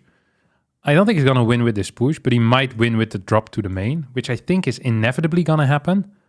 He could also win with the push, though. There's really not that many units available anymore. We're going to get a warp in close by. His drop really needs to go into the main. So once this arrives, drop into the main, I think it's fairly over, to be honest. I don't see a world in which Australia holds on. And even if he does, he's on 3 base versus 3, which means you're losing an eco. He has no upgrades. Well, he's going to have +1, but he's going to be down an upgrade once +1 armor finishes. And his Colossus are late. So Australia's just behind in every imaginable way. And, oh, that's a nice flank. Neato.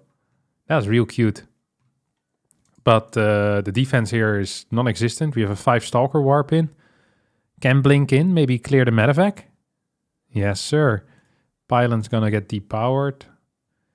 Australia now out of position. Double mine's going to connect. There's one more mine in the back as well. As that's going to be it most likely. 155 supply against 98.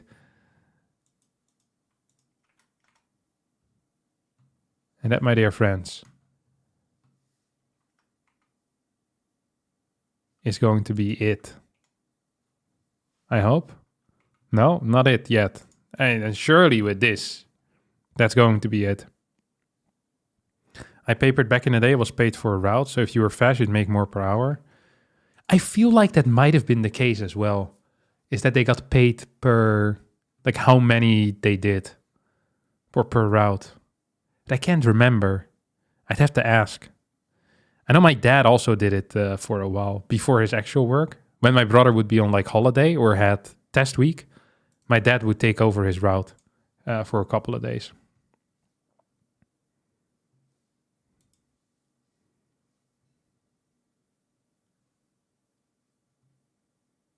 This game is extremely over. This gives incentive to dump your newspapers in the pond. No, because people complain if you don't give them the newspaper. People complain very quickly if you don't get them your newspaper. Oh, I didn't have the sound on properly, my bad. Yeah, sorry. I forgot to turn it back on. I could still hear it, that's why.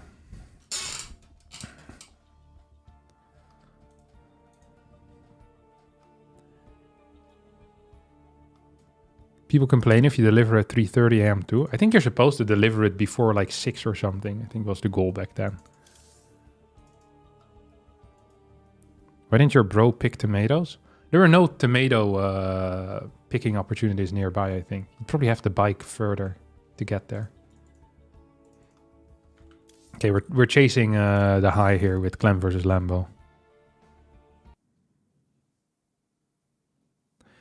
I love the recent cast, but would you be able to lower game sounds a little for future videos? Yeah, for sure.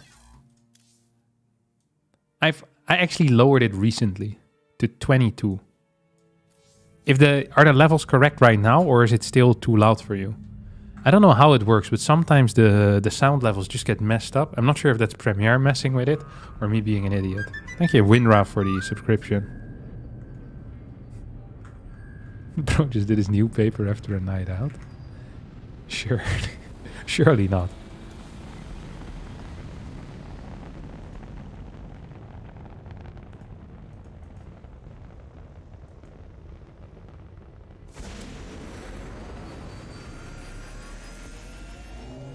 Maybe you change Windows sound settings too? No, it's impossible. I always have a program running that hard locks my Windows sound. Because I have some bugs with the Windows sound where it just changes randomly. The Windows sound has some hidden settings that can be turned off. I don't know how it works. I tried Googling this issue. This issue exists, but there's no fix. So some guy made a program for it, and now basically what happens is that every like 1 millisecond or whatever, it checks whether the volume is set at where I want it to, and if not, it auto puts it there. So I always have that running in the background.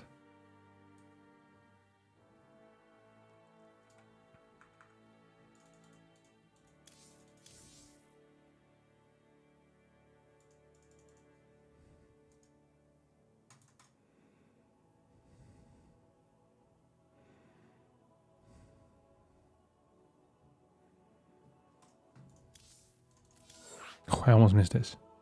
It would be a real shame to miss it. Good luck. We only type good luck to Lambo. Yeah, Clam can suck it.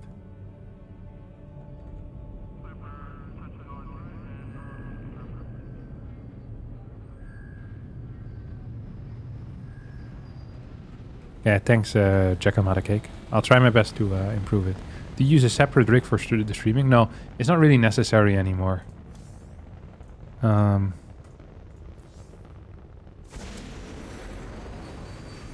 Back in the day, I think there were some benefits to it, but right now there's hardly any benefits for having a separate rig for streaming. I think it's because a lot of people, they use something, I think it's called like NVENC encoding or something,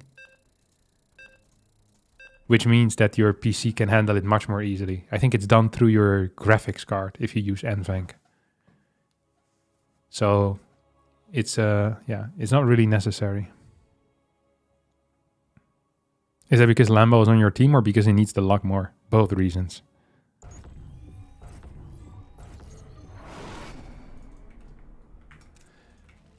Ladies and gentlemen,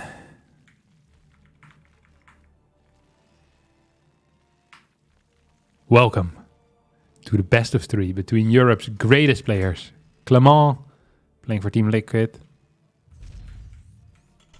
versus Lambo of Team Shopify Rebellion. People often ask me, Harstem, if you could be in any team, on any team in the entire world, which team would it be? And I say, I'd love to be a Shopify Rebel. And they ask me why. Is it because they're one of the 250 most valuable companies in the entire world? Say no. Say, is it because you have a headquarters in Toronto, Canada? And I say no. Say, what is the reason then?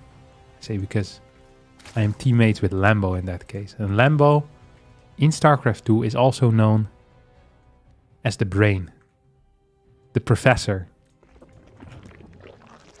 This guy single-handedly has created more build orders for all races than anyone else has. He's made build orders for TVZ, for PVZ, for ZVZ, for ZVT, and for ZVP.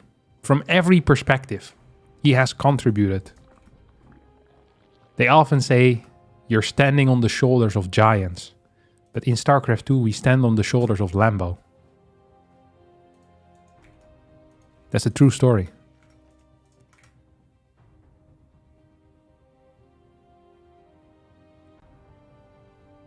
As we see Clem starting with an SCV scout. Hotel's Lambo. Smaller than I am, that's for sure. This might be difficult for some of you guys to understand. But once you reach a certain height, a certain level in life, the height of other people is completely irrelevant. You just know whether they're taller or less tall. But I do not think about how tall he is. I know how tall I am myself, and I know how tall Irene is. Irene is 160.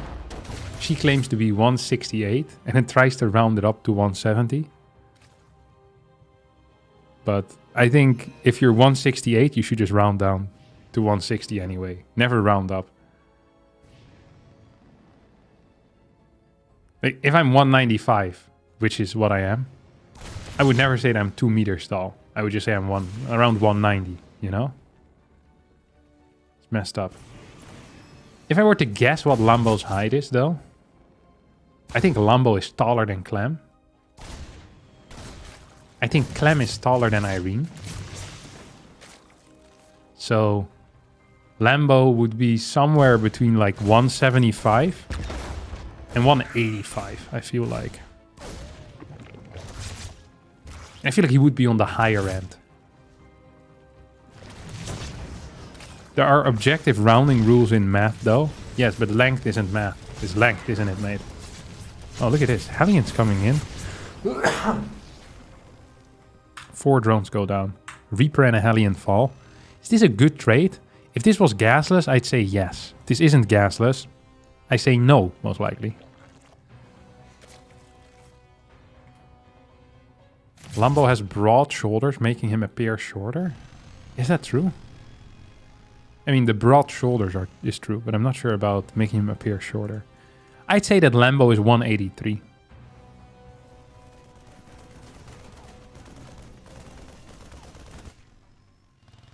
That's my final guess. Maybe 184?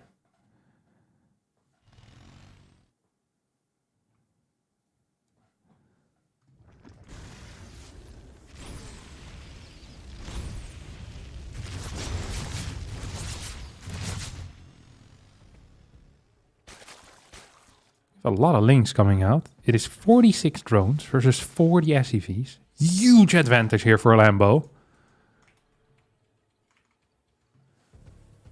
If Lambo wins this game, we can ask him how tall he is. If he loses it, we can't ask. It's kind of messed up. 5 more barracks on the way here. It's a massive supply block for Lambo. Lambo is one of the people that actually really cares about not getting supply blocked. And when he gets supply blocked, he's always very upset by it. Because he knows how important this is, especially if you're not done droning yet. I think he could get these, to be honest. I think he can. He's gonna get him. He's gonna get him. Oh, he had the right idea, but he didn't get it in the end. Dude, that was so close. And now he's going to lose his links, or at least a lot of links. Clem's control there just a little bit too good. 61 workers to 47. Has the Liberator fallen? Yes, it has. That tumor is gonna die. Come on, target a low one. Oh, that was close.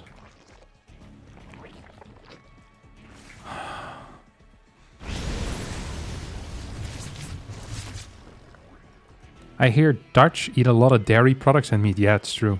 I think the average Dutch person eats something like 80 kilos of meat a year. The average one. And I don't know how much dairy we drink or eat, but we eat a lot of cheese. I think at some point, my family of 4, me, my brother and my parents, I think we'd ate about like 1.6 kilos of cheese a week. I drank quite a bit of milk as well. We ate a lot of yogurt as a family. I think my brother was never super into dairy, but the rest of my family, most definitely. I think at our peak, we probably were close to eating 2 kilos of cheese a week. So that's like 500 grams a week. 80 kilos sounds like a lot. Yeah, I made up that number. In my mind, it was something like we eat our body weight. But there's also different measurements. No, you have the ones with the... That doesn't matter.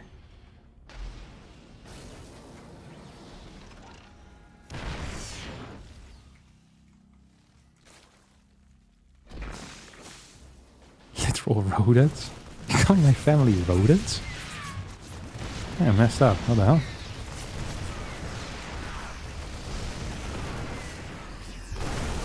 Okay, here we go. Queen's coming in. Will tank a lot of the damage from these tanks. Lambo's waiting for his 1-1 to finish. Doesn't want to fight before that. 9 workers have gone down. Lambo actually in a pretty decent spot. If he gets the clean up here, it could be great. This tank positioning is phenomenal, obviously. It's Clem. What do you expect? As the medevacs now move into the main base, we have a couple of Hellions still idling over here. 2-2 starts. These Evo chambers, if they stay alive, could be of great help if they get the upgrades. But for now, they're mainly a choke point. Here comes the snipes. No snipes. 1 Evo chamber is going to get taken out. Infestation pit is on the way as well. It is a lot of cash in the bank for Lambo. He's going to spend a bit. He's getting 9 more drones. Doesn't have a 5th base yet. Is going to catch these Hellions. Do we have any defense? Yes, we have a Liberator. Is this a Liberator from earlier? Oh, the Lib didn't die, but it also got 0 kills total, so that's kind of pathetic. Honestly, as a Lib, if you're going to get 0 kills, it's better for you to die. Don't come home with 0 kills and asking to be repaired, buddy. It's like, what did you use all that HP for? It's to fly around, hang with the fishes? Absolute loser. Unbelievable. 150 supply versus 155. Clem is on fire. And Lambo's defense is terrified. He doesn't have a 5th base quite yet. Doesn't have creep reaching towards the 5th, which he probably wants to take here on the top side. Might now be considering something here on the left. You're surprisingly close. Google says it's 76 kilos per year of meat. Nice. I knew it was somewhere like body weight in my mind. So I figured out average body weight was like 80 kilos, but maybe I guess it's lower. In my mind, it was body weight. Ooh, this is a nice fight here for Lambo. Has a couple of Hydra, so finally can push stuff back. Has an infestation pit on the way, so we're most likely going to see some Vipers in here. Oh, Queens off creep. That's the one place the Queens don't want to be. Queens are terrible off creep. Muscular Augment's about to finish up. We still don't have a 5th base on the way. This Ling run by with Banes is now trying to run in forward. Could potentially catch this drop on loading. Clem instead is going to catch these Banelings rolling away. You have a big force here on the top side. What do we have defensively? A bunch of mines, bunch of marines. 184 supply to 188. I'm waiting for the Vipers to start. It's going to be a key moment. This Liberator should get taken out. Will get taken out. Perhaps 1 queen will fall. Yes, sir. Single queen goes down. As this hatch is going to get cancelled. And Clem is taking control of this game. He is in no danger whatsoever here of dying. He is on his opponent's side of the map. He's going to be up a base. His upgrades continue here as well. Tanks once again moving into solid positions as he now moves in. Can these mines get the hits that they need and they want? The answer is honestly not really. Good control out of Lambo. He's going to clean up these tanks. And we're still waiting for these Vipers to hit. Oh, I get a couple of neat mine shots here. 13 on this, 11 on this. Vipers coming in, 5th base finally on the way, but we have base 4 and 6 for Clem coming up. Lambo is down in supply, has a bit of cash in the bank, but doesn't have a whole lot of gas in the bank. 7 gases for our German Zerg player, whose +2 melee attack is about to finish up. I think the only thing Lambo can do is go for a 2-2 timing, maxed out, Hydra Ling Bane Viper, and pray to the good Lord that it's going to do something, but I don't even think there is an opportunity for Lambo really to move across. His Baneling count is okay at 23. He has 6 more on the way. The problem is just that he needs to push this back before he can move across. You can't push across while having 25 Marines dancing in your 4th and your 5th and your natural at the same time. Don't think there's any units here on the bottom side, and this is where Clem now is going to deal some damage. Single queen not going to be good enough. At the same time, this is being pushed back, but the trades so far have been heavily in favor of Clem as well. As this base is gonna fall, 5th base goes up, but the 4th base goes down. So what's the point, you might ask? That's a good question, as Lambo here getting blasted by the French tornado. El Hurricano, as they call him in Spain. El Tornado. Tornados. Yeah. There's just too much stuff here for Clem, to be honest. He has a lot of cash in the bank. He's adding more and more command centers. This base is going to get blasted once more. 5th base now sets up. And we have Ghost already being added into the mix. 3-3 starting. Carapace on the way. +1 range as well coming in. Do we have Adrenal? Yeah, I think we do. Most definitely. Here comes Lambo. Ooh! Sloppy move here with the Medivacs. 2 Medivacs falling. 3 Medivacs falling. For a second there, Clem perhaps afraid of this game slip sliding away. Overseer wanted to tank a mine shot, but the mine shot never happened. Overseer is gonna get blasted. Ooh, this is a risky move here out of Clem. And at the same time, this is not a risky move, and it's a move that could potentially win a game. Here come mine shots. 1, 2, 3. You have a lot of units at home. Not that many Medivacs though. Medivac count has diminished significantly. Do we still have Vipers available somewhere? Yes, could definitely kill these 2. Once again, Lambo's only chance here is to go for a Hydraling Bane attack off of max and then try to go for production right after. That's the only thing we can do.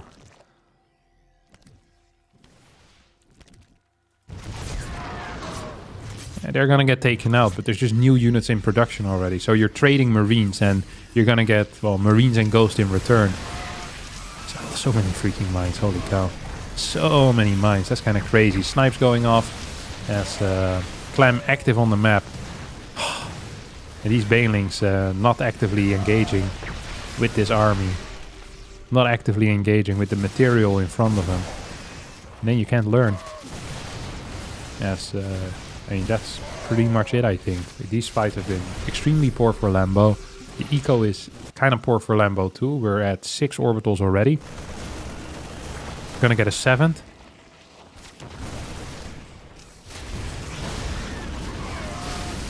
Maybe some mine drags? No, we're not gonna get it. And Clem just has never-ending pressure, it feels like. And at any point, another drop can hit this side too.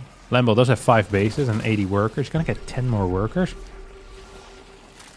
Sometimes against very good Terrans, it feels like you're really close to holding. And then you check the replay, you realize you were down 30, 40, 50 supply the entire time.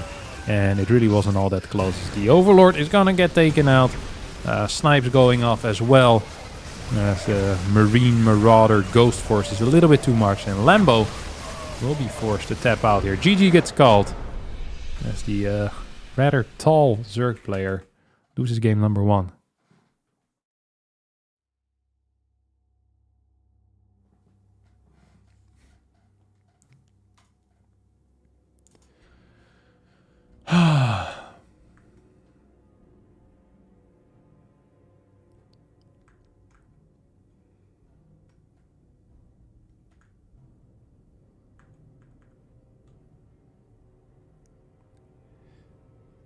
Yeah, micro is very clean. I'm always impressed by Clem, to be honest. He's one of the best. Some people even have called him one of the best in this particular matchup before.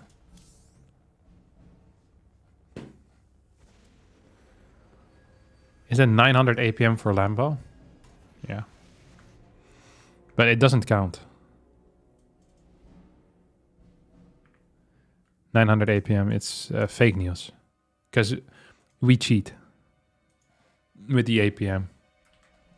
I can show you guys as well.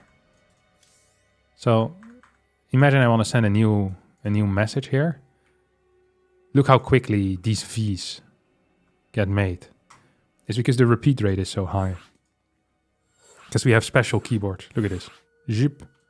So if you're building Zerglings, they peak up to like 2k APM or something like that.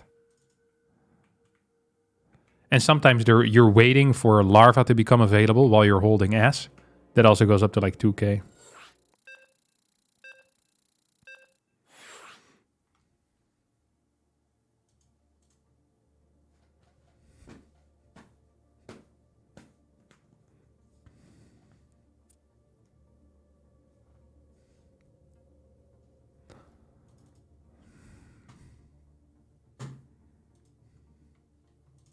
Wait, what? What happened there?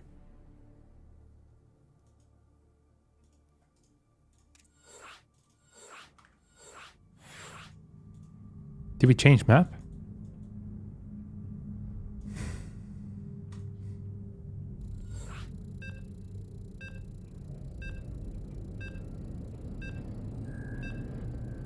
It's a setting, has nothing to do with the keyboard itself. So usually you would be right, but in the case of Lambo, you're wrong. So I'm familiar with the repeat rate and changing it in the registry editor. That's how we used to do it. But nowadays, the people that have the split keyboards, which is me, Elaser, Rainer, Lambo, Mixu has one as well, Uppetry, we have individual repeat rates for keys. So you can have a different repeat rate this way with your hotkey C or hotkey B. So for bile or for creep spreading, than you have for building circlings. And it's also, yeah, well, that's basically it. So they don't use the registry editor anymore, and neither do I.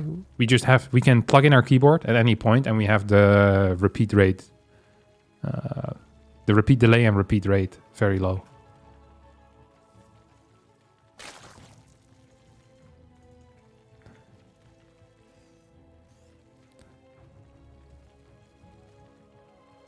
Yeah, it's very handy. Nice Dinka, what keyboard is? It is Posey's mechanical keyboard. It's the PMK. You can get it yourself at Posey's mechanical keyboards.com. Designed, printed, and assembled in the US of A. The 35th greatest nation on Earth, according to recent polls.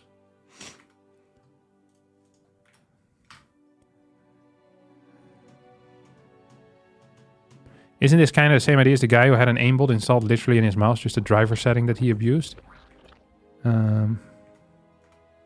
We made top 35. I just made up a number. I don't actually know how you guys score.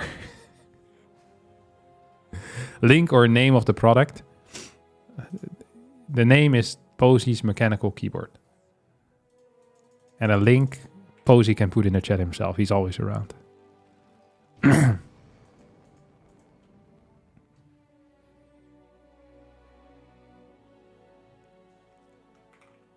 Like this.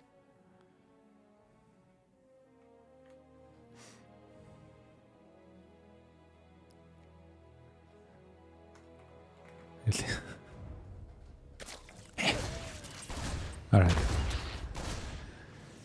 Oh, he's going for a Reaper build.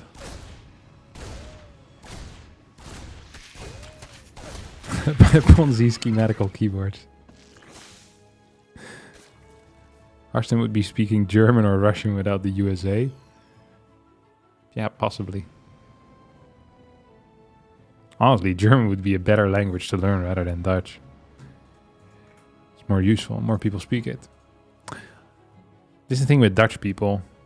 Dutch people love speaking English. People love speaking English as well. So if you're English, you're coming to the Netherlands. You're never gonna learn Dutch because no one speaks Dutch with you. But then they'll complain when you don't speak it properly.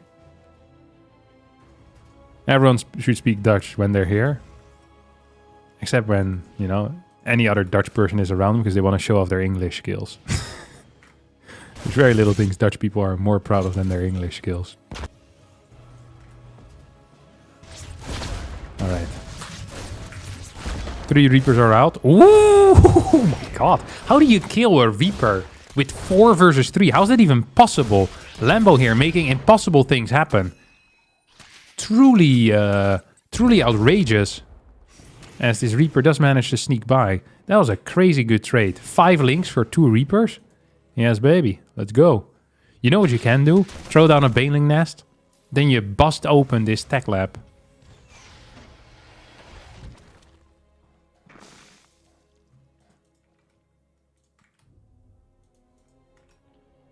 Look at this Reaper, absolute loser running around. Trying to get the safety. You're made for fighting, my friend, not for running away. You actually got the majority of the link kills. You have 2 more barracks. You have 3 orbital commands.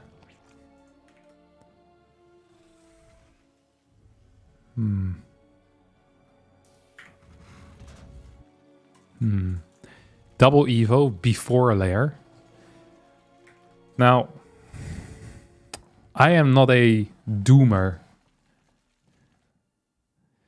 But this is looking bad for Clem. So Lambo can go up to... Oh, he's supply blocked. Oh, no, he's not. His hatch finished. Oh, this is perfect. Lambo can go up to, I think, 52, 53 workers and then build pure links from here. And you should be fine. I think you should be fine. So you're going to get 7 queens, 55 workers, pure link behind this. Lair over here. He's going to get quick upgrades, good eco. And look at his Ling as well coming in. He's going to snipe nothing. There's no fort base yet though for Lambo. That could be an issue as these Lings are moving to the top side. Oh, transfuse. Another transfuse. Do we have more transfuse? We have no more transfuse. 1 queen goes down. And 4 marines have fallen. A fair trade here. A fair trade. Absolutely fair trade. Sadly, no fort base quite yet. It was misplaced. A blunder out of the tall German. Potentially with game-ending consequences. As he walked into a minor supply block. 6 more drones on the way here. The worker count hasn't gone up in a while as the cleanup wasn't clean. It was a dirty cleanup as these queens now moving off creep. Lynx patrolling in the main base, waiting for something. But that something will never come. You know what this smells like? This smells like a scan. A potential scan here. Clear these creep tumors. Never a 5th for you, Lambo. Lambo probably should be trying to send some units over here towards this fort. This Overlord's going to be in trouble. You now have +2 carapace starting instantly. This is all done off of a low low drone count, low gas count. We might be seeing pureling Bane here. Coming out of the German superstar. This Overlord being sniped. Didn't I say you had to pull it back? I told you guys, didn't I? I hate to say... Oh, good target fire with that tank as these Banelings are not having a good time. Oh no. Those Banelings are not having a good time. Ay. Oh, that medevac gets targeted. Means there's only a single medevac remaining. Transfuses, however, are good. Do we have more? And yeah, we had more, but they weren't being utilized here. And yeah, that's a tool in the toolkit. That when it's there, it needs to be sent, you know? Because the queens die with these tools. Supply, slightly favored for Lambo. Upgrades, pretty favored for Lambo. Mainly because Clem forgot to add in the armory in a timely manner. 2 of these drones will get sniped, but I don't think Lambo's going to be losing any sleep over this. And if he will, that would be very weird. Probably is bigger issues then. So it's not really losing the sleep over these 2 drones. It's going to be losing sleep over the bigger issue. And he will believe that it's because of the 2 drones. This drop is low. I think it's time to send the queen to deal with this. Time for some royalty. New tank shows up. There's 2 tanks total on the map. We have 4 mines. There's a lot of links occupied right now. Oh my god, he's gonna go for a full-on attack here. This is a base trade. This is how Dark would have done it. This is exactly how Dark would have done it. Except Dark, well, we have some Banelings with it. Mine connections are not good. As there's nothing to defend at all. Links are now pushing through. As the Banelings show up a little late. Carapace about to finish up. Fort base is toast. But the 3rd base is also toast. So now the question is, can you lose a hatchery and kill 22 workers and be fine? A lot of links also went down with this. It is still 2-2 upgrades versus 1-1. So Lambo's going to get some decent trades. Going to move in with the queens. He's looking for a clean up. We'll get this tank. We'll now target down one of the medevacs. Banelings are going to roll forward. Do not get the connections. It is 51 workers to 69. And the game calms down. We don't have drilling claws yet, do we? No drilling claws. Vehicle plating is on the way. Fort base now... No, it's not even turning into a... What you call it? Planetary. 69 workers versus 55. Income is going to be slightly favored here for Lambo. Lambo also with a hive on the way. So he's going to... Oh, you know what would be sick? If he snipes this thing. Yes, baby. There we go. 138 to 124. This is not going to work because the queens are nearby. And these queens have the +2 armor. Come on. We need to pull them. Right-click that medevac instantly. Lambo, pay attention. Right-click that medevac. Okay, gonna get a bit of damage in. Another fat run by here being sent out. Baneling's at home. Overlord speed is coming out. No one knows why that is being done. People worldwide in confusion as the Ling run by gets in. The mine does get a hit, but only 6 Lings. And once more, Lambo here is to ravage the economy of his opponent. Clem with a slow response as these mines will need to deal some damage, and they will. But 11 SCVs falling. 2 finally complete. But Lambo, he smells blood in the water. And like the shark that he is going to eat his opponent. Why doesn't the bigger player just eat the smaller one? And we're gonna see that question answered here, perhaps. Lambo, oh, did he get too over-eager? No. 20 SUVs going down. Lambo still moving forward. At the same time, though, Marines now start hitting this random hatchery in the middle of nowhere. Lambo, does he go home? Does he defend? Or does Lambo say, hey, you know what I want most right now in life? That is going to be killing you. And that's what I'm going for. No, it's probably better to go home. Lambo doesn't have a 5th base. He's starting an Ultra Cavern. He's starting these upgrades. Needs carapaces. Well, oh, he's losing a lot of stuff, but also is killing stuff. I have no clue what's happening, but this game is epic. 52 to 67. 27 workers have gone down in the past 30 seconds. We have 53 workers that have gone down in the past 12 minutes. Good lord. Mamma mia.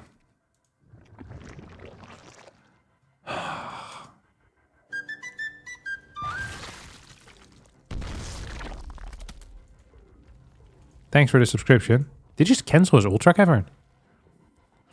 He's second guessing. He isn't secure in his calls. Or it means he's thinking. And he thought to himself, wait, Viper and upgrades, more important. I agree with this. Because his eco is quite low. Brilliant run by again. Has the Overseer here. It's because he has a brain made of titanium.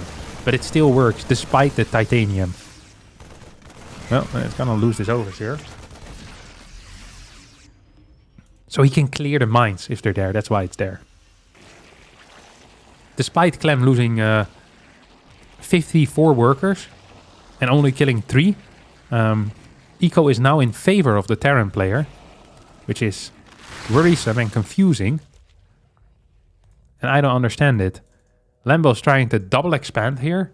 He's going to need more drones.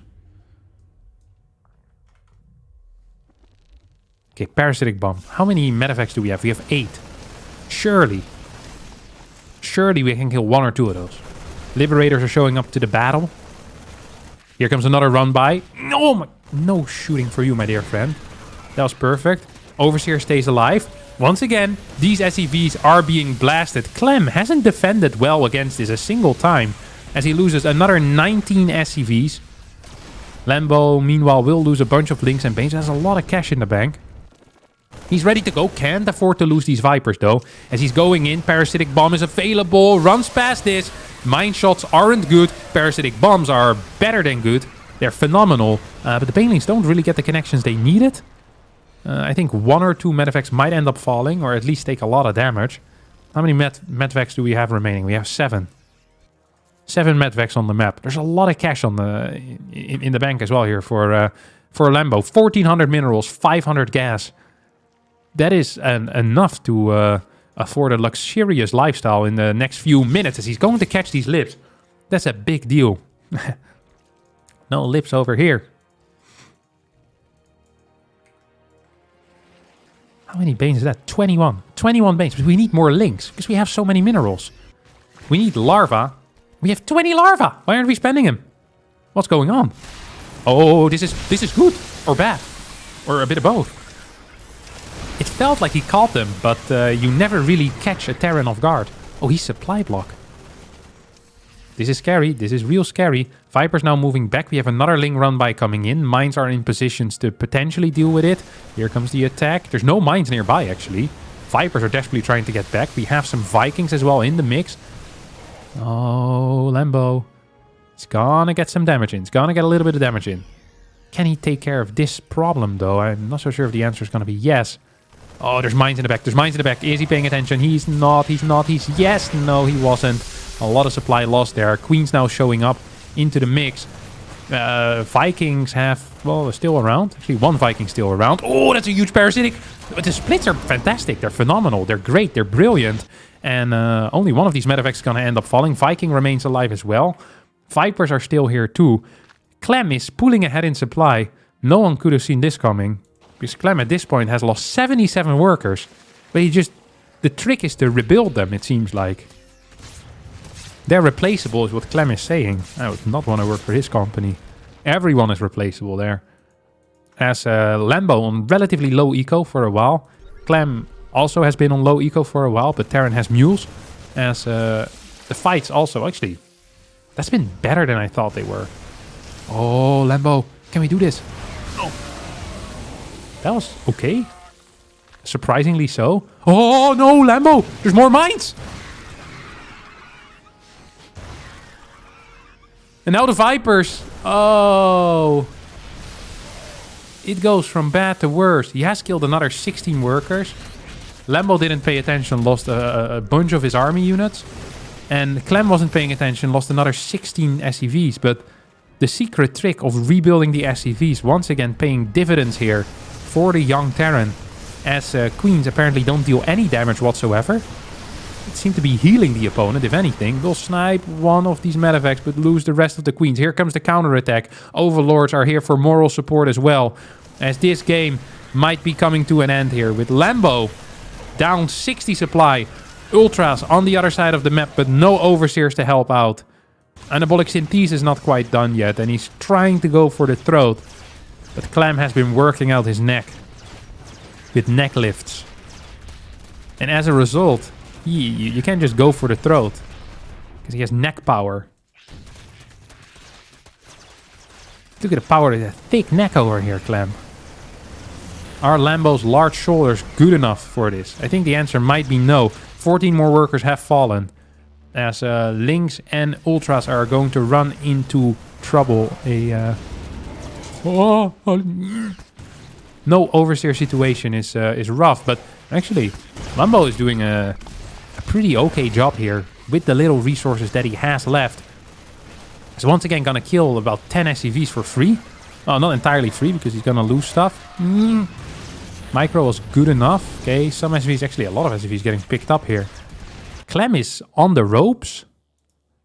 But Lambo doesn't have bases to mine from. So Lambo is really on the ropes. I think his game might be over.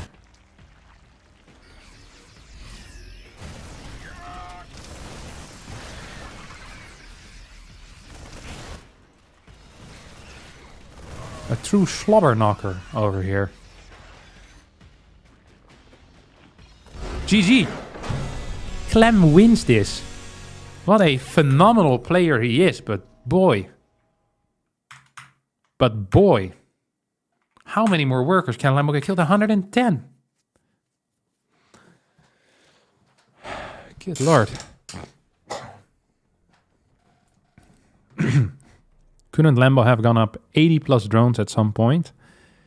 I don't think he could have, no. Dude, he was so close. Look at these valleys here. Straight drops.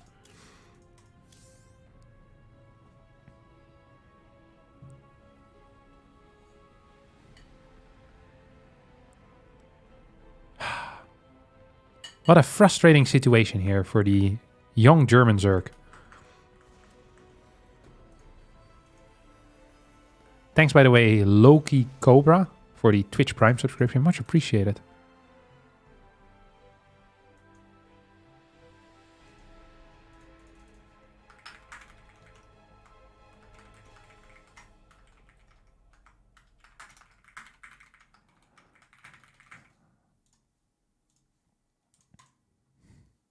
So what do we do now? We need to find our next match. It's going to be Max Specs versus Clem. Oliveira beat Bion with a 2-0 score. So that means... Oh, Goblin beat Solar. So we're going to get Max Pax versus Clamon, Oliveira versus Classic or Goblin. That's kind of exciting.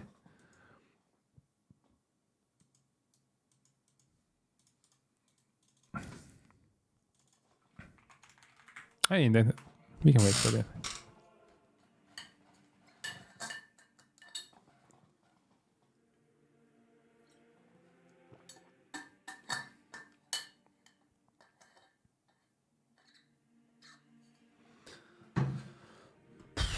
Starting to get hungry again. You know what the problem is? If I go get a snack now, I might miss the invite to the game. Because these guys are fast.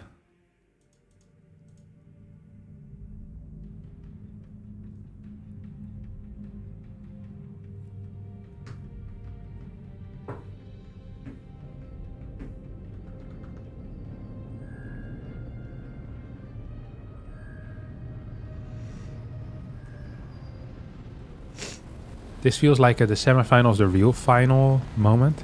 Really? I don't think so. I think Oliveira is very good too.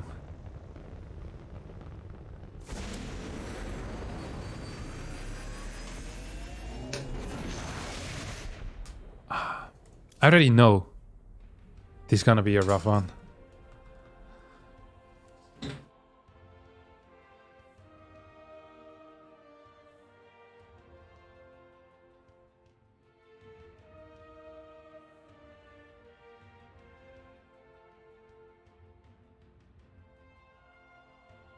Look at it. No, I'm good. I'm good. Thank you. Look at this. I tricked Irene into bringing me food. And she thought it was her idea.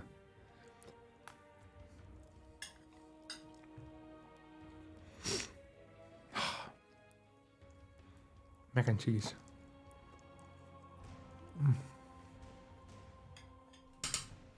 Wait, I need to join this. No, I don't.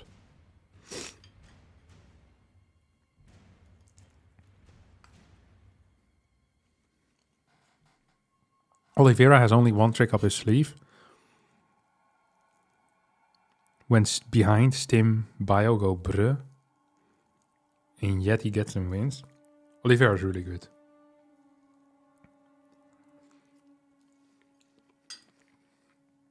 That's definitely underselling him. Is Uthermal playing in this tournament as well? He was, and then he died. So no. Not anymore.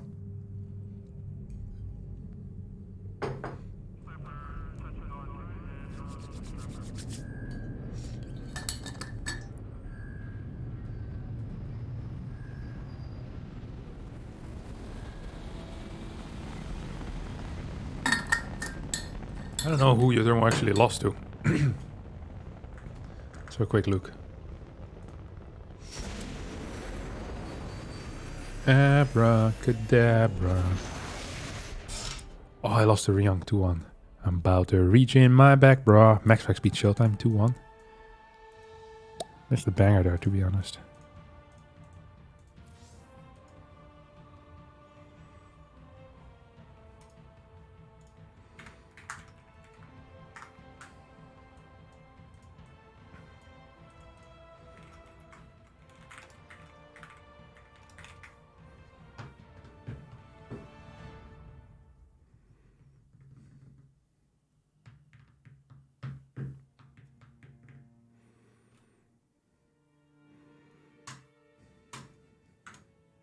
I really want to be invited to the party. I want to sit here and get nothing done.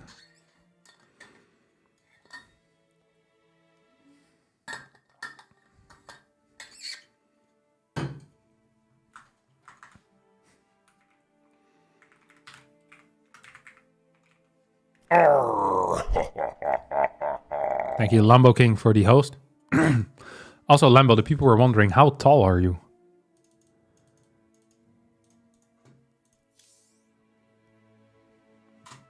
If you're still around. You're my comfort YouTuber / streamer. I appreciate that, bud.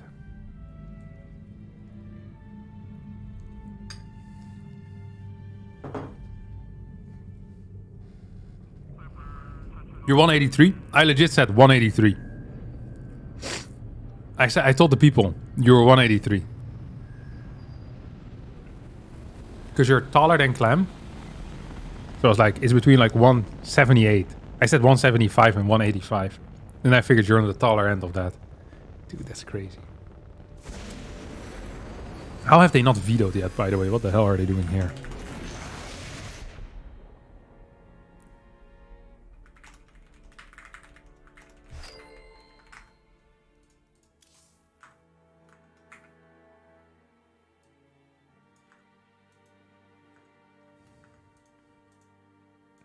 They start after Classic versus Goblin and they forgot to tell me.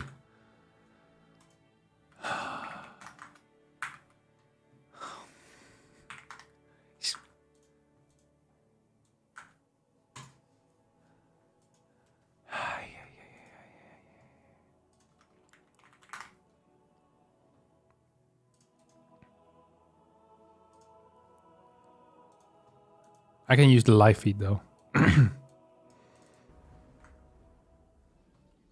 Is this thing not working?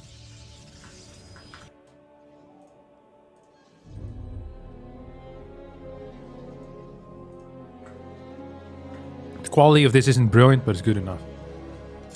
Oh my god. I can't believe it started without me. It's so messed up. What do we have over here? We have Classic opening up with Oracles. Goblin opening up with Robotics Facility. Goblin is theoretically in a bad spot. In a very bad spot. According to me... Oh, unless Goblin plays my build. I don't think he is.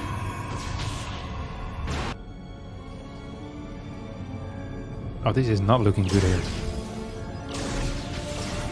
This is looking real bad right now for Goblin. Unless he has a battery. If he has a battery, this could be fine. Python's being blasted though. He's gonna find these Stalkers. Stalkers will need to recall. There's no battery defensively for Classic. He's gonna lose one Stalker. Oh, second Oracle shows up too. Goblin's gonna get a Prism. This is a problem. Goblin's gonna lose like 7 workers here. Probably more even. Oh my god, he misclicked like 4 times. And we have a battery. If I was Classic, I'd build a second battery. And he's gonna have an Immortal defensively. So this game is uber over.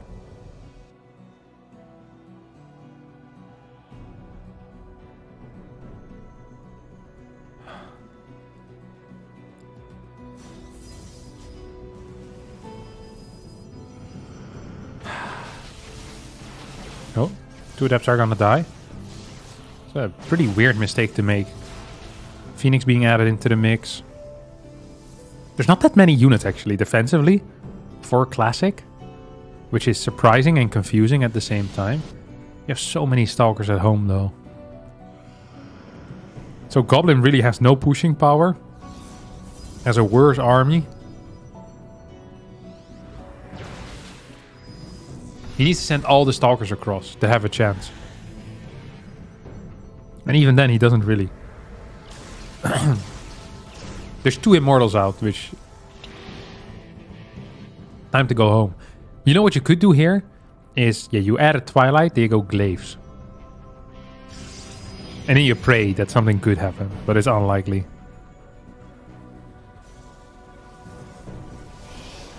He's gonna lose like 10 more workers. Well, not 10, but like 5 or so. God, these are some terrible micro, holy crap. Jesus! He got 0 kills.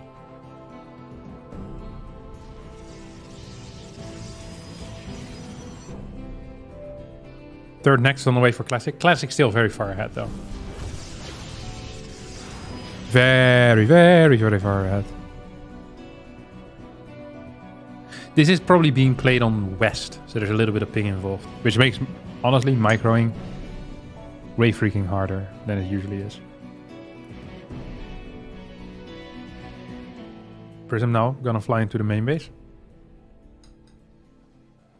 What are we doing, buddy? Goblin is not just in a little bit of trouble, you know. Goblin is in so much trouble right now. He's never gonna get Blink. He's never gonna survive. Gonna kill 2 Stalkers for free. But at the same time, he's also losing stalkers and probes.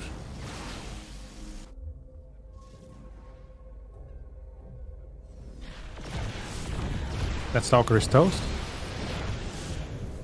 So the only way that Goblin can win this game... Oh, never mind. I shouldn't speak. It's just over. It's really okay to leave. 14 workers lost. It's 51 workers to 29. There's no way that he can win now. I can't imagine any way in which he wins. It's just not viable. I'm running all the scenarios in my head right now. Simulating them like I'm Alpha Star. And there's nothing there.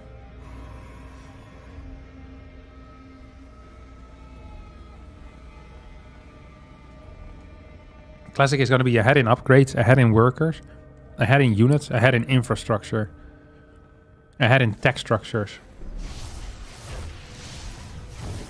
I wonder how many workers Goblin has lost this game. I think it's like 30 or something. Maybe 25.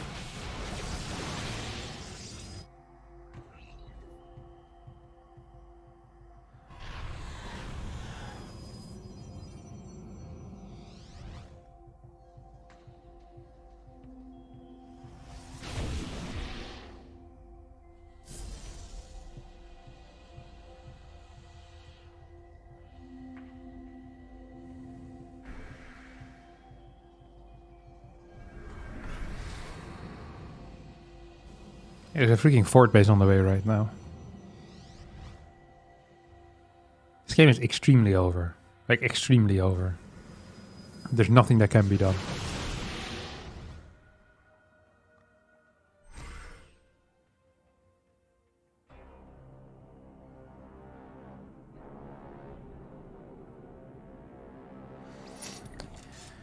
I don't know what to say about this type of stuff. Like, he's gonna get +2 before his opponent will even have a forge. It's gonna be up a base, up 2 gateways, better tech, better everything. I just don't understand. And despite having all these things going for him, he can still kill his opponent in his own base. Like, that's how crazy this game is. I think the only thing you can try to do is to make walls and go Disruptor Colossus or something. And then with Force Field try to win. But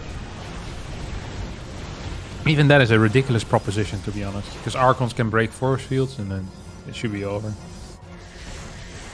Loving the double stasis ward. I would blink forward here. And then just win. Oh, he doesn't have charge yet. I still would blink forward and then just win.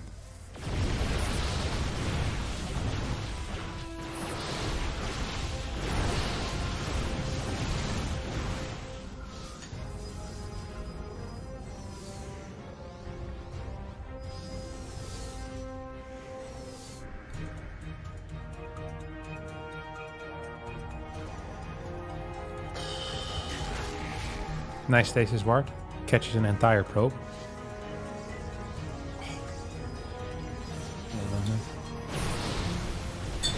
And the fact that he's walking up a single force fieldable ramp tells you the tale, you know. Classic is afraid of no one. Yeah, this game is ended.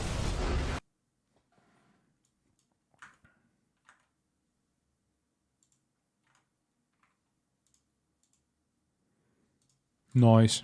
We're into the next game. All right.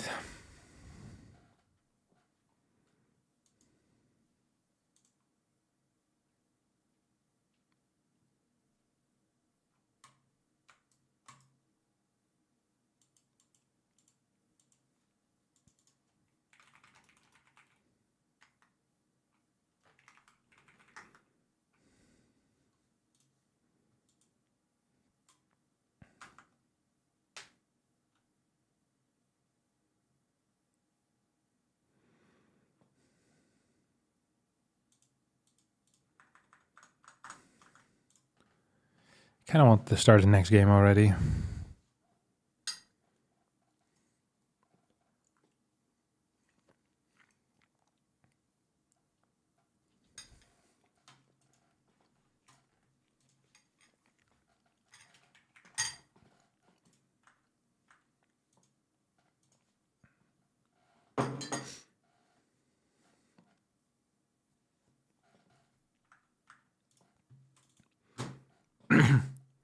Sports talk is always allowed, my friend.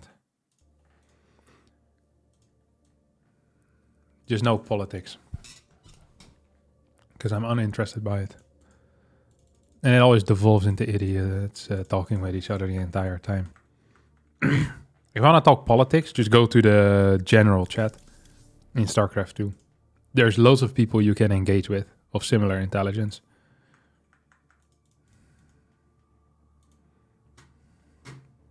Clem is in Korea? Yes, sir. What if the politics is wanting war with French/Belgium? No. Even then it's not okay.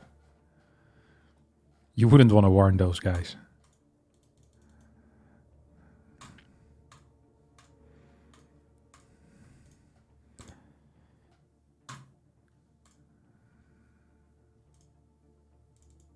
Who's not accepting? Oh, Clem is the one that's not accepting.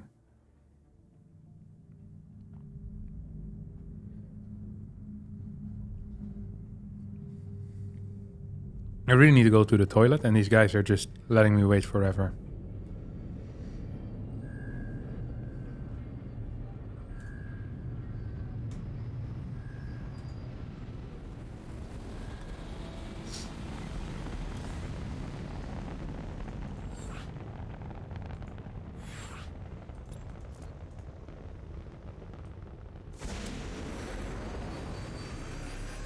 Okay, I think we're safe.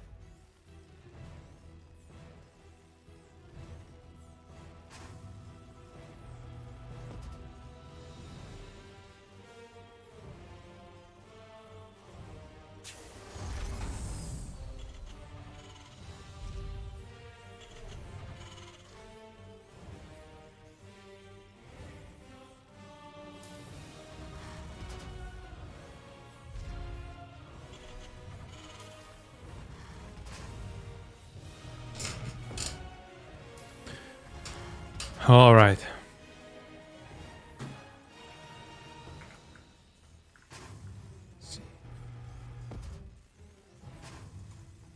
We're set up, ladies and gentlemen. Can I get the max point of view? Nah, I don't want to do point of view. We'll do the point of view of one of the casters, so I don't have to do anything. Steadfast always is a tryhard with observing. All right.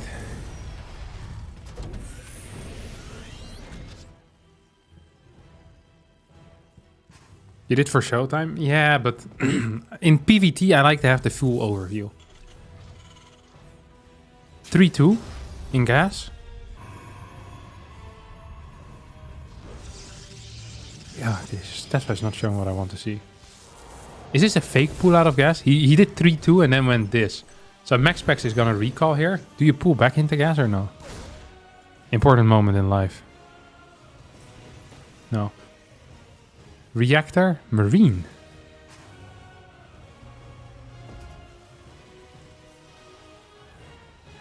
Je ne comprends. Another Marine.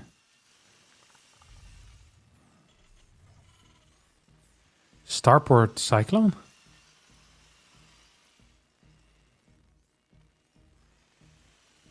Why does he have so much gas?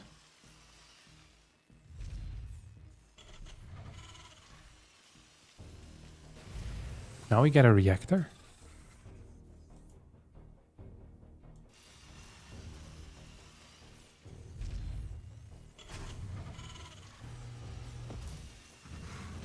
Okay, I don't know this build. I guess his goal was to catch the Adept, but the Adept never came. So it's an odd build. Obviously, whenever you're delaying your reactor, it's odd. Maxpex has no scouting info. He's now trying to move forward. Sees a Reaper. He's gonna try chasing that. The first Phoenix is on the way. Is Clem aware of the fact that this is Phoenix? No, Clem has legit zero information. Is it worth the recall one probe? Yeah, sure. Sure it is, boss. Oh, he's gonna hide his Adept? No. Adept plus Stalker plus Phoenix? There's almost no Marines here. Banshee.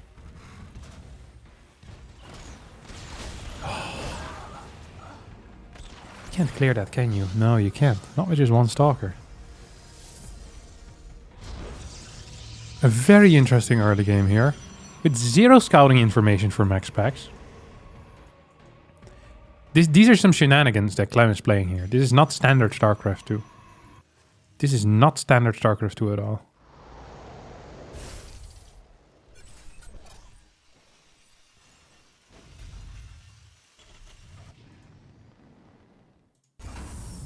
Because he's kind of fake all-inning. Like, he's pretending like he's putting on pressure. But then the Banshees are going to be the real deal. What's the positioning of the battery? So no battery near the mineral lines. That means that a single Banshee getting in position without an observer being present could be a big deal. Clem now sees the lack of a third base. Probably is aware of the fact that there's going to be a robotics facility behind this. Phoenix is now trying to move out. Because they need to get some info, simply. Simply need to get some info. I mean, this Banshee is about to finish up. We have a second one of these. Is he actually gonna move out with all this? Banshee needs to move towards the bottom side as the tank push. I don't think he's gonna get scouted. Oh, this mule is about to time out, so that's not that big of a deal. Observer making its way across the map. Is that gonna spot the Banshee? It isn't going to spot that either. And behind this, oh no, we're going to have an Immortal coming in. That means that the observer will not be ready. We're gonna need to see a recall. We see the recall towards the natural. Phoenix is out of position to deal with this. So 3-4 workers will end up falling here pretty quickly. 6 workers going down as we have a bunker going down. And that means that this area is under heavy fire. Tank in some trouble potentially. Is going to siege up. Double Cyclones helping out. As the Banshee here for spotting mainly. On spotting duty. Could, of course, still use the cloak. There's just a single observer nearby. And I think Clem is going to be happy with this as he transitions into a 3-Rex build. So this is not into triple CC. We have an eBay coming in. We have Stim. We're soon going to have combat shields. We're going to have the... every single thing. Ooh, cloak, no. Yes, Cloak's gonna get activated. Marines being picked off, and Clem will have to send these bad boys back home. Cybercore gets taken out as well. Second bunker here at this point. This Marine still wants to go across the map. I mean, the moment you see all Phoenixes on the other side of the map, all of a sudden you have an opportunity perhaps with the Banshees to deal some damage. A single Phoenix does remain though. As this Stargate is gonna get taken out. Here comes the counterattack. Marine, all falling. Gonna get a lift here on this tank, but this repair not gonna be good enough either. Oh, double lifts on these mules. That is minus 450 minerals over the next minute or so. As this one Banshee is gonna end up falling. This turret doesn't provide vision or detection range onto that observer. As the Phoenixes continue their reign of terror. Their reign of chaos. Third base potentially here going down on the kind of the line formation. No rebuilding on the Stargate, not necessary, because there's plenty of Phoenixes out. MaxPax here, planning on moving across the map would be a wild move. Actually, would be a wild move. Now probably wants to just kind of sit here and not do anything. Confusing spot that we find ourselves in. Both players with very similar supply. Clem with a slightly higher worker count. He's going to start his third base. If Clem gets to keep these units alive, that would be huge. Clem forgetting about combat shield, by the way. No combat, no concussive shells. There we go. Couple more SCVs going down. Workers killed, 9 versus 6. His base is about to come up. He's forgetting about combat shields. A potentially fatal blunder here.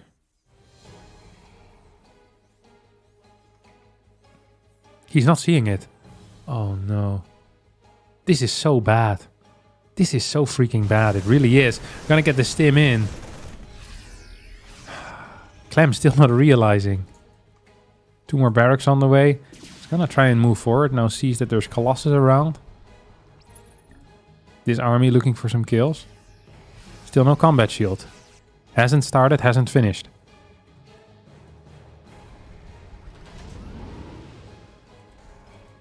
MaxPax doesn't give a crap about this spot, by the way. He's probably gonna wait for a charge until he cleans it up. Now finally we have it start, but it still means we're gonna have about 80 seconds, well 70 at this point, until it finishes up. A single Colossus is going to keep this third base safe. Oh, there's a couple of Marauders already, so he needs to be careful with that actually. Templar Archives coming in. MaxPax looking for a counterattack. Good pre-split. Yes, 4 Colossus. So I'm expecting a prism behind this. Oh, Viking goes down. Second Viking gonna fall as well. Not gonna be capable of going into assault mode in time. There's a couple extra Marauders also go down. Here comes Clem. Looking to get something done, but that won't work. There's 2 Colossus here, an Immortal. You have 2 Colossus in this spot as well. Once charge finishes up, this area is becoming a liability rather than an asset for Clem.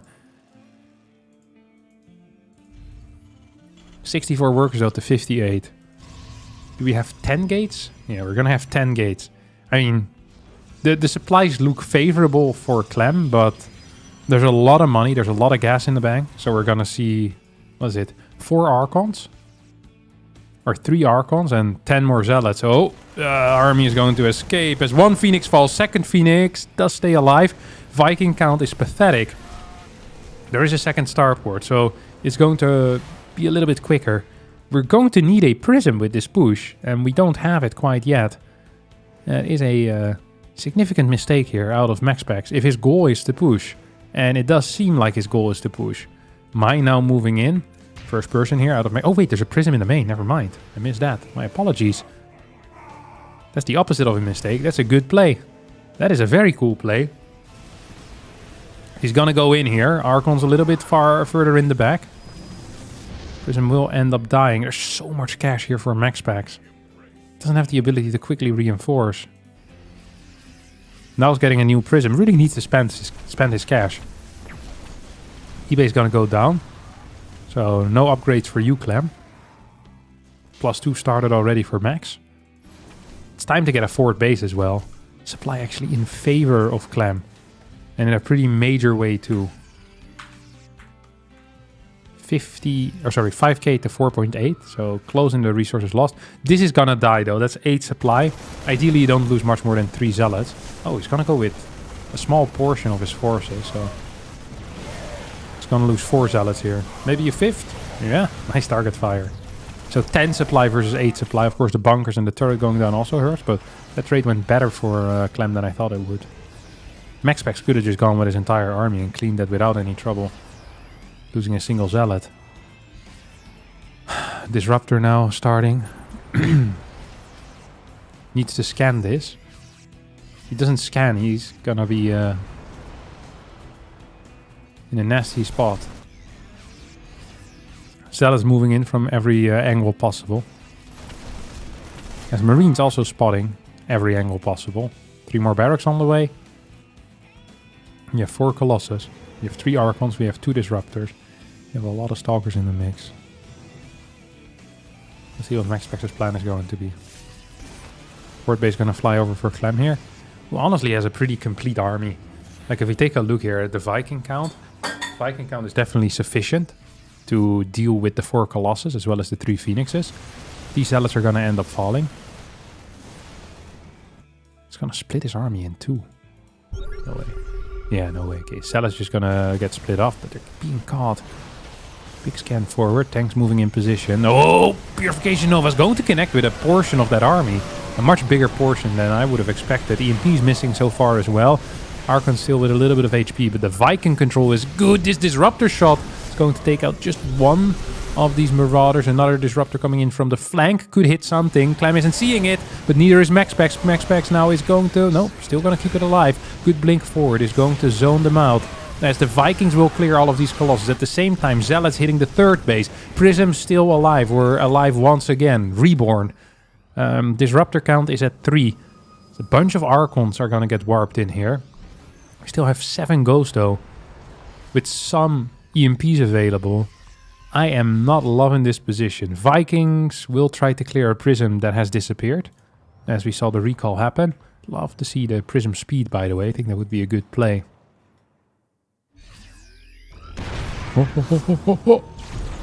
I think if you had kept vision, actually, you would have cleared the Disruptor in time.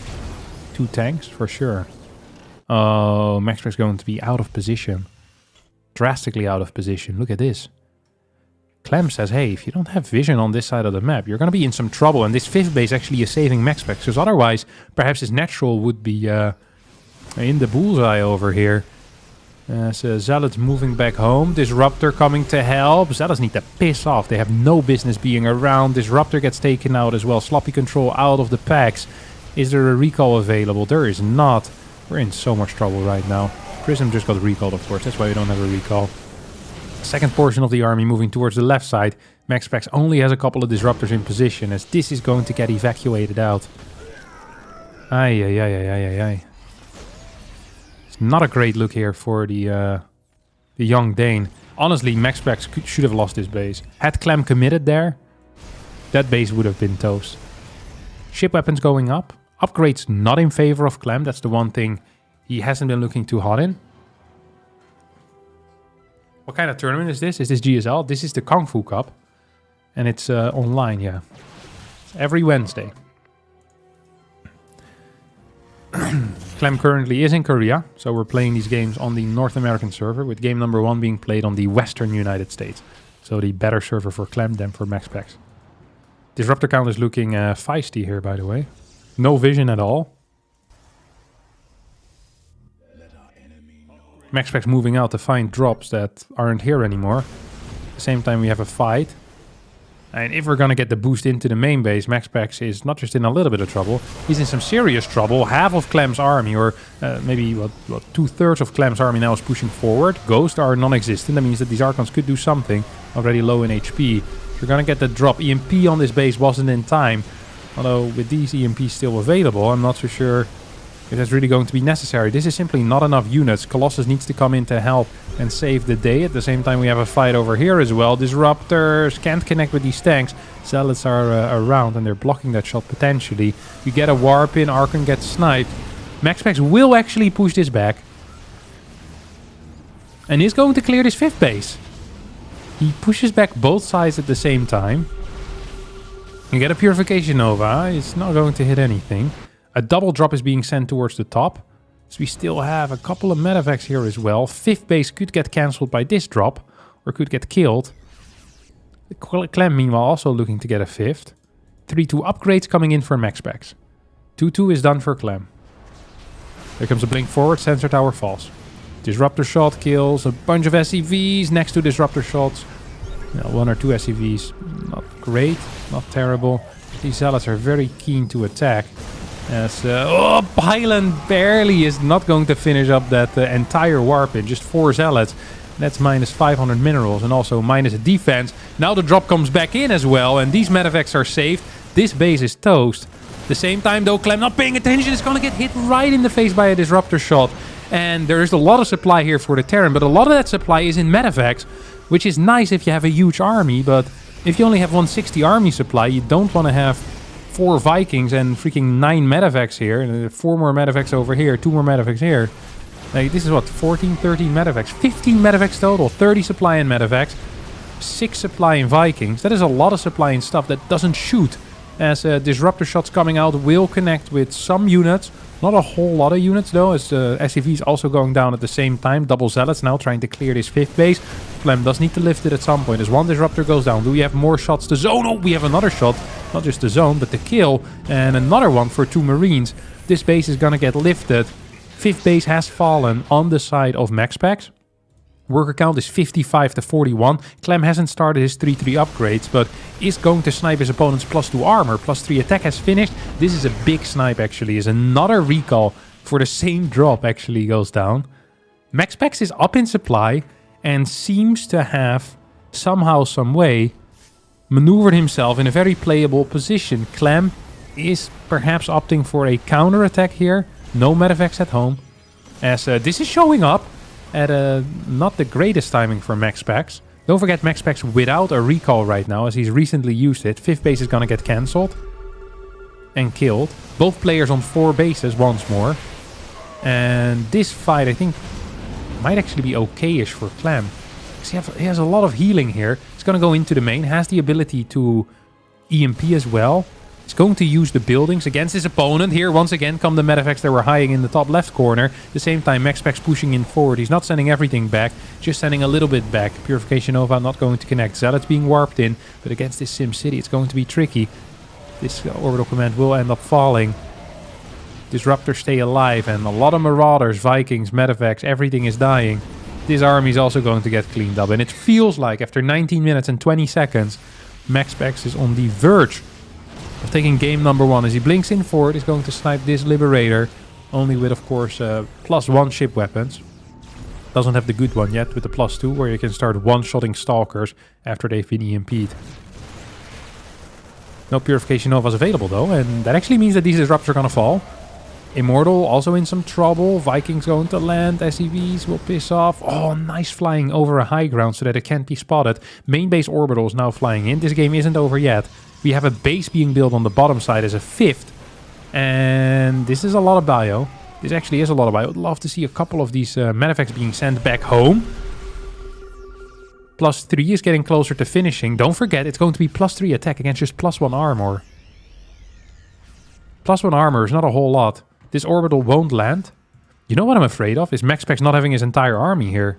That is quite scary. What's the ghost count? The ghost count is 5 as Purification Nova doesn't connect. But these Archons by themselves dishing out a lot of damage. His EMPs are not going to connect. And this topside army isn't enough either by itself. And Clem now at 51 army supply. Majority of that being medevacs. GG gets called. MaxPax wins game number 1. Holy crap, this game was back and forth. And it did not look good for MaxPax. Does end up winning it. Wow. That was a really nice game. I am impressed by MaxPax's ability to win games where he's behind versus Clem. That is so freaking hard. It is really difficult.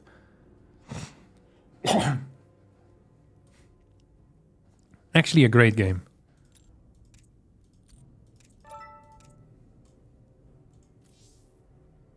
See, Clem is so confused he's watching the replay.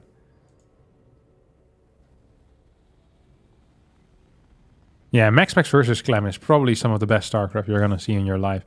Both players wanting to be aggressive, wanting to fight for map control. It's just fantastic to see. Really, really cool. MaxPax always finds holes.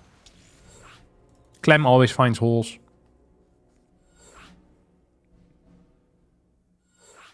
It's so cool.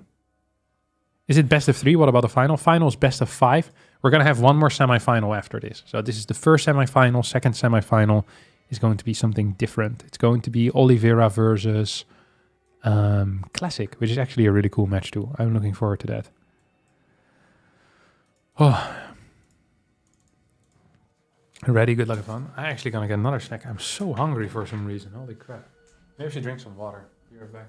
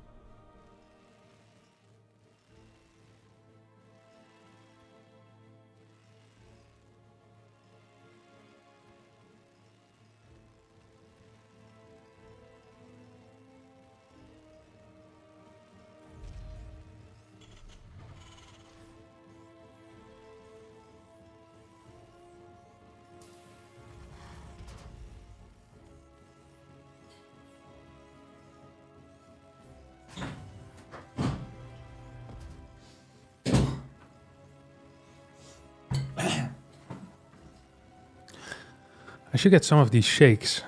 Like these meal shakes. So I can drink one of those when I get hungry. I don't like eating actual food while I'm streaming. Because I hate the way that it sounds.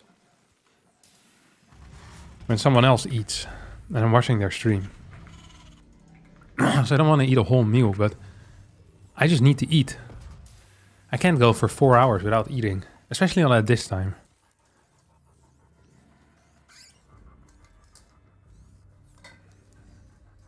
Protein shake and fruit? Yeah, maybe.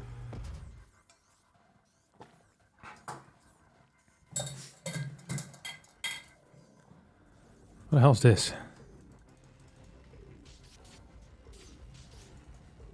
Fake proxy. Let's see how Max deals with this, you know? Does he get a salad or not? Because MaxPax is one of those guys that doesn't practice what he preaches. You know what he does? He tells me to get the salad, and then what does he do? Goes without the salad. Prick. So I've been building salads all this time for no reason. Actually, I skip it a lot as well. I'm not gonna lie.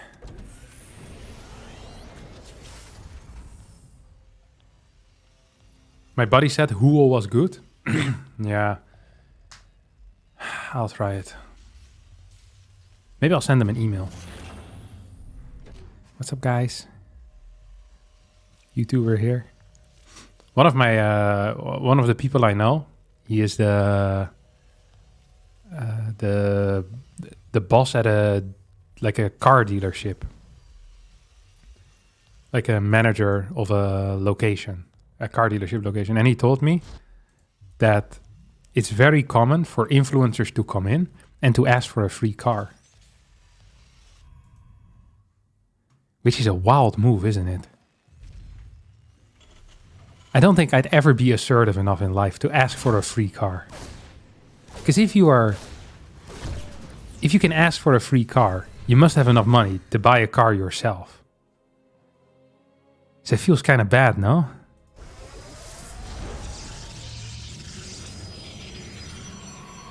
I feel like I would love to be that assertive.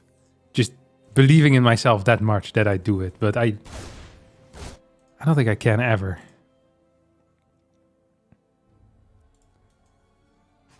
No sound? What do you mean there's no sound? No, there's sound. There was sound already. I had to disable it. Oh, it's actually just gonna run by. This was triple stalker opener. A wild move. An interesting maneuver. He's gonna lose a lot of workers though, isn't he? 5, 7, 6. It went down. 9.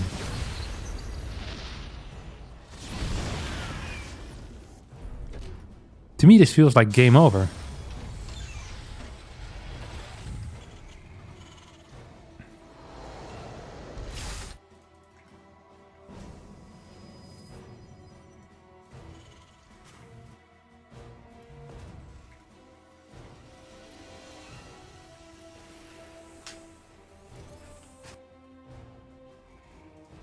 Ooh, robotics facility coming in.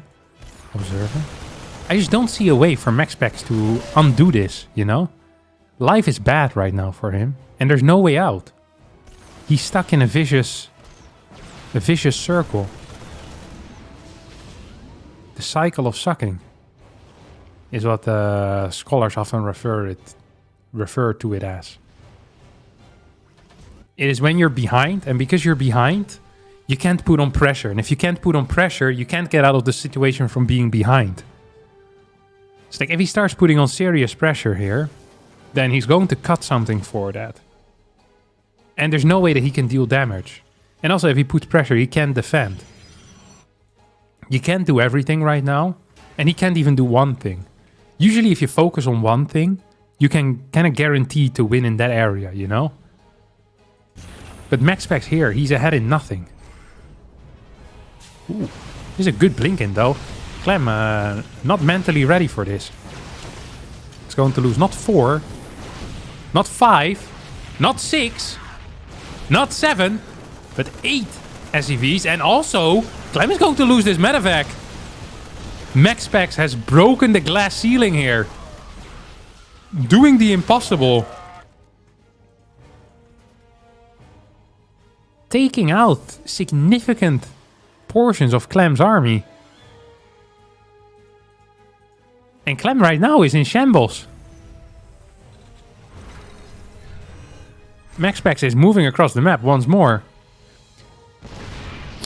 You know what's funny is when MaxPax plays, he makes all of his opponents look like 5.8k players.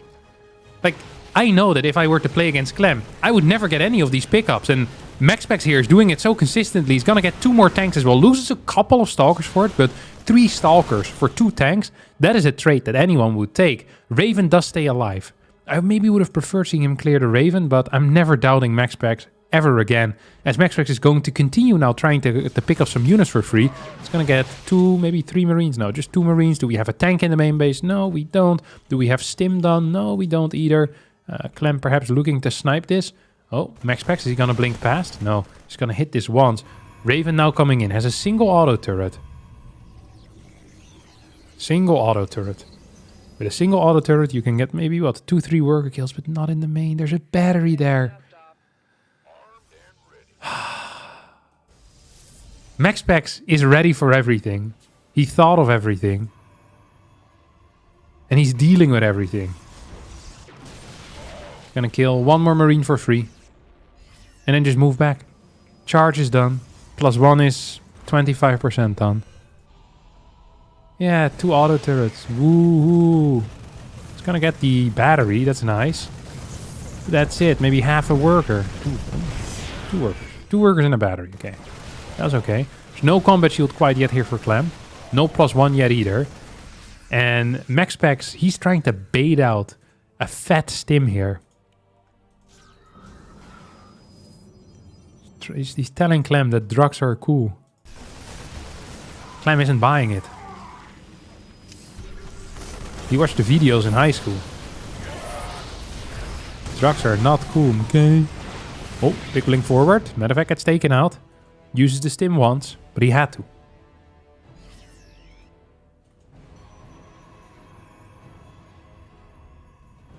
Two Marauders out. 2 Marauders. Not 1, not 3, but 2. Actually, there's 7 already. Oh! Oh, he didn't get it. He didn't get it. And now the Prism is in. And ladies and gentlemen, he's opened the floodgates. Because once MaxPax gets one thing in, then the second thing gets in. And that's this army. Guardian Shield gets used. Prism once again with a fat warp in. 6 SCVs going down. This looks like a dangerous adventure. But MaxPax doesn't go on dangerous adventures. He just goes on adventures that look dangerous for other people, but are perfectly safe for someone like him. As he kills 14 workers, 15 workers with a 4th base up. Colossus being pumped out. Lots of cash in the bank. A Zealot warp in here at the 3rd base right now with the ability to juggle them into the main. These Stalkers are actually in a bit of trouble. Good enough splits here with the Zealots. As 19 SCVs have fallen here. Oh, he's gonna... Oh, look at this. He's going for the orbital. He's going for the juggler. How are Clem's neck muscles today? Oh, powerful as always. All those exercises paying off. But another Zealot warp into the main as MaxPax is going to take this series with a 2-2. Clem leaves with a pound into the GG. He said this is very rare. This is a sign of respect when you send the pound. He said it basically is admitting that you got pounded. Wild moves. Wild moves. Clem giving big respect here to his opponent.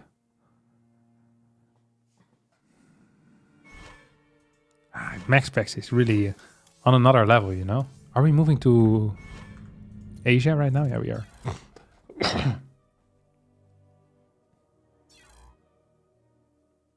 How does he make Clem look like a bronze? Well, Clem didn't look like a bronze there. But he did play moves that shouldn't work against Clem. Because Clem is the best. Australia is laddering. What's MMR? 6159.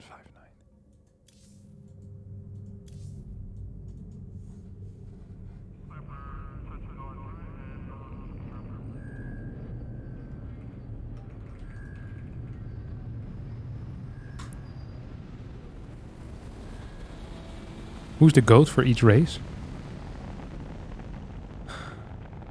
I have no clue. Actually, Maru, Serral, creator?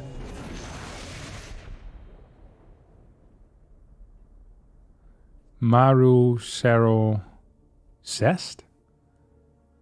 Parting? Wait, I'm not in the channel. Oh my god. They haven't vetoed yet. How is this possible? Make this make sense logistically. We've been sitting here waiting for this game to finish, or they've been sitting there waiting for this game to finish. How have they not started vetoing yet?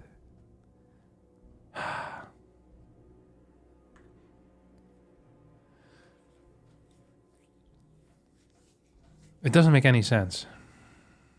I can feel myself getting sick during the day. It's terrible.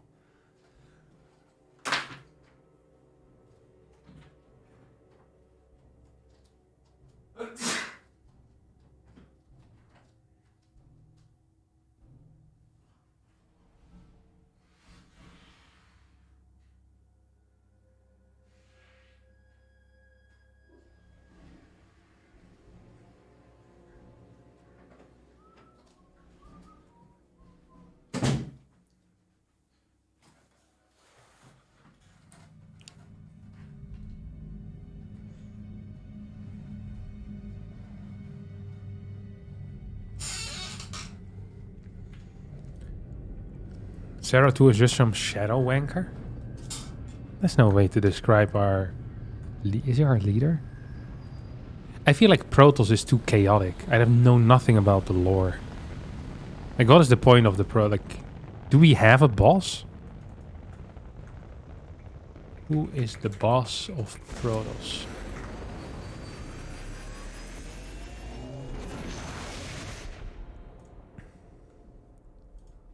Artanis? A High Templar. Who's the most powerful? Ulrezai. It's not a real name.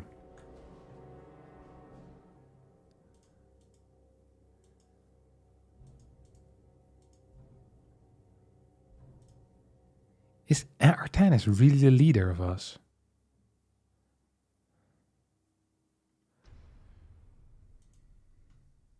Who the hell is Tassadar? Is Tassadar also... he's a Dark Templar, right? Zeratu and Tassadar are Dark Templars. Who the... Nerazim? What is Nerazim? Phoenix. Artanis holds Tassadar in high esteem, and despite being a strong believer in the Kalai system, he also holds the idea of reunification with the Nerazim. Oh, I thought Nerazim was a person.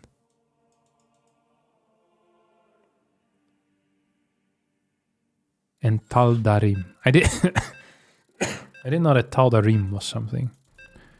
Artanis is responsible for the initial defense of Aiur alongside Phoenix before being dispatched to arrest Tassadar by Aldaris. Classic Aldaris. Artanis, however, sides with Tassadar and helps him defeat the Overmind. Artanis later organizes the evacuation of his now devastated homeworld of Aiur, and with Zeratu undertakes measures to cleanse the Zerg presence on Shakuras through the use of a Selnaga temple. And me. One of these days we're gonna do a research stream. We're gonna study the plot of StarCraft II, so we'll never be wrong again. And then whenever someone asks something, I can answer it. So I thought Nerazim was a female Protoss, to be honest.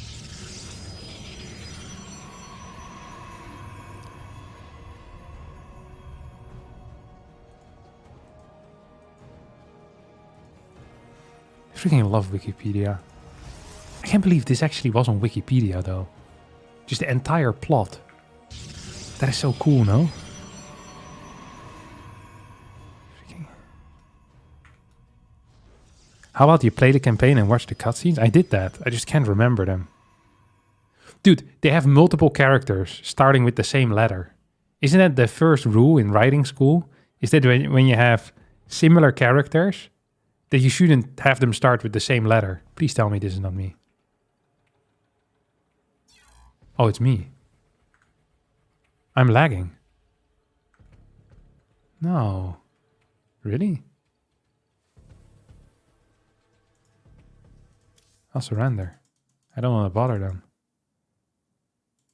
Oh. I never lag.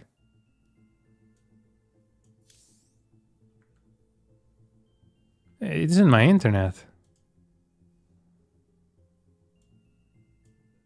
Oh, it isn't me on other streams? So I left for no reason? Oh.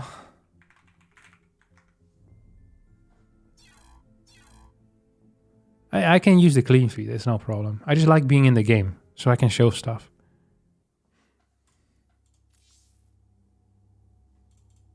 I wonder if they left.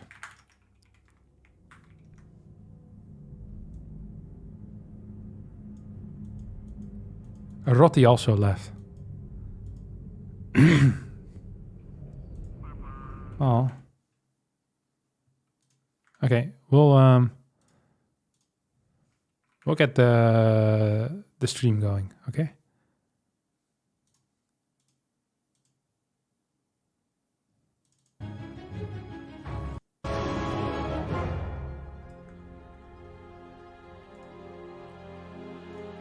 There we go. I'm sorry. It's lower quality like this. So I like being in. And also like figuring out what's kicking off, you know?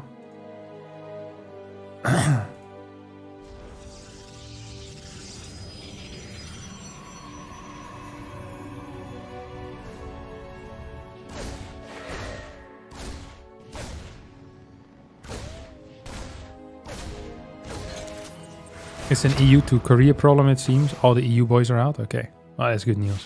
It wasn't just me.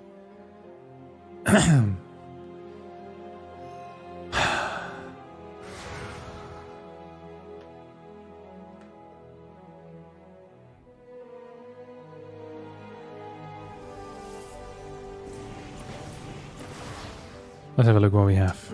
Classic opening up with Blink. Okay. You know...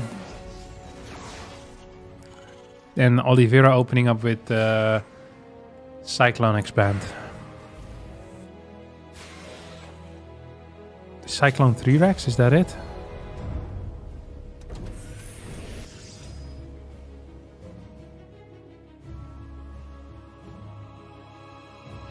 I think it's 2-gate Robo.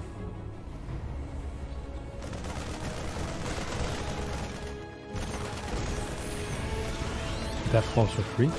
Bad start here for Classic. If I was a Protoss player called Classic right now, I would not be feeling it. Oh, I'll go 3-gate. So, build order theoretical. Classic should be incapable of getting any damage in. However, sometimes you do still. But build order theoretical, you can't get any damage in. It also depends on whether Oliveira is going for the all-in version of this or the defensive version of this particular opener.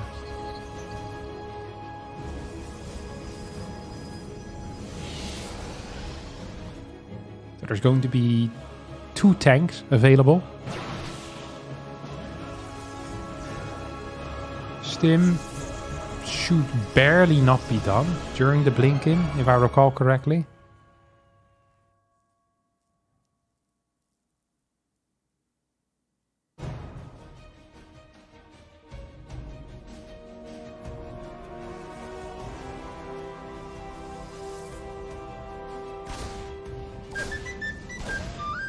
Thank you very much, TGH499, for the subscription.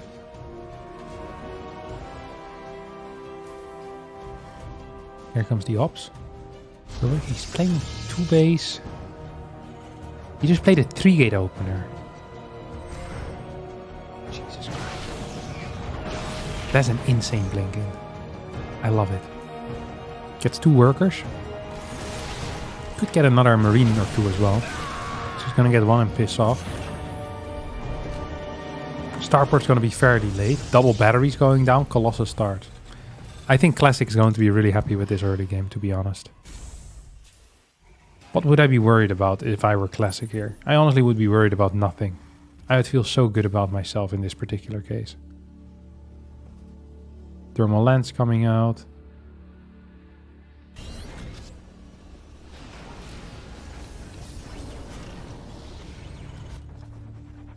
Charge, forge, we have 3 gates.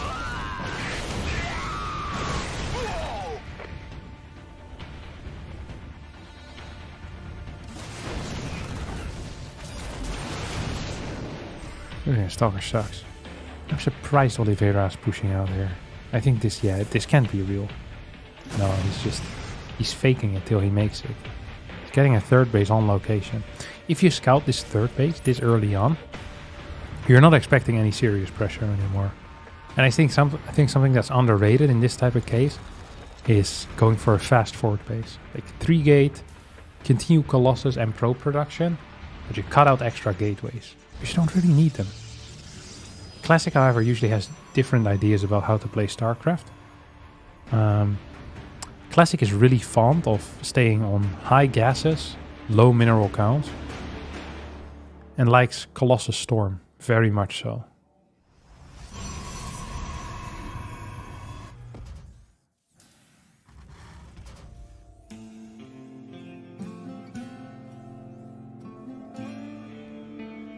Yes, he goes. Ooh. He goes 5 gate plus Templar Archives.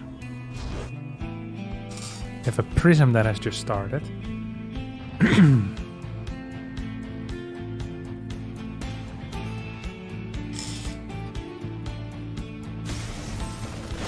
Yeah, he's gonna get Storm. For a second I thought, what if it's actually just an Arkham push? With like 6 gas or so. It's technically possible, but not the case. I'm not a huge fan of Classic's playstyle. It feels like often he gets in really good positions, like early on in the game, and then he kind of ruins it.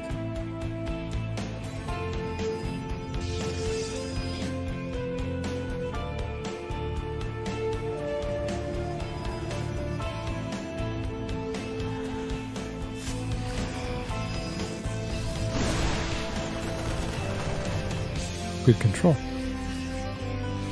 Liberator's coming out soon as well.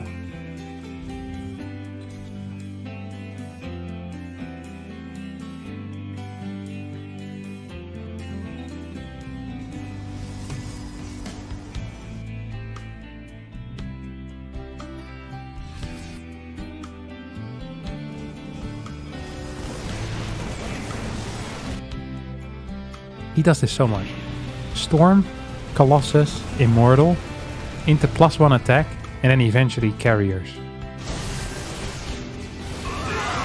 That was a good first storm. That was good second and third storm. That was a good fourth storm. And here comes the Zealot flank as well. Colossus are in some trouble, and Colossus are probably gonna fall, but the Zealot warping from the back could actually push this back completely. Targets the wrong medevac, will take a supply lead, and there are no ghosts out. So if there's any amount of Archons here, if we have any Templar with Storm, it's game over. Now you have a tank and 2 Lips. Lips actually helping a lot defensively in this type of scenario. 5th base already on the way. Not seeing Fleet Beacon yet or Stargates coming down. First Stargates, then Fleet Beacon obviously. As Classic goes up to 160 supply, 8 gases, 81 workers, and he's ready to engage. He's ready to walk into this meat grinder. That is the Terran setup.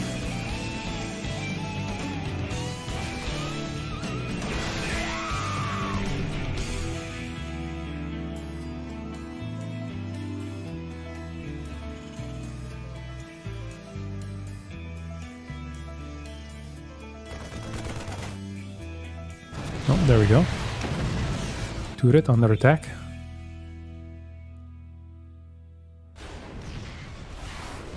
Now we have a Stargate on the way. He's gonna go into his carrier stuff again. No disruptors. He is one of the only players that I know that doesn't like disruptors.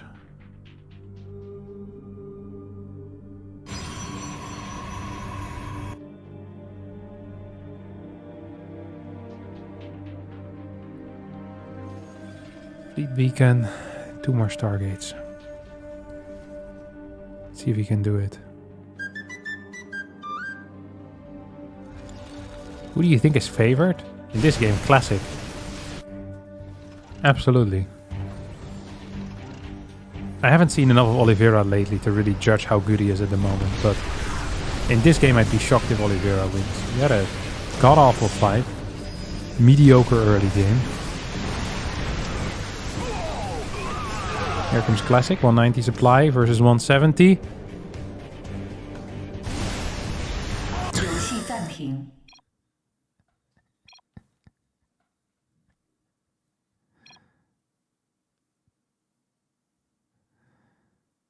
Two people leave.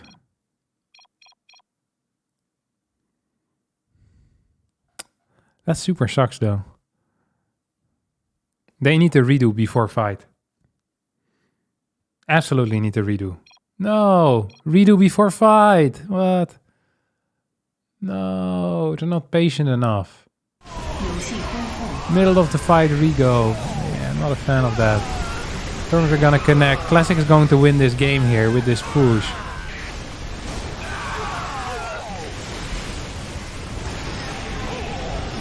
So awkward. Such an awkward game.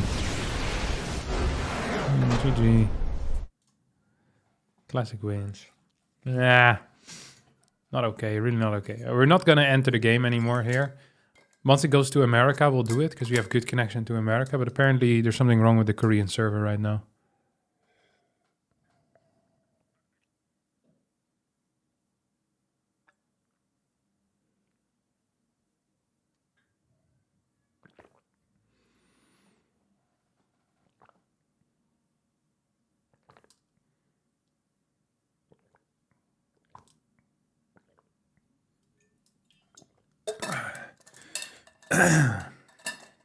Good lord.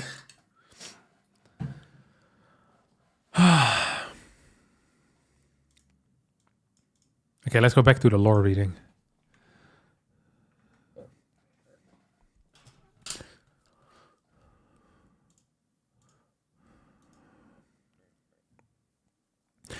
Artanis later organized the evacuation. I wish they had pictures of the guys so I could remember them.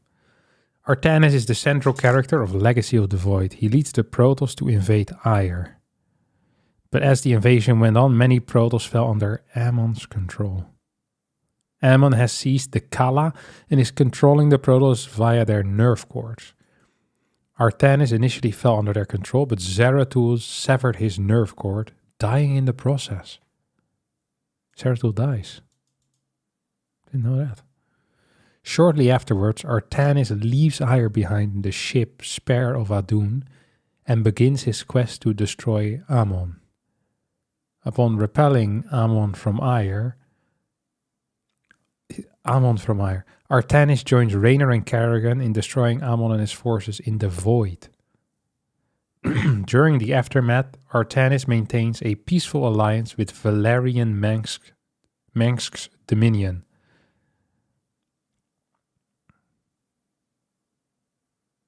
But aren't Raynor and Kerrigan fighting against the Dominion?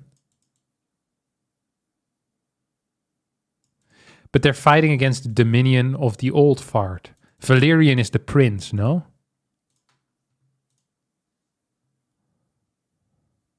Is the young dude. You have the Emperor, it's Arcturus. Neil falls in prison. Lol. Tosh.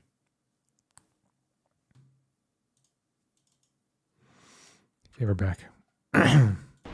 Game number 2.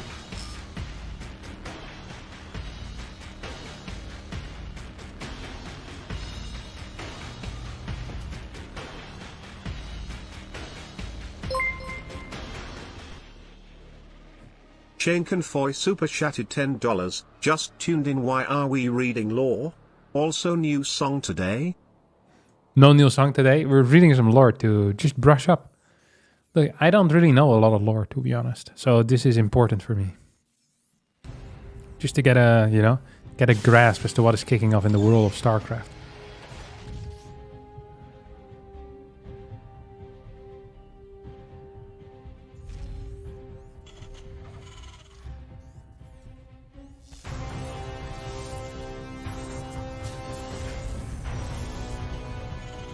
Valerian is a... I know what Valerian looks like. I also know what Arcturus Mengs looks like.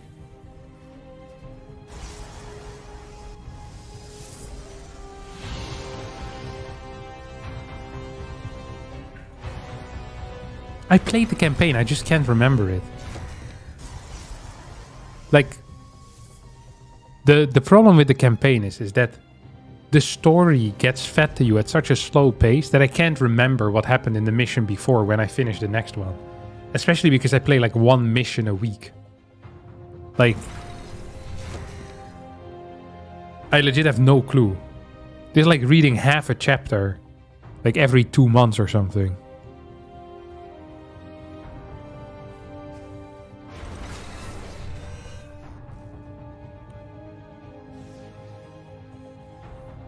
Like, I also haven't read any of the lore books. Okay, what was this opener? Reaper, Marine. Could actually get this, couldn't he? He will get it. It's a good trade here for Oliveira.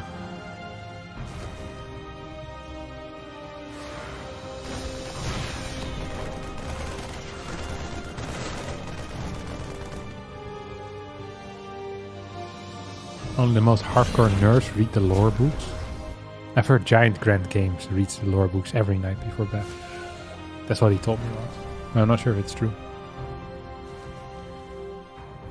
Just keeps repeating them. And during his workouts, he listens to the audiobook versions.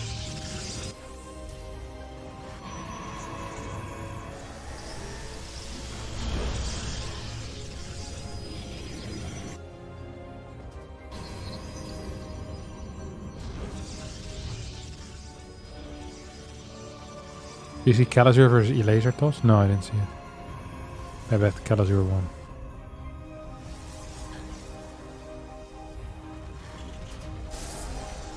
Okay, let's have a look at the builds. I haven't really been paying attention, my bad.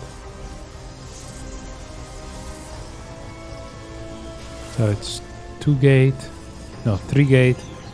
He places a lot. 3-gate Blink into Colossus. Into whatever the hell else. I think if you're gonna play 3-gate Blink, you might as well build a Prism, to be honest. Oliveira's hitting world's latest drop timing. He's going to hit 4 minutes and 50 seconds in.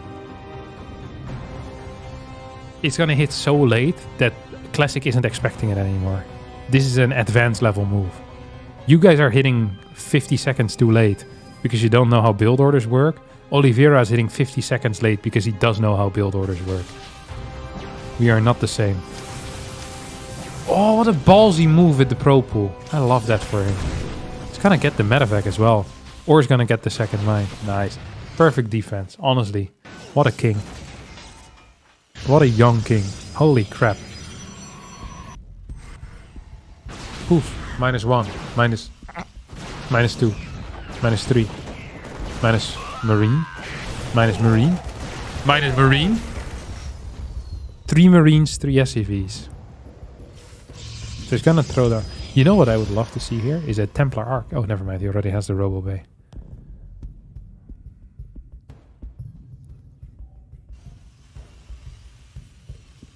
Fun fact about the Legacy of the Void intro, that pylon being made takes exactly the right amount of time in the video game as well. Really? That is a very cool detail that I didn't know about. I'm gonna watch the Legacy of the Void intro after this series. And then we're gonna read some more lore. God, I'm really interested in the lore now. Is there like maybe like a plot somewhere that I can just read? Good control. Honestly, Oliveira is just getting blasted here. This shouldn't be a close game. Jesus Christ. Make it stop.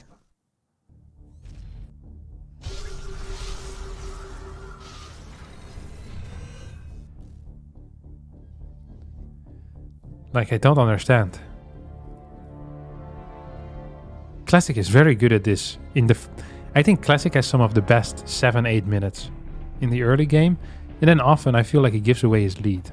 like if you give Max Packs the position that Classic gets consistently, I don't think Max Packs will ever lose a game, to be honest. Like ever.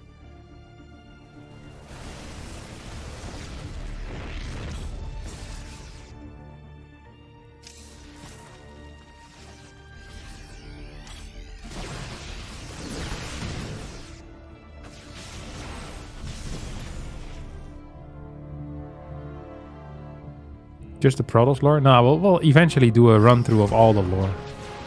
So we have like a general overview of what went on. So I can make references to lore in future videos. But this reminds me of when Valerian attacked Kerrigan. Classic mistake. And he paid for that mistake.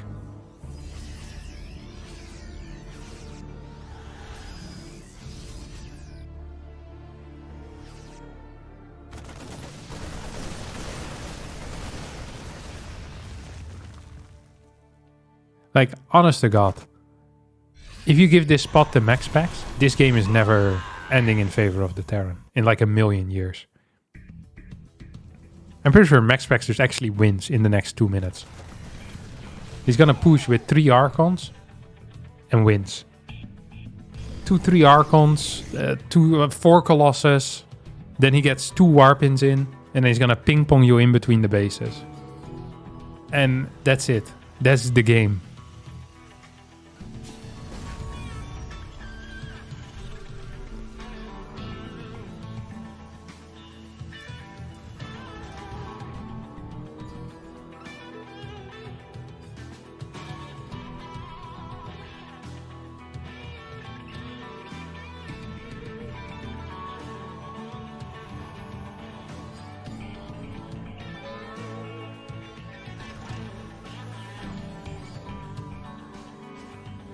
He's very systematic though, Classic, you know? Always does the same thing.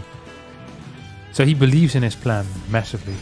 Like, Second Forge, Stargate. Why is he getting shield weapons? Or shield, I don't like that. Get armor instead. And +1 on air. It's always the same. This guy has one gear. Winning.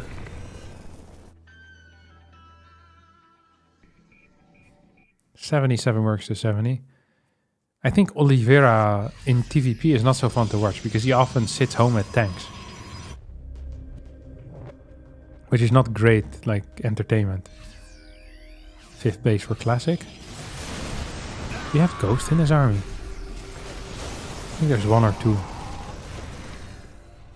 2 upgrades for Oliveira.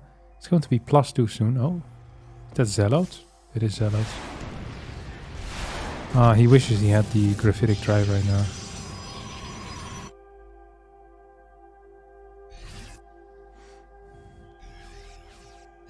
This actually is a powerful push though. If he hits his EMPs well, he could maybe win. Because he has good counters against the Colossus. So then all that's left is Templar. So it's all going to be about the EMPs. If you hit the EMP, you're probably fine. Planetary is gonna finish soon. It's gonna lose like 12 workers before though. If you lose the tanks, that would really suck. Well. Yeah, lose the next one as well. Okay, he might just die now again. First 2 carriers already on the way, but no upgrades for them. No +1, no nothing. 76 workers to 63. Hey, this game is war over.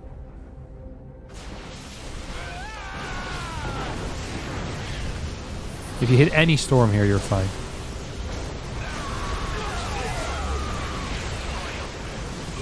One more storm.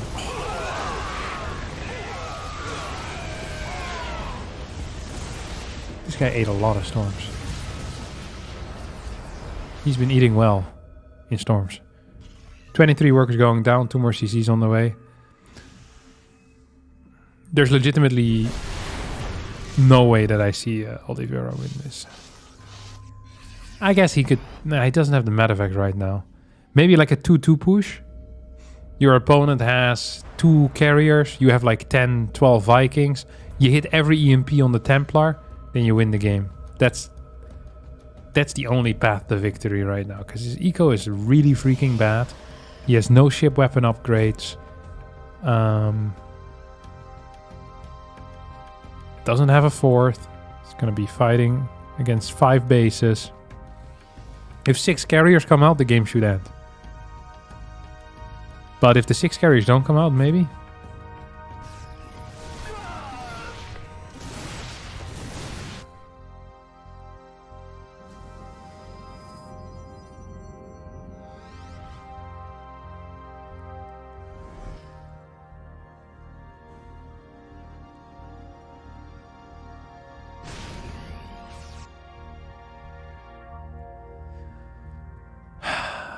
I wonder what Oliveira's plan actually is.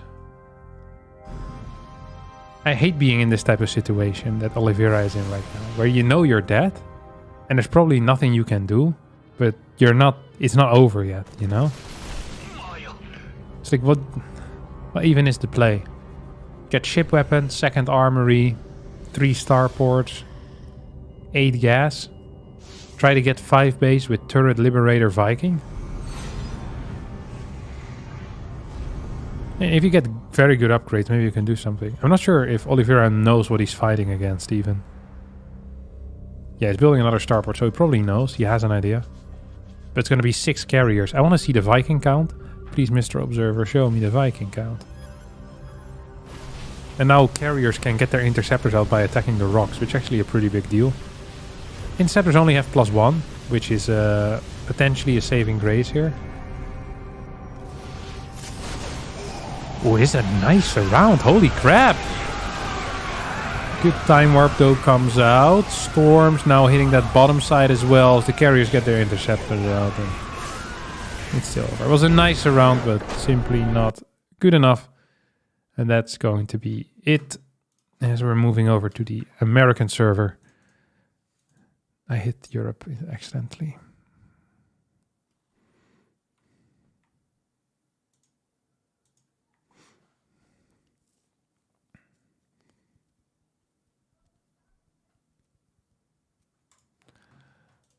Okay, we're waiting for Max Packs and Classic DeVito.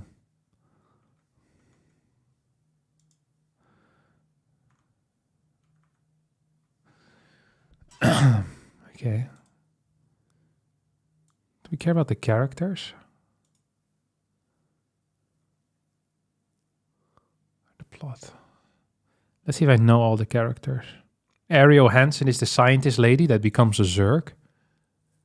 Matt Horner is the guy that is together with his wife in co-op.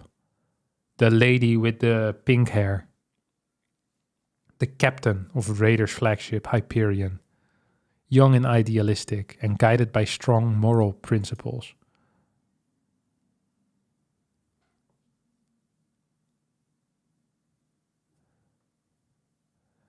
Rory Swan, that's the fat Mac guy, right? Chief engineer. Statman is the crazy scientist. Tychus, the guy in the suit.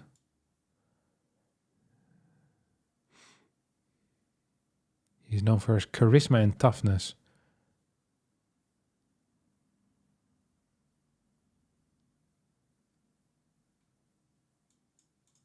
Epic.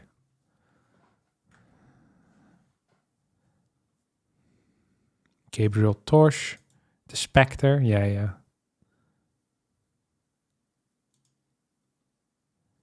Surely this is not everyone, right? The Terran Dominion. Oh.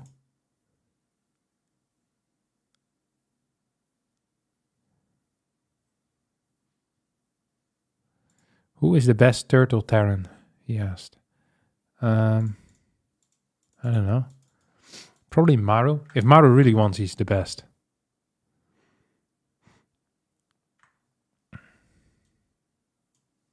Maru, I'd say for Maru. And he does it quite a bit against Zerg, but not against Terran usually.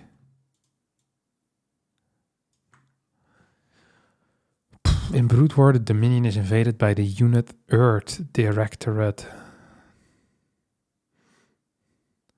and Mengsk narrowly escapes capture with the reluctant help of Raynor.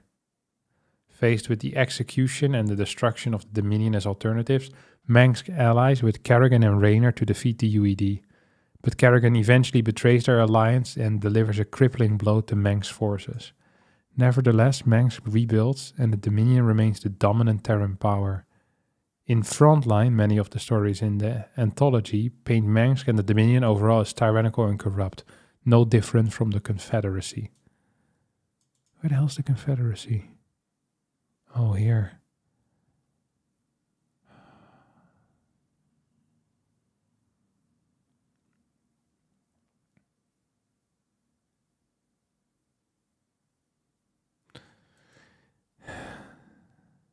Wings of Liberty, Mengsk and his son Valerian find the Dominion opposed by several rebel groups. Mengsk suffer compound setbacks during the game, initially due to the mass invasion of Dominion space by Zerg forces, which catches the Dominion military and Mengsk unprepared, and later from Raynor's raiders who capture and broadcast proof of... Yeah, I remember this mission. You have to download it or something, and then you broadcast it. Nice propaganda. Despite these setbacks, Arcturus managed to overcome these hardships, maintaining his position as Emperor of the Dominion for the remainder of the game.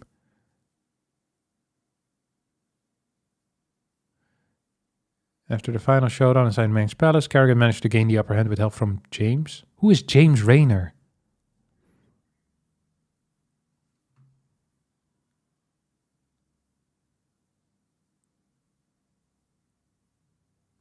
Is it supposed to be Jim Raynor, or is it like his full name or something? Is his brother? What?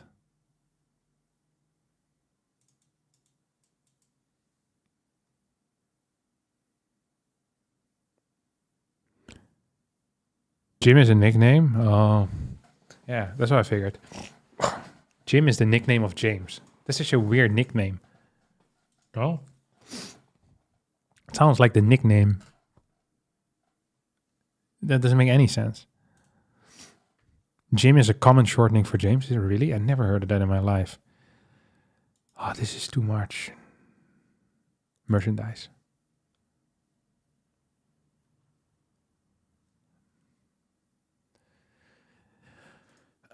The Overmind is the center of the Zerg Swarm's hive mind society, created by the Xel'Naga as a single consciousness for their experiments on the Zerg. Single consciousness for their experiments on the Zerg. It is the antagonist of STARCRAFT. Wait, we're leaving?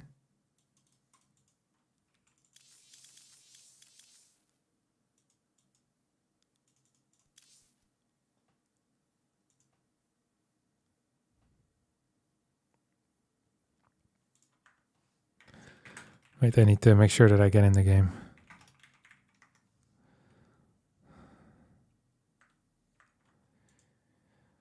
A lot of nicknames became a thing because they rhyme. Apparently that was a common thing to do back in the day. James, Jim. That doesn't rhyme.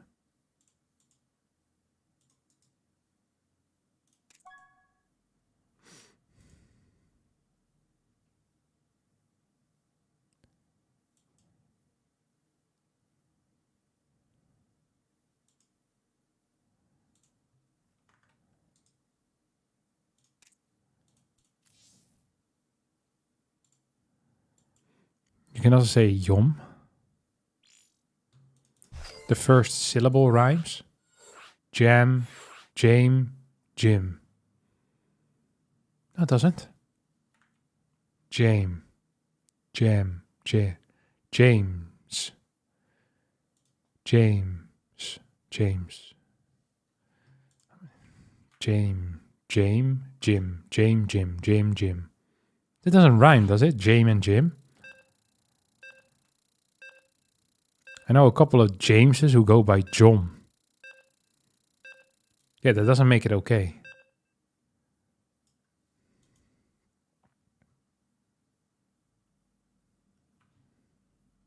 Why should it rhyme? I don't know. That's what the guy said, that it rhymed. I didn't say nothing about it rhyming. Someone else said it rhymed. I said Jim and James doesn't rhyme, and then someone said the first syllable rhymes, which is also not true. So I think I've been lied to 3 times there.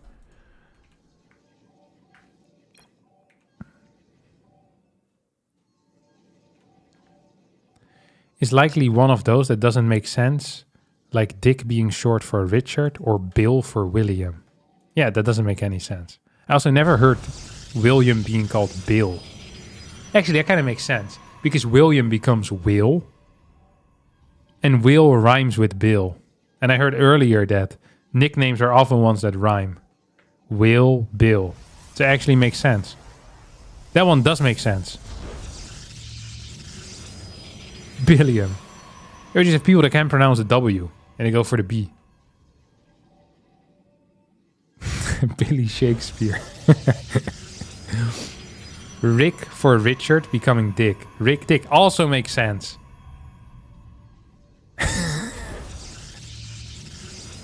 Mike becomes Michael. No, Michael becomes Mike, isn't it? Otherwise...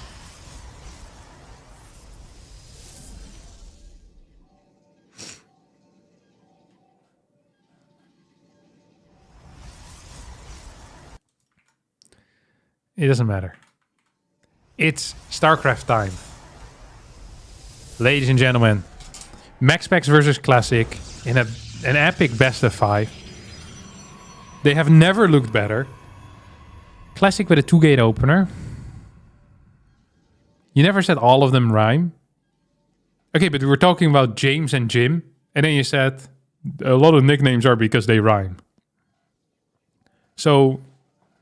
the insinuation, it was implied that it was supposed to rhyme. The implication was clear. It's okay if you didn't know that Jim and James doesn't rhyme. Whenever you... So, we used to play a game in King's Cup where you had to rhyme with words. So, one person would pick the first word, and then the next word would have to rhyme on that. And it sounds like a very easy game, a childlike game almost. But if you play this game with French people, it never ends well. Because French people, they have a weird sense of rhyming. In French, apparently, words don't need to sound alike at all. They can be completely different words. But if one of the letters is in common, they'll pretend like it rhymes. And every single time we played this in King's Cup with French people, we got into some serious civil wars. Which is not really a civil war, I guess, it was with the French. But I'm pretty sure that to a French person, James and Jim might actually rhyme. So you could have a good argument there. What is this wall? Did he forget? I feel like Classic didn't see that this was open. That's pretty crazy, no?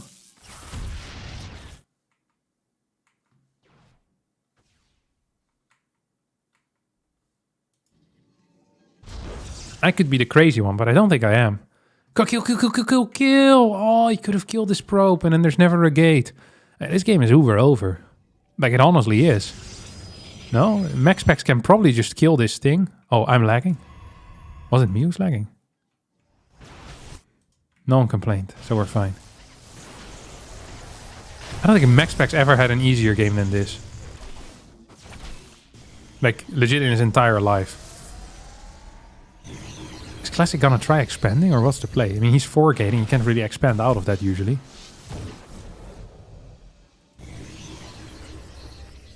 MaxPax is confused, just like I am. He's like, oh, that wasn't a wall. That's a terrible wall. Then the Oracle killed a Stalker. The pylon went down. If this wins, then Classic is a god. But this really shouldn't win. Like, in a million years, this should never win. This should never work.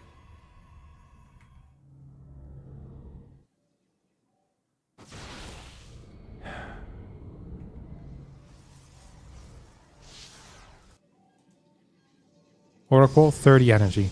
At 50, it's gonna come back in, put down a stasis ward. Are we building sentries defensively? No. We're gonna get our next gas already. Ooh, some force fields. That's tasty. That's one unit that you won't see again. Here comes the stasis. Soon.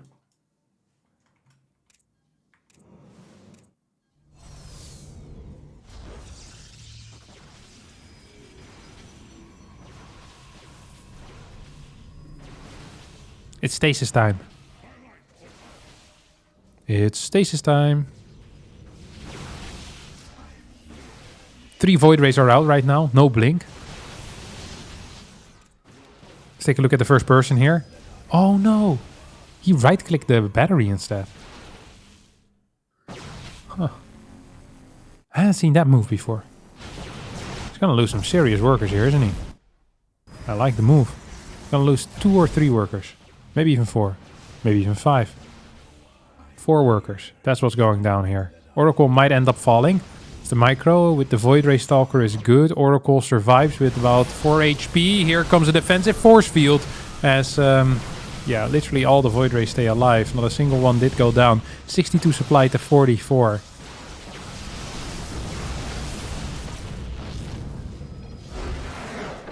Max Pax wins game number 1. That was an easy win.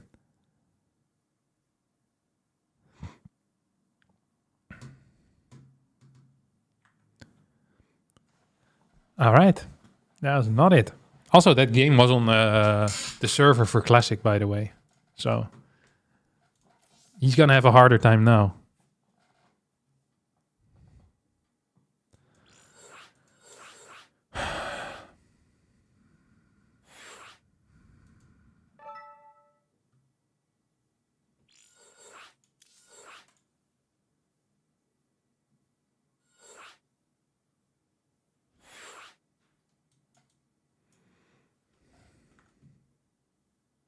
I just went to get a snack before the fight. What happened? The game ended. It wasn't necessary. It wasn't playable, I think. Oh, they play post-youth next.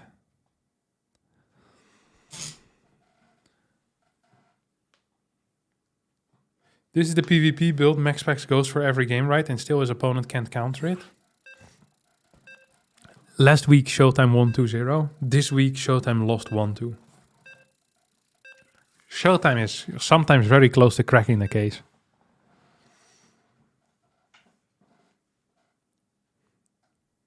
You know what the thing is? Is that yes, Max Pax has a very high win rate in PvP, but he also has a very high win rate in the other matchups. So people look at this and think to themselves, the reason why he has a very high win rate is because of his build. I'm not actually sure if this is true. I wonder what would happen if Max Pax were just to play some 2-gate builds. Sentry Stalker right now allows for very clean early games, honestly. Like, very consistent, which is what Max Pax likes. So, I'm surprised to not ever see him play that post-patch, now that Sentries have been buffed. Like, we're kind of expecting Max Pax to have a high win rate, because he's the best Protoss player that we have in Europe. He has the best win rates in PvZ, he has the best win rates in PvT. So we're expecting him to have the best win rates in PvP as well. Max has a 65% win rate in other matchups. You raise a good point. But at the same time, I think he's going to be playing against lower level Protoss players on average than against the Zergs and the Terrans, because his MMR is so freaking high. So I think a lot of his Zerg games are going to be against Serral Raynor, and a lot of his Terran games against Clem and Hero Marine. While there's many more Protoss players that are actively laddering. But I don't know, like it's hard to say. I just would like to see him try something else.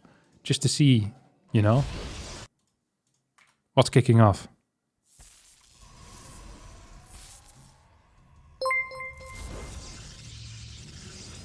Shane Confoy super chatted $5. Worst wall since Harstam vs Showtime ESL round 2 week 15 2021. I can't remember that wall. But appreciate the 5 USD, Shane. I'll have a look at that wall. See what happened there. Either way, we have a 1-gate expand versus a 1-gate expand. Neither player having been capable of getting the base up quite yet. If there's someone that's going to be capable of cancelling the Zealot, I think Classic is more likely to do it. He is someone that doesn't like finishing his Zealot. He's a Zealot canceller. He's gonna do it. Cancel, cancel, cancel. I knew it. Oh, he didn't get it up. He couldn't get it up. Oh no. I mean, it's still gonna get up a little bit later. But the Zealot didn't finish. I think this is still very good for Classic, to be honest.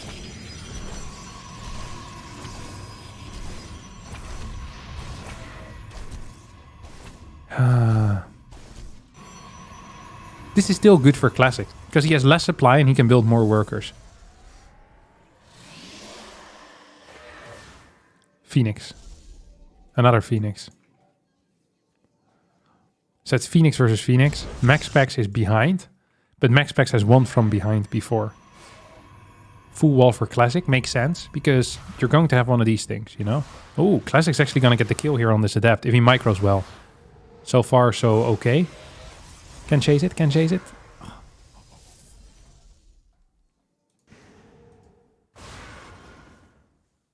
Oh, one more.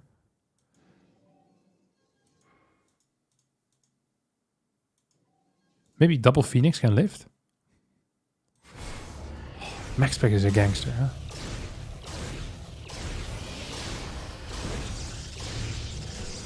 Stella's not gonna die.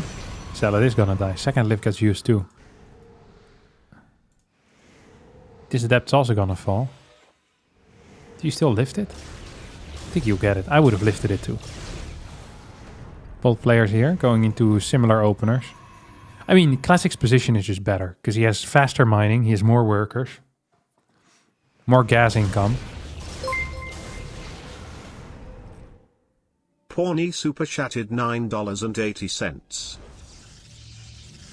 Thank you for the 250,000 VND. I don't know what that is, VND. I've never seen that particular currency, but appreciate it. What's it called? The Vietnamese dong. It's a sick name for a currency.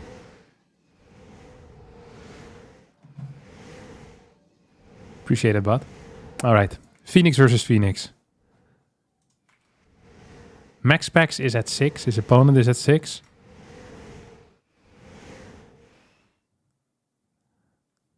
No fleet beacon for either player.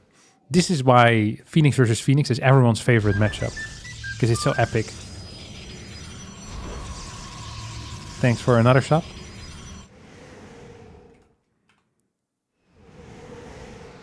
Look at all the action that's happening here. This is StarCraft II, my friends. Fleet beacon coming down. It's Classic who folds first, who says, hey, I want to get that up. Actually, he's completely fine, because he's going to have the same Phoenix count, a faster Nexus, faster fleet beacon. So it's impossible for him to lose a fight, unless he gets out-microed. That's the only possible way. Or can I get a battery right now? Plus it takes 2 gases. He's going to send his probe across the map. Get some more scouting as well. MaxPax being very far out.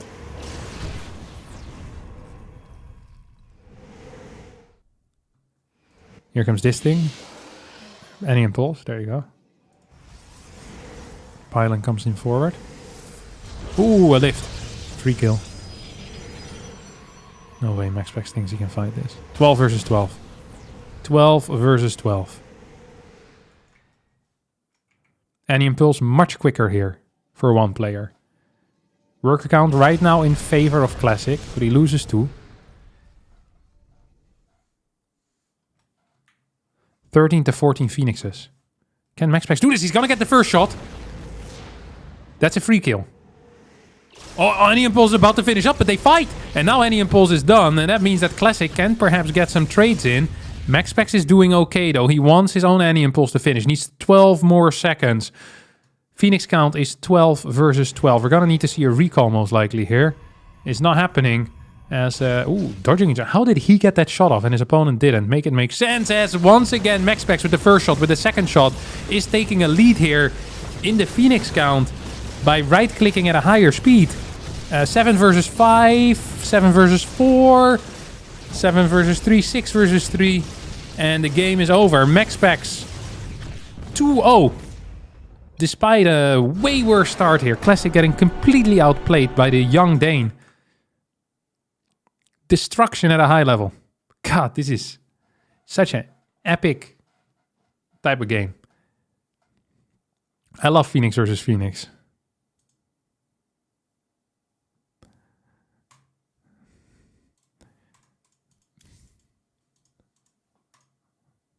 Why no music? Oh, sorry. Must have been tuned out.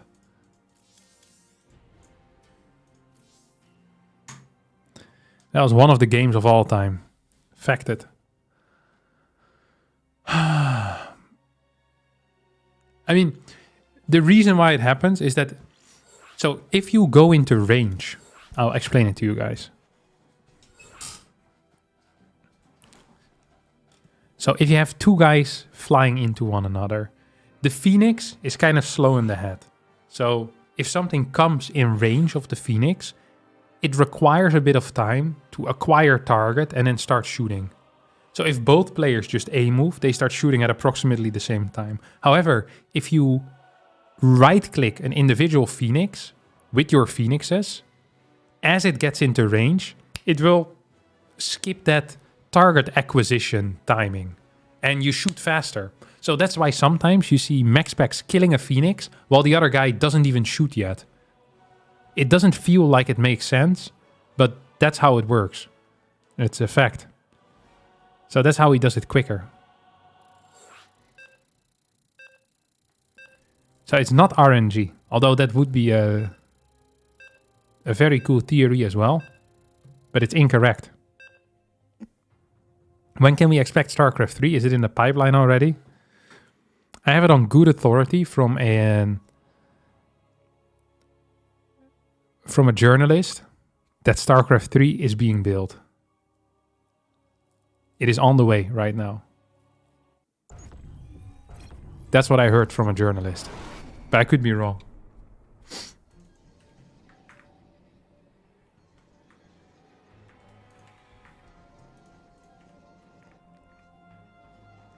An authority in the space. In the gaming space.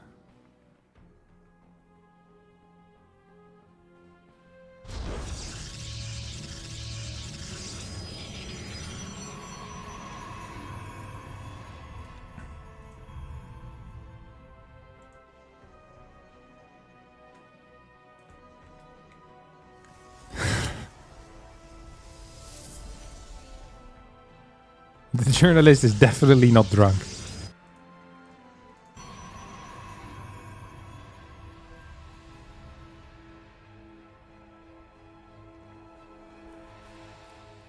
Who's better, you or Rotti? What do you mean, at StarCraft? I would be better. But as a human being, he would trump me in most ways.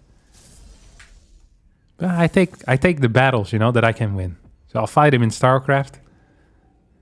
Another human-to-human comparison. Alright, let's see what we're getting here. El Maximus Paximus. 2-0 versus Classic. I heard it's going to be a thrilling third game. I have it on good authority, actually, that we're going to get another Phoenix versus Phoenix. Oh, Classic, you're such a... You dirty Protoss player. Oh! A gas steal.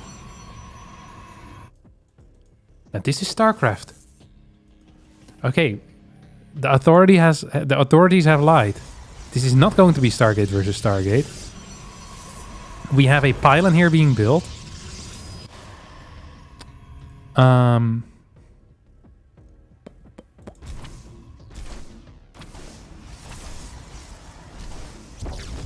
Isn't Classic just screwed now? I don't know. He got a fast Nexus. He's still gonna get a second gas. He can play pure gate in the early game, and it should be decent, maybe? Like, he made his bet. If you go for a fast Nexus delaying your second gas, you're going to skip on Stargate versus Stargate. That's a given. So he knew this was gonna happen. MaxPax taking his gas is actually doing him a favor, if anything. Because MaxPax spent another 70 minerals into something that isn't a Nexus. Or a pylon, or another unit. So I kind of... Like, I don't like this position necessarily for Classic, but I don't mind it. Like, this is what he wanted. So I don't like it, but this is what he signed up for. And you can't be upset then. This is like ordering a poop sandwich. Would I personally do it? No. But I don't think Classic is going to be upset by getting a poop sandwich after ordering it. That's what I'm trying to say. He's gonna need to recall these guys, isn't he?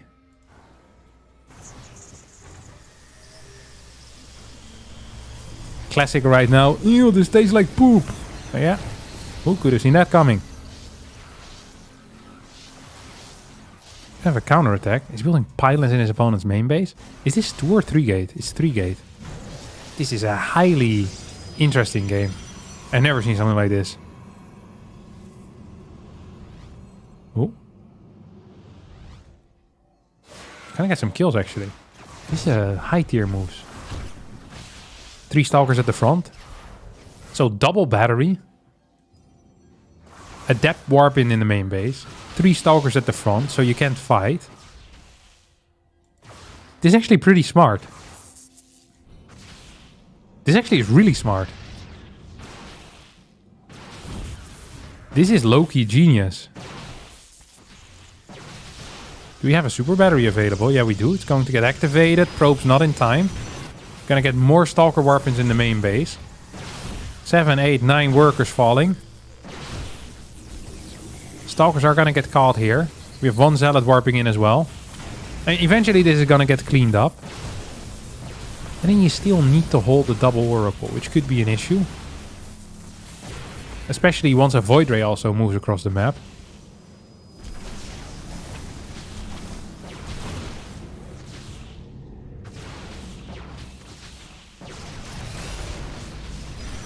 Okay, double Oracle comes in. This guy has some energy too. Could probably get a couple of kills in, if you want to. Don't have to, of course. You can also decide not to get any kills. 16 workers to 30. We have more Adepts being warped in. 2 Adepts still roaming around. 2 more in the main base. Stalkers warped in. This gas is now under heavy fire.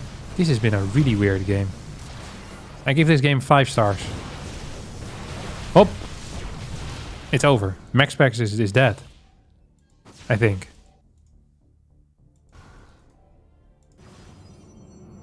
The king has fallen.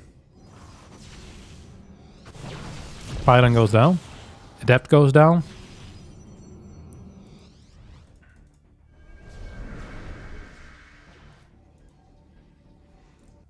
This game was a massacre. 25 to 12.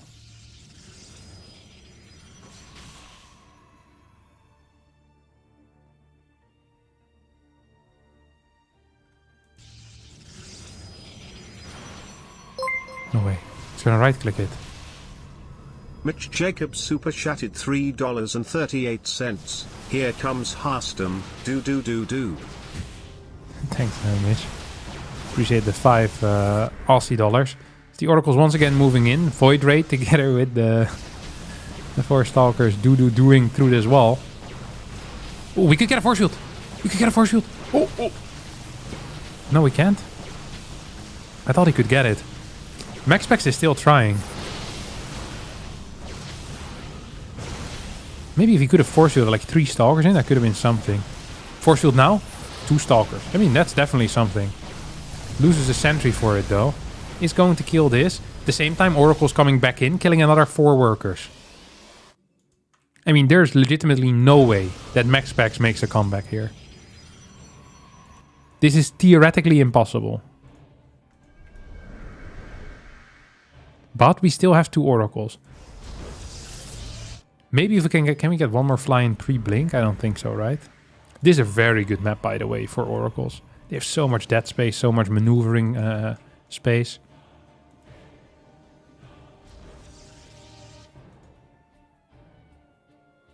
So what would be the answer here to MaxPax's troubles? Not being supply blocked, that doesn't help. If Classic decides to all-in his opponent here, that could be very helpful. Classic's gonna jump over this. Yeah, and all-in would be the best case scenario for max packs. Because max packs in that case can maybe defend and at the same time deal some counter damage. A third base is a problem. Okay, here comes the blink. Immortal's gonna come out right as the Stalkers move in. Unfortunate timing. This is... Oh my... That was the worst possible blink imaginable. But it's still fine. That was legitimately the worst thing he could have done.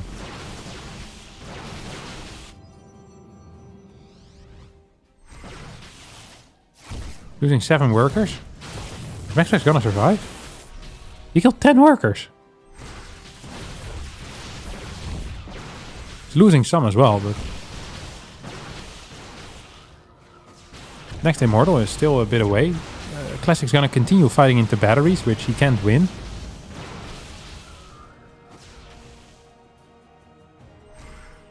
Maxpack stays alive, but in a bad spot. There's 2 Adepts out on the map, by the way. As one Oracle has now fallen, second Oracle's gonna go down. Aye, that's the end of the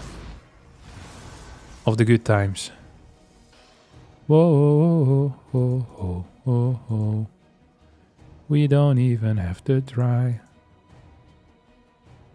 It's always a good time. GG. Good call, because the game was legitimately over. Yeah, Classic really made it impressively close. He almost managed to snatch defeat out of the jaws of victory.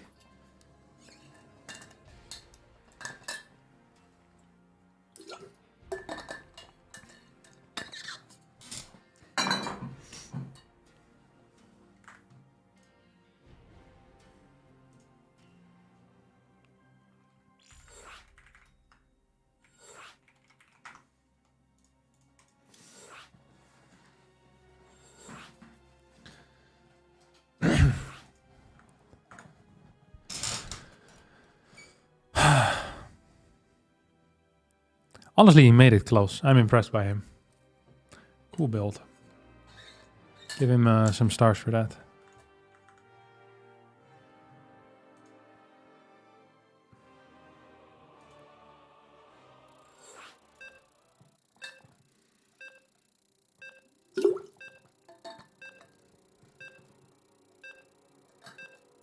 How's the weather in the Netherlands? I don't know. I haven't been outside today. Like only in the morning. Let's see, it's like 20-ish degrees. Bit higher. 23 or so. So nice weather. I guess. I don't know. I also don't have like my windows always. I got the blinds in front of it, so I can't see outside.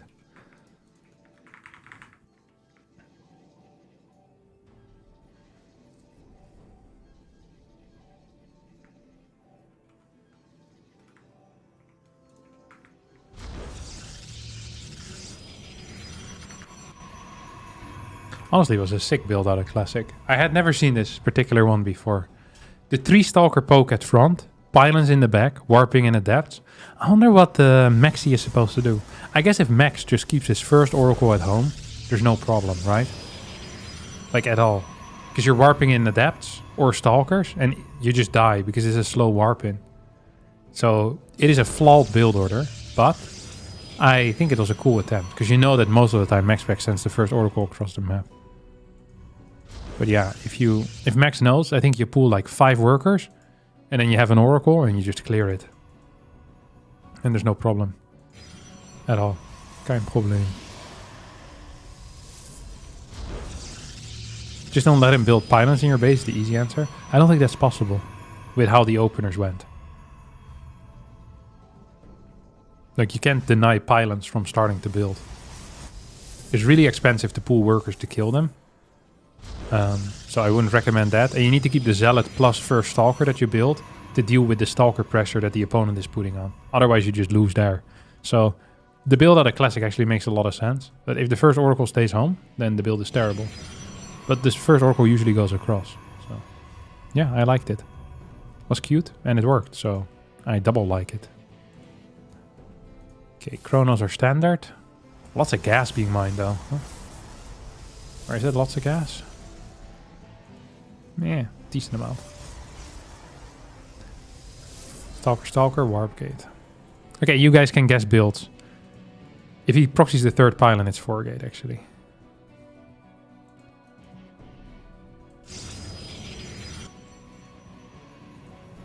It's so important to not chase the probe. Oh, he's gonna chase the probe. If he finds this pylon, the game legit ends. Because then the Zealot just eats it. It eats it alive. It's gonna be 4 gate. What if he makes a robo at the proxy? That's bad. So I'm glad he didn't. He needs to build a gate right now. 4th gate, 4th gate, 4th gate, 4th gate, 4th gate. He's late.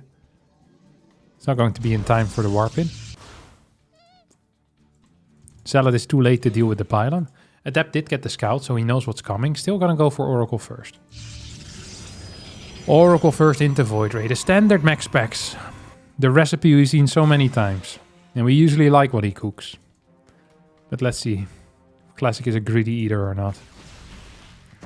What are we up to here? Probe's coming down already to start mining. Oracle comes in defensively, and that is -2 Oracles. Or sorry, -2 Stalkers.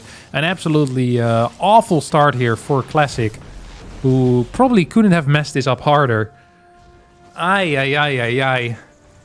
Getting a little bit too deep to try and clear that Stalker, and as a result, he gets cleared himself, and that is how things usually go against mech specs. You attempt something funky, mech spec smells it. He throws you in the pan with the food. Void Ray now coming out. The first 3 Stalkers coming in. Next Stalker being warped in here as well. There is a battery defensively, and that means that this Oracle can't do anything at the moment. We're going to have our 3rd battery about to finish up. There are a lot of Stalkers out, but this should not be it here. This should just not be it. As 1 Stalker gets taken out. Next Stalker probably in some trouble as well. This bad boy is in the deep red already. A 2nd Void Ray now on the way. We have a single gate. Continuous Stalker production probably behind this. And our next Void Ray starting soon as well. Here comes the 2nd gate. As another Stalker goes down. And a new Void Ray starts as well. 53 supply to 42. Stasis is not being used. Instead, we're getting a right click here on this battery. That means that Classic feels forced to warp in a Stalker. I mean, I don't really see how this is gonna go well here for our good friend Classic. A little bit of a supply block for Max. Sentries now coming out. Sentries can of course help with the damage output. Their tickle beam is dealing significantly more damage these days. Maybe waiting for a Guardian Shield and then going in could be a cool move. It's not doing it so far. But ideally we have a Guardian Shield when there's no super battery available. MaxPax hasn't used the super battery yet, has energy available for it. Stasis Ward is going to be active in about 15-16 seconds. Here comes the Guardian Shield, moves in, double taps the Void Ray. As a Zealot gets taken out as well. Now tries to double tap the next one, does get it too. Good control here out of Classic. Will lose a bunch of Stalkers. The overall resources lost heavily in favor of MaxPax. Oracle still alive. Lost a little bit of energy. I'm not sure if it killed anything. Maybe a probe, maybe no. We still have loads of these guys though. And there's 2 gateways out at this point. Every second that goes by is a great second here for MaxPax, who's going to be adding a 3rd gateway at some point, and then a 4th, and then a 5th. Now we already have a sentry coming in. Super battery still can be activated. Here comes the force field as Classic tries to engage into this, but the super battery is helping out. Stalkers are not falling, and that is going to be it for this game, and thus for this series. Classic is now 9 Stalkers versus 6. There's also still 3 Void Rays. And more Void Rays are going to come in. 3rd gateway halfway done. This game is absolutely over. Probe can still be pulled as well, of course. Yes, the super battery ain't active no more, but the prismatic alignments are. And this is just simply going to be it. There goes Classic. On his way back to the lobby screen. As MaxPax wins this week's Kung Fu Cup with a 3-1 score. Impressive road to the rank 1 here as well. Taking out Clem, Showtime, Riang, Young Yakov, and ending it with Classic. 5 stars for that, honestly. Well done. Once again, showing that he's the best. Hero not participating this time around.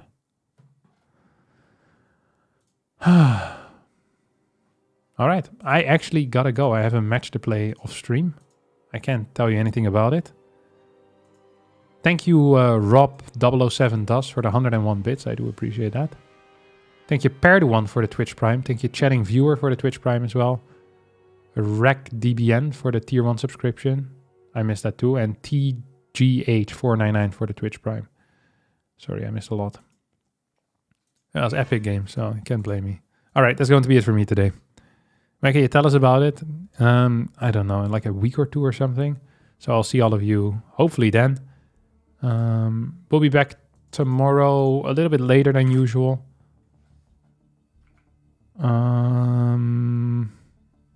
Yeah, a little bit later than usual. I think tomorrow I have something. All right. See you. Ciao, ciao.